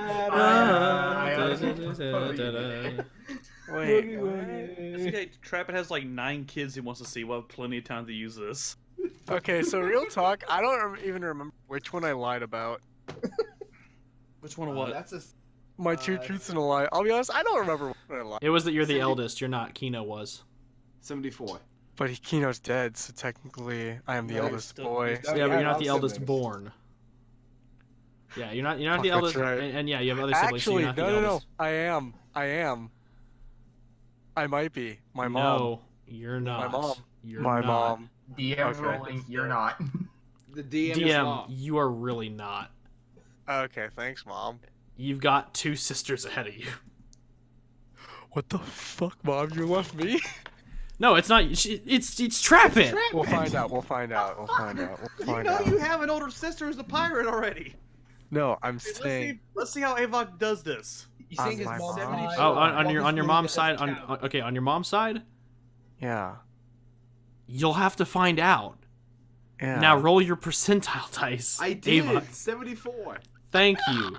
I've been saying it. I haven't I'm heard you sorry. because we've been on this tangent. To answer your question, Avok, with a 74, you get some. Yeah. I was gonna say, you better get some with a 74. Everyone, round of applause. Round of applause. Thank you. Thank you. Thank you. And now we move into the final 2 activities, which is Rando and Trapit. So Rando, you're Rando, you're He's meditating. playing You're meditating. goddamn Careless Whispers. Yeah, I know. Just No, that was actually Baker Street. Oh. I know. Continue. I just please roll a d20. Okay. Do I have to add anything or just a d20? Just tell me what you rolled. 17. Okay, 1 second. I've actually been rolling pretty high. You Okay, have. that's a 99. I need you to add survival. Add my survival? Yes. Shit. +8, I think. That's wisdom, I'm pretty sure. Pretty sure it's a +8. So 19 plus 8, 27. Yeah. As you meditate on on nature and reflect on just how far you've come from the small child that was lost in the woods, you now feel the ebb and flow of life around you. You feel the calmness of the trees, the anticipation of the animals, both the predator and the prey. You feel the turn of the earth. And then you feel it. A small surge, hardly noticeable, but there nonetheless. This surge of wild and untamed power. Far from here. And it stirs something in you. A sense of fight or flight. And you remember. You're running through the trees. Or at least you think they're trees. You run your hand across them and it's slimy, it's mucky. Your feet begin to get stuck as you try and pull them from this slime, this ooze. You hear the cackling behind you, the screeching. It is pitch black, save for the light of the phosphorescent mushrooms around you. But you see it ahead of you, clear as day, a blip of light cracking through. You can see it. The woods. Home. And you run. You tear towards this fissure. And as you turn back, you see these creatures chasing you. They're small, grotesque little things, wearing bright red caps and wielding sharp sickles, daggers, and scythes as they screech at you. You dive through the portal out of the Fey Dark and into the light. You are in a forest, and it's safe, and it's calm, and it's still, and you're alive. And that's what you remember. Can I? Is it still my turn, or? I mean, I assume the meditation took a considerable amount of time to get that memory, but yes, if you'd like to keep delving, I mean, it takes you like what? A trance is 4 hours, which is Elven long rest. So for a meditation of this variety, I'd say 8 hours. So you've spent. Well, I was gonna do something else, but. Okay, what did you want to do? Bacon. Shadowin appears before you, not behind you. He, as you sit cross-legged, he appears before you, equally in kind of a similar position. What would you like to ask? Actually, I would like to try and switch things up a bit. Very well. I'd like to get to know more you, actually. Our connection. Very well. What questions do you have? Well, for starters, back when we were playing the game, I guess we can call it, did you know which one was my lie? I did not. Okay. We can sense things, yes. But if you wish to withhold information, unless I dig, unless I pry, I cannot get it. I did not know which one was your lie.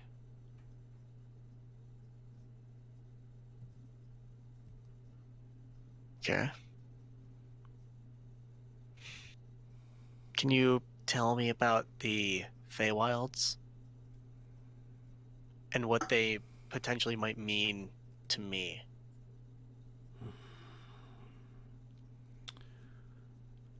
As for what they are, it is my birthplace. A beautiful place, a mirror of this, but better in so many different ways. It...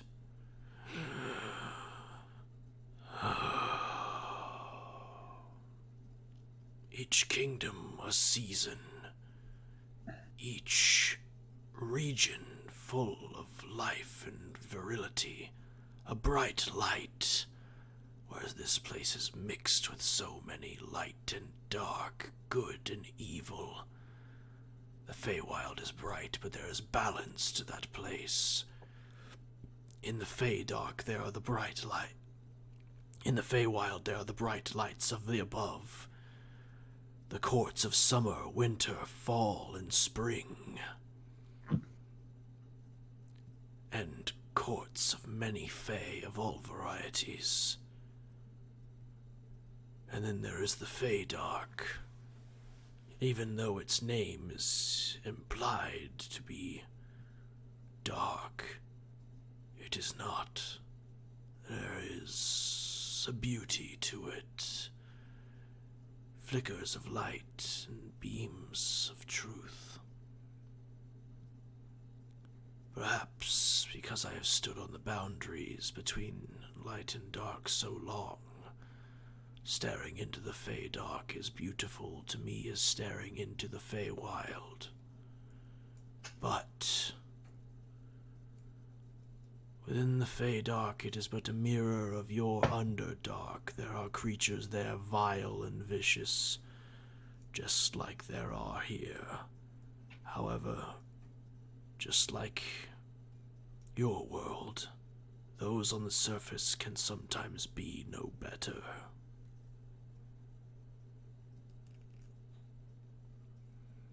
As for what the Feywild means to you, I know not. For all I know is that you have the mark of someone who has wandered it before. But those who do, many do not remember, and those that do often seek to return. You are curiosity, for you have been, but you remember, but you don't seek to return. It is an odd thing.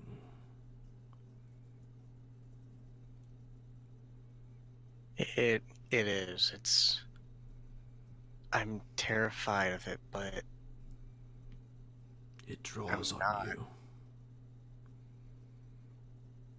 It scares you, but it is a curiosity. Am I correct?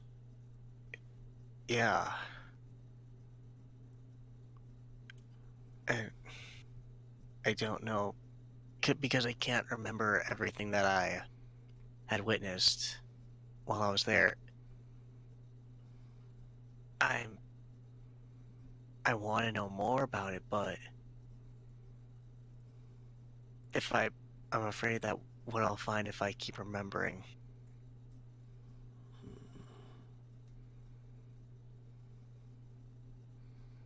Would that be so frightening?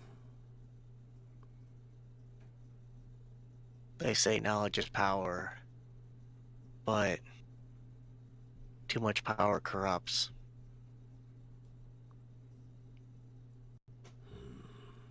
Then you are learning.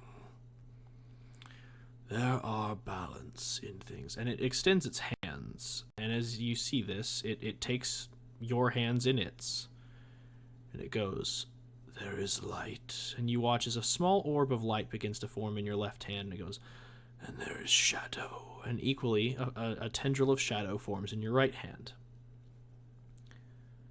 And it goes, corruption is the draw of gravity. And as it says this, the darkness condenses, and you feel your hand become heavy. And it says, well, power is a flare. And as it says this, the light becomes very, very bright, and your other hand begins to burn. And it goes, and Shadow Wind just looks at you and goes, but power and corruption are not equal of themselves. Corruption is the draw of unrestrained power. And power, well, it is the corruption of nature. But not in the way you understand it.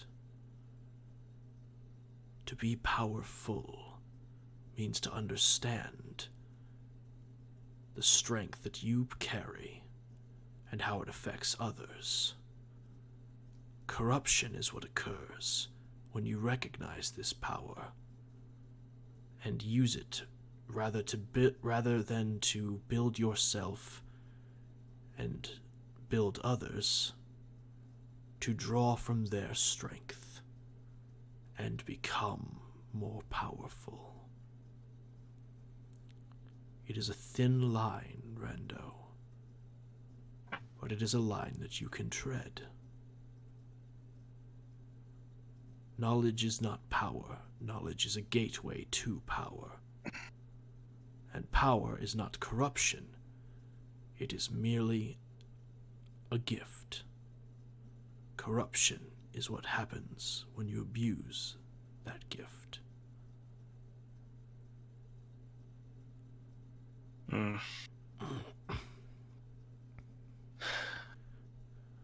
I do have one more question for you before you go. Of course. If I ever break the contract between us, what will happen?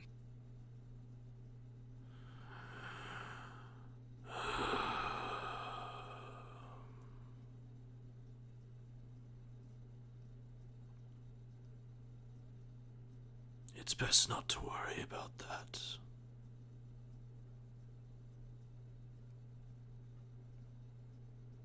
But if something happens, I need to know. You do not.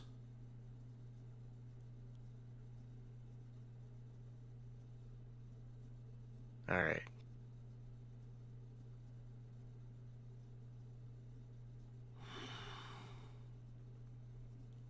I'll take your word for it. Is that all? Yes. Thank you. You are most welcome. And it fades into shadow.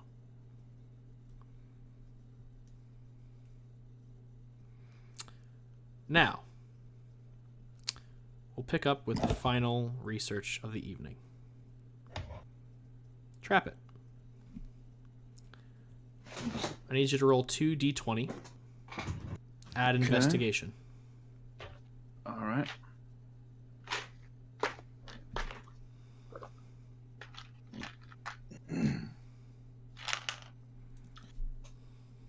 That is a ghetto 20 and a 21. Okay. I need you to roll me 3d6. Tell me the value. Oh.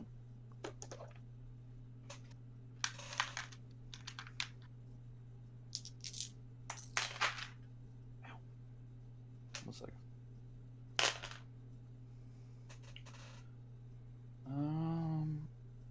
13. Okay. And lastly, roll me a d20 at Arcana.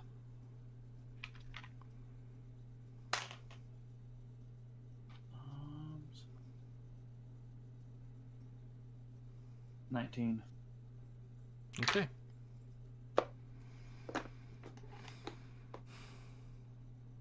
As you research immortality and different ways to extend it, specifically with your brand,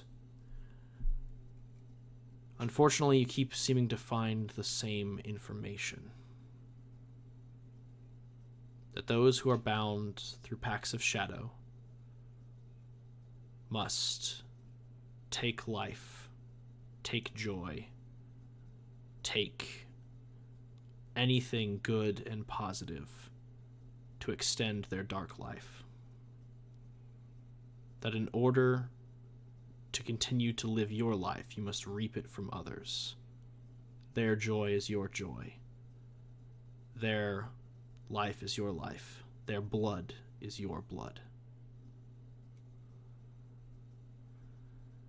And as you begin to kind of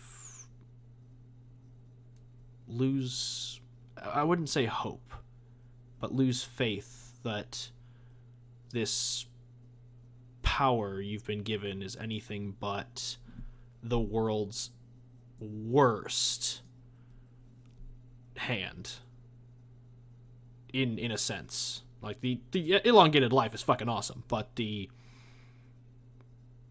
path towards the darker nature and shit just sucks ass. You pull one final book off the shelf called the Compendium Vitae. And as you sit down far away from everyone, you've sent Ari home for the evening and are sitting alone, you begin to open the book. And before you can, a dagger finds its way through the book. And before you... So you're cutting out. As you open the Compendium Vitae, a blade sinks through the book itself. And before you is standing a very grizzled human man with dirty blonde hair and golden eyes, wearing road leathers, traveler's clothes, and a thick fur coat. Don't read that one. It's boring. Oh, and what would you recommend I read instead?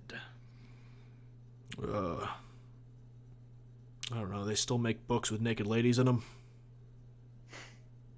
I think I have a good enough collection of those at home. You'll have to loan me a few sometime. What'd I say? He said you'll have to loan me a few sometime. Sure. So, you're working for Platinum Watch now.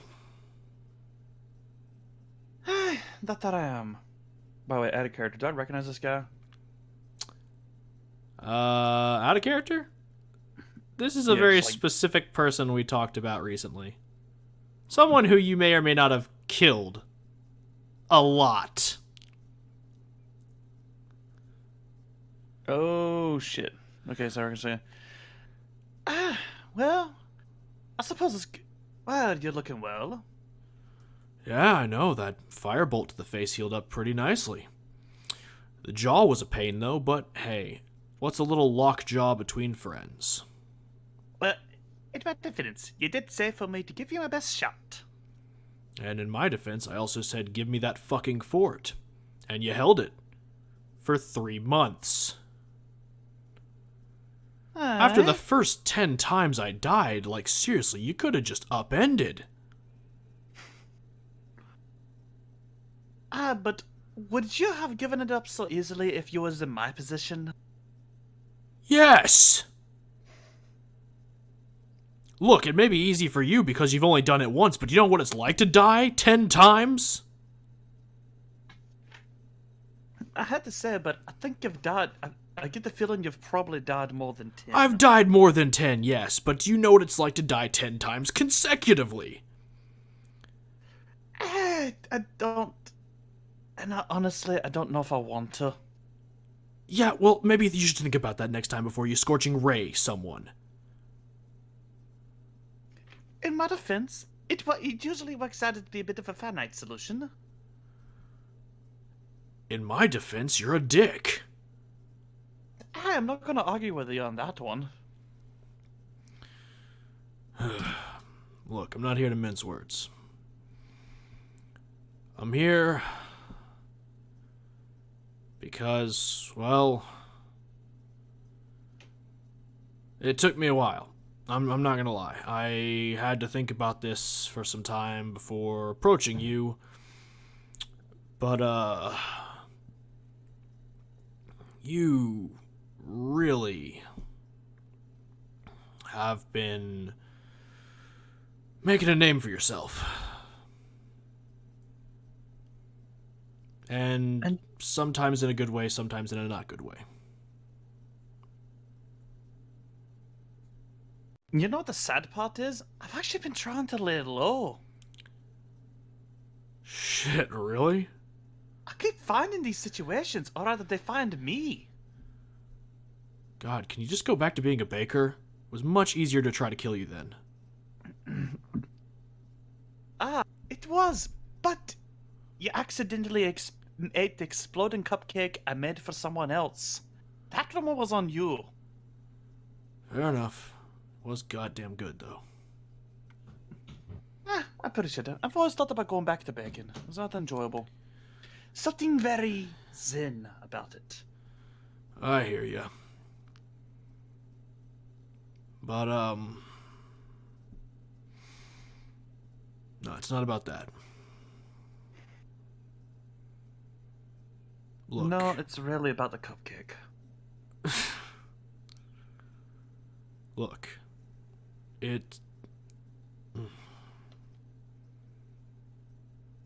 You're getting closer to attaining it, you know.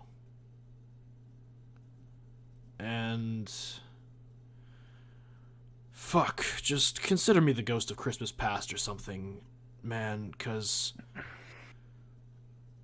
I'm just trying to tell you, like, as someone who has gone up against you enough times,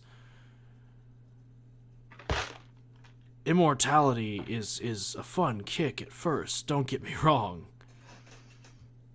But with someone who's already tried so much as you have, with your already naturally long lifespan on top of what you're getting, you're gonna run out of avenues to go down. And, quite frankly, with how dark you're getting now, let's just put it this way. I'd probably have to expend all of my lives, but I would kill you.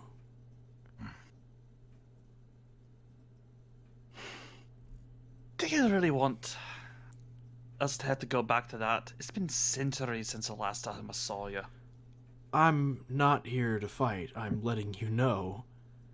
If you keep going down that path, you're gonna end up much darker than you've ever thought you could be. And not in a good way. Not in a shoulder the burdens of others to spare them the darkness kind of way. I mean deep dark. I mean no coming back. If you thought killing your wife and your son was heart-wrenching, Trap It. If you go down this route, that's gonna mean nothing to you. You'll kill 1,000 more sons and daughters before you're done. You know how many of mine I've had to put in the dirt? Granted, I didn't kill them. Well, I don't think I did. It's been a long time. But, buddy, those graves add up. Aye, I know they do. I'm gonna be frank with you, because honestly, you're probably one of the few who understand what I mean by this. My companions, the lot of them, when they kill someone, it still means something to them. It's still a part of them. Me, I don't remember the faces of the people I've killed anymore. Yeah, I hear that. Even if I consciously try, they just blur together. Was it that guy from last Tuesday? Was it this one from 3 centuries ago? Like water. I don't see time as other elves do. I don't know if it was from the time I spent living among humans, like Marianne and all that. But my kind look at years. The way that others look in months. I see every second. And I enjoy seeing every second. I want to see what this world has. But I've seen lately that I've wasted so many centuries. This world. You talk about me going to a dark place. Laddie, this world is going even darker. I want to try and use the time I have on this world, and hopefully even more than that, to try and help it to reach a better point. I'm not doing this out of some personal desire for immortality. I know. I want to leave a better world. And if it means I must become the villain for it, fine. If I must become the villain, I will.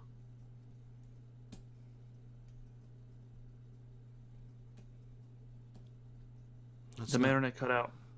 No, it didn't. I was formulating a response. Okay, no, because it literally said Discord has stopped working for like 2 seconds. No, I gotcha. Okay.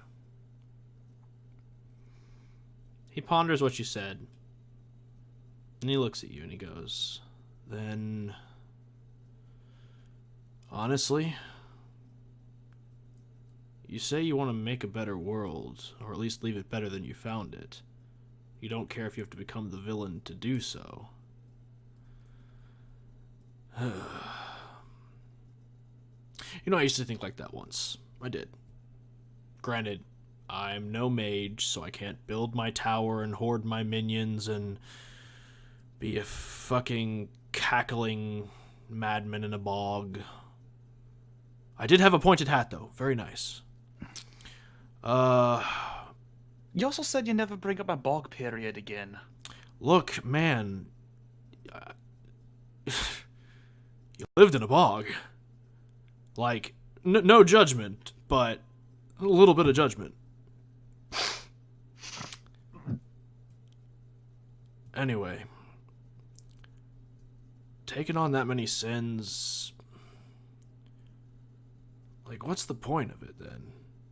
Like, I get becoming the villain and creating a unified front, allying people, rallying them behind a cause of what they view as good and just, but then what? I mean, you've got an eternal lifespan. You become the villain.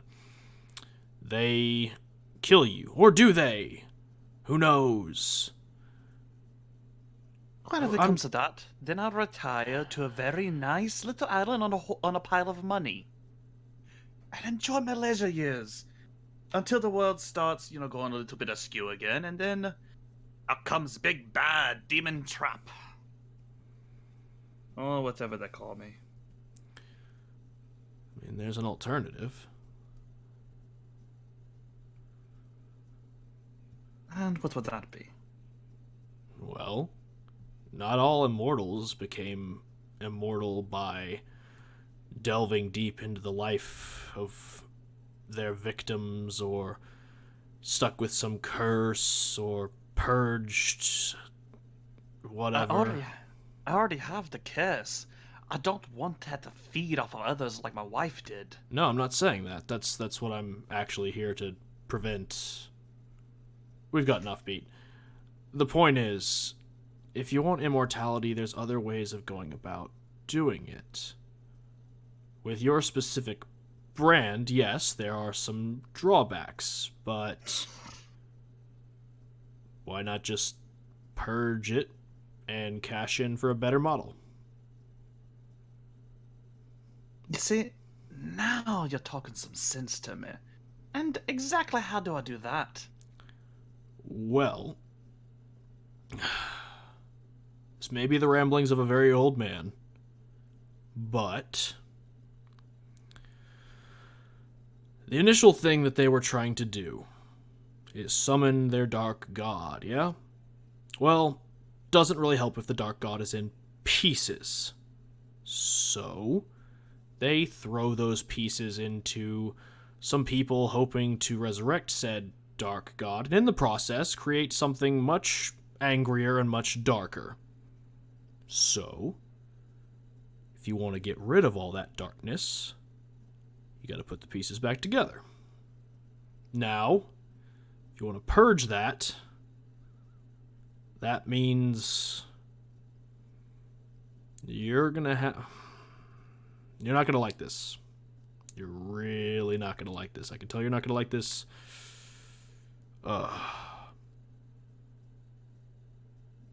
You're gonna have to find your boy. And which boy would that be? The one who's got the rest of the pieces.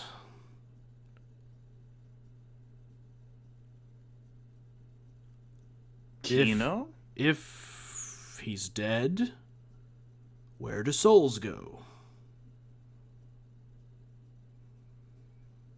And better question, where does a soul tainted with that much darkness, that carries a piece of divinity, go when it dies?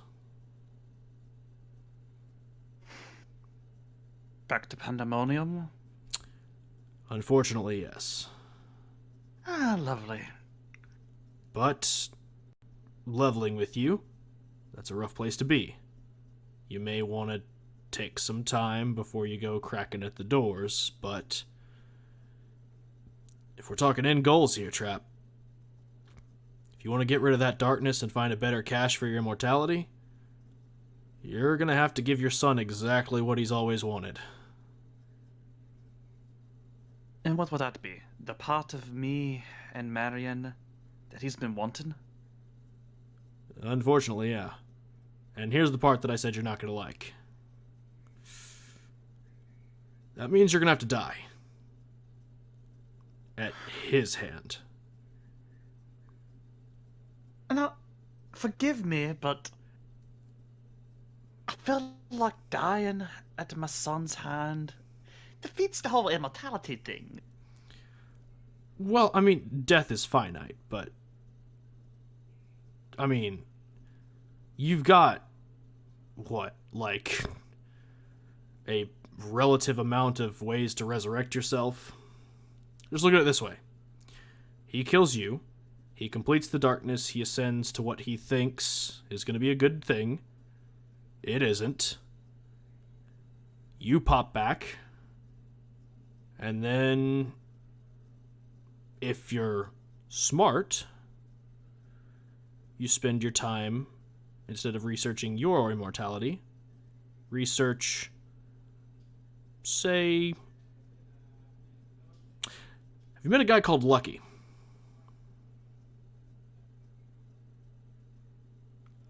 Did you say Lucky? Oh, so you have met of him. I have. Okay. So... You're gonna have to find him, and you're gonna have to ask him where... Can't believe I'm fucking saying this.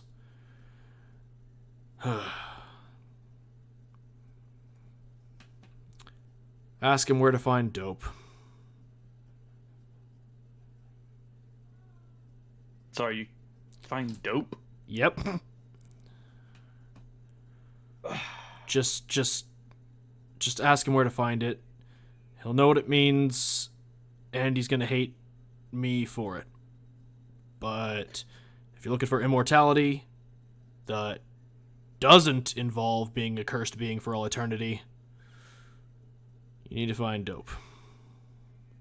And right now, my whole immortality is a bit finite, I've found.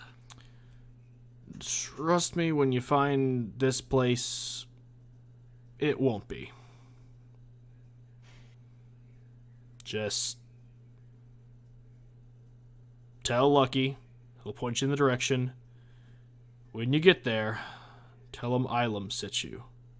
And they will give you a discount. Alright, so, Ilum is what you're going by now? It's what Look, Larry was a phase, so was Tony, Jeffers, Greblamac. Ilum is my first name. I mean, my real favorite name. you had was Dartanak, but I mean, that's just me. I mean, it's not like I went with anything crazy. I mean, let's be real. We're not Rutherford. Fair enough. Jesus Christ. Sorry, I realize I'm dipping into Walker speak as I'm doing this instead. Cord, my lord. There we go. Yeah.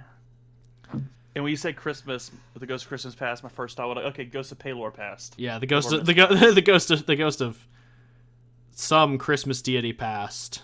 Raven Queen Night Past. Cordmas. Oh shit! I actually had a Christmas holiday. God damn it! I forgot it was called Shezaday. Ghost of Shezaday past. Which, technically speaking, Shezaday was a holiday for Sarenrae, so it works. I do have one more question for you, though. Were go for I to, give up the ghost, so to speak, as far as my cursed form of immortality, how does that affect my children? I have some that have outlived their natural lives by a considerable amount. Well, What happens to them when that divinity is gone? well, frankly speaking, I mean, they'll still be fine. Because what you're holding in you is the darkness trap. What they're holding is seeds of divinity. Big diff. They will live longer, and there's a small darkness to them, but it's not your thing. Kino's the only exception, because he was born of both you and Marianne, both people holding shards of that darkness. And he had a shard in himself. Yes, she was pregnant with him when all that went down, apparently. The others were not. They were born of mortals. So, that just means that they have a leaning towards the chaotic or the evil, and some have a leaning towards the neutral. It's just a matter of life. It's not anything you need to concern yourself with. Now, does it mean they can achieve immortality like us? Yes. Can they achieve immortality like you or Kino or Marianne? No. They've got the seed, but if they don't foster it, it becomes nothing. And, well, no offense, but considering your spawn and their proclivity towards following their impulses, not grander goals, I really highly doubt any of them are going to get close to godhood. Well, that's reassuring. I don't have to worry about. Not have to worry about that at least. Don't have to worry about Corian Rando suddenly turning into the pirate goddess and the druid god. Yeah, crazy. Yeah.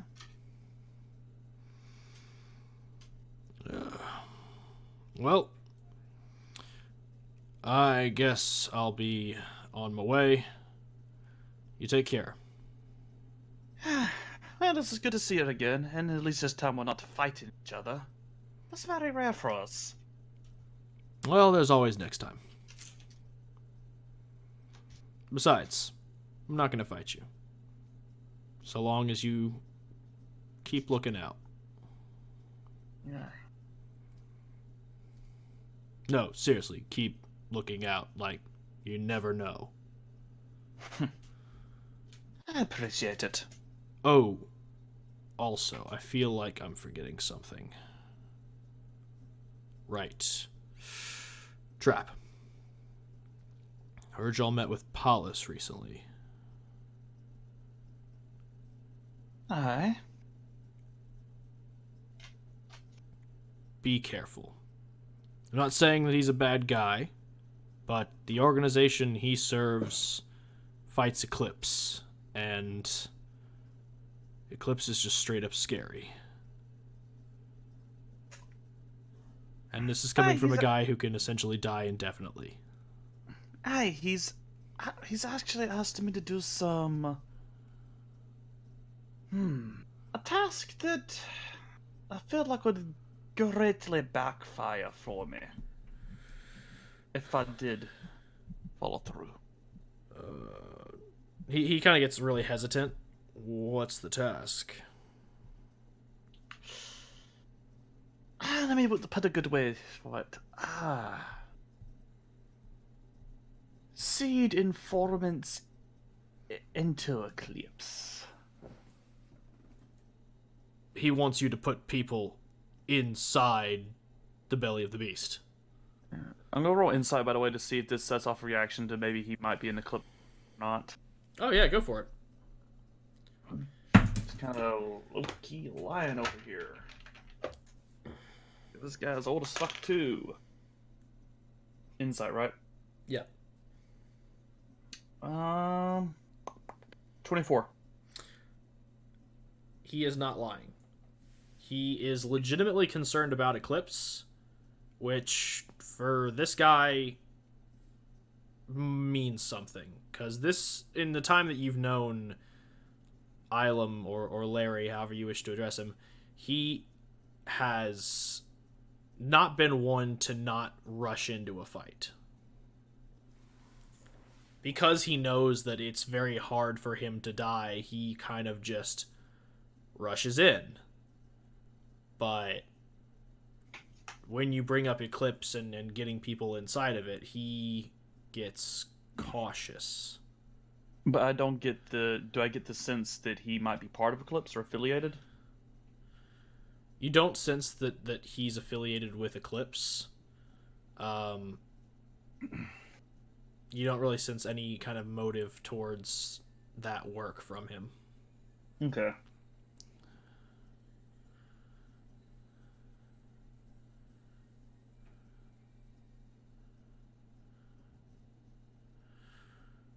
It appears that that I might need to take an active role in Eclipse.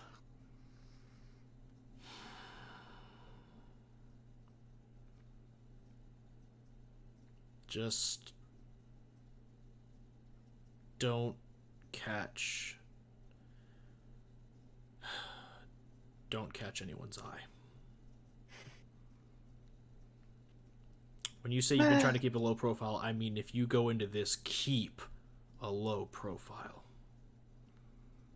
Hey, but as you said, I can't really keep a low profile.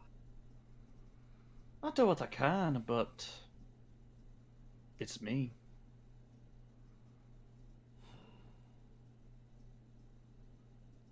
Just be safe and do not draw the eyes of the Watcher.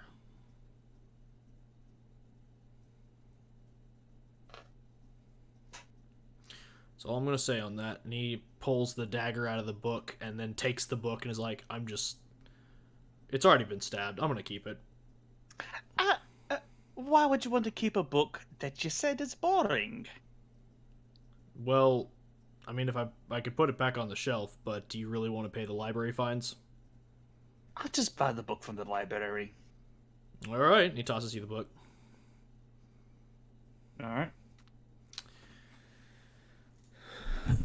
Well, I got places to be, people to kill, gold to earn, the usual. I wish the best of you. Just don't kill any of my kin. I've had quite a few drops recently. I mean, if the pay's good. No offense, but man's gotta eat. Just because I can't starve doesn't mean I'd like to. Alright, well, there's a lad out in the city. There's a 5 gold bounty on him, dead or alive. Just do me a favor and don't collect that one at least. I wasn't planning on it. 5 gold's nothing. I know, I have no idea what he did to earn the 5 gold. Well, anyway. See you later.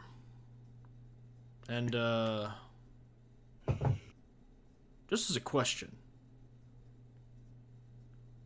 Have you seen a really old book recently?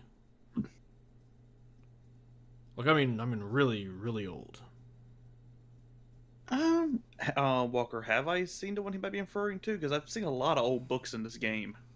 You have, he begins to go into description, and as he describes the book he's looking for, you realize it's the one in Merrick's possession. And which one is it that Merrick has right now? Sorry. The one about how gods are slain. I think I might know what that is. Really? Sweet. I'll try to track it down for you. Oh, that'd be a load off. And why exactly do you need this book? Well, after I finished chapter 3, I kind of handed it to someone, and I haven't seen it since. So, kind of like it back. I mean, after all, nothing like the book you first wrote, eh? Oh. So you've got a bit of experience killing gods then, do you? What? No. I'm just there when it happens, man. Part of the curse, I'm afraid.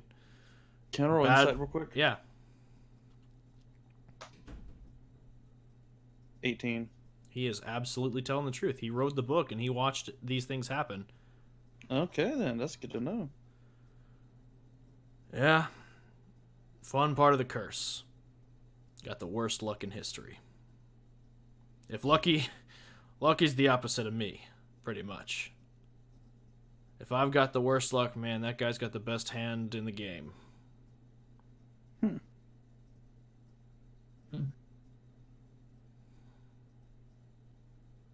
Well, I shall keep my eyes out for it. Well, hey, if you happen to find it and you happen to bring it round, that'd be great.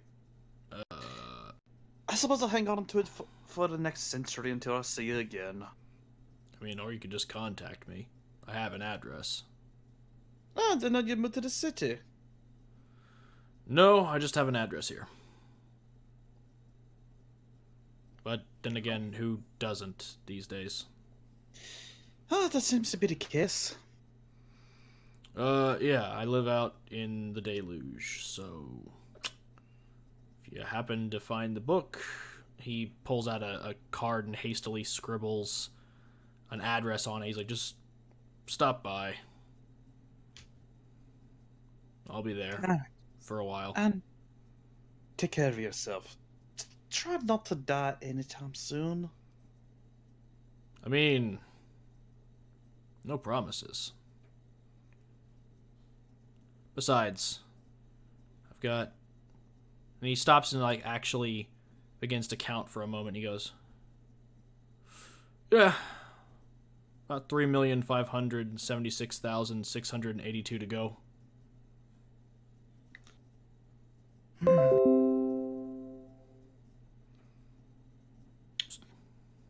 Well, I got a lot. Well, if you ever want to speed things up, I got a lot of fire bolts. Jeff just winks a little bit. We'd be there a while. Hey, but think about it this way. We have all the time in the world. Yeah, fair enough. Anyway, safe travels. And he turns around and leaves. Alright. And with that, it is 12:13, and I believe we're going to wrap the session there. That is the end of social session week 1. We're probably going to have... If my internet doesn't improve, we might have 4 of these. If it does, we might be able to condense this a little bit. But thank you all so much for turning out, and thank you again. I apologize that we had to pre-record this instead of streaming it, but again, this will be up shortly on the Walkman EXE YouTube channel. You can find all of our content on Platinum Watch there, and any future streams that we do will be uploaded there for y'all's viewing pleasure. Please check out the playlist for Platinum Watch. If you're unversed on the story, it'll go ahead and catch you up to where we are current, and give you a good idea of these crazy folks. Again, my name is Walkman EXE. It's been a pleasure playing with the Hawk Abridged as Trappet Dosselin. Hey. Red Beast 13 as Avok Korik. Yeah! Zodiac Zack 19 as Rando Mishorm. He's muted. He might be dead. He's AFK. Vexital as Alpha Dome Ragnarok. Yo. And Storm Sage 13 as Merrick Gilder. I'm a werewolf. Once again, it's been a pleasure. Good night. Night. Good night. Goodbye.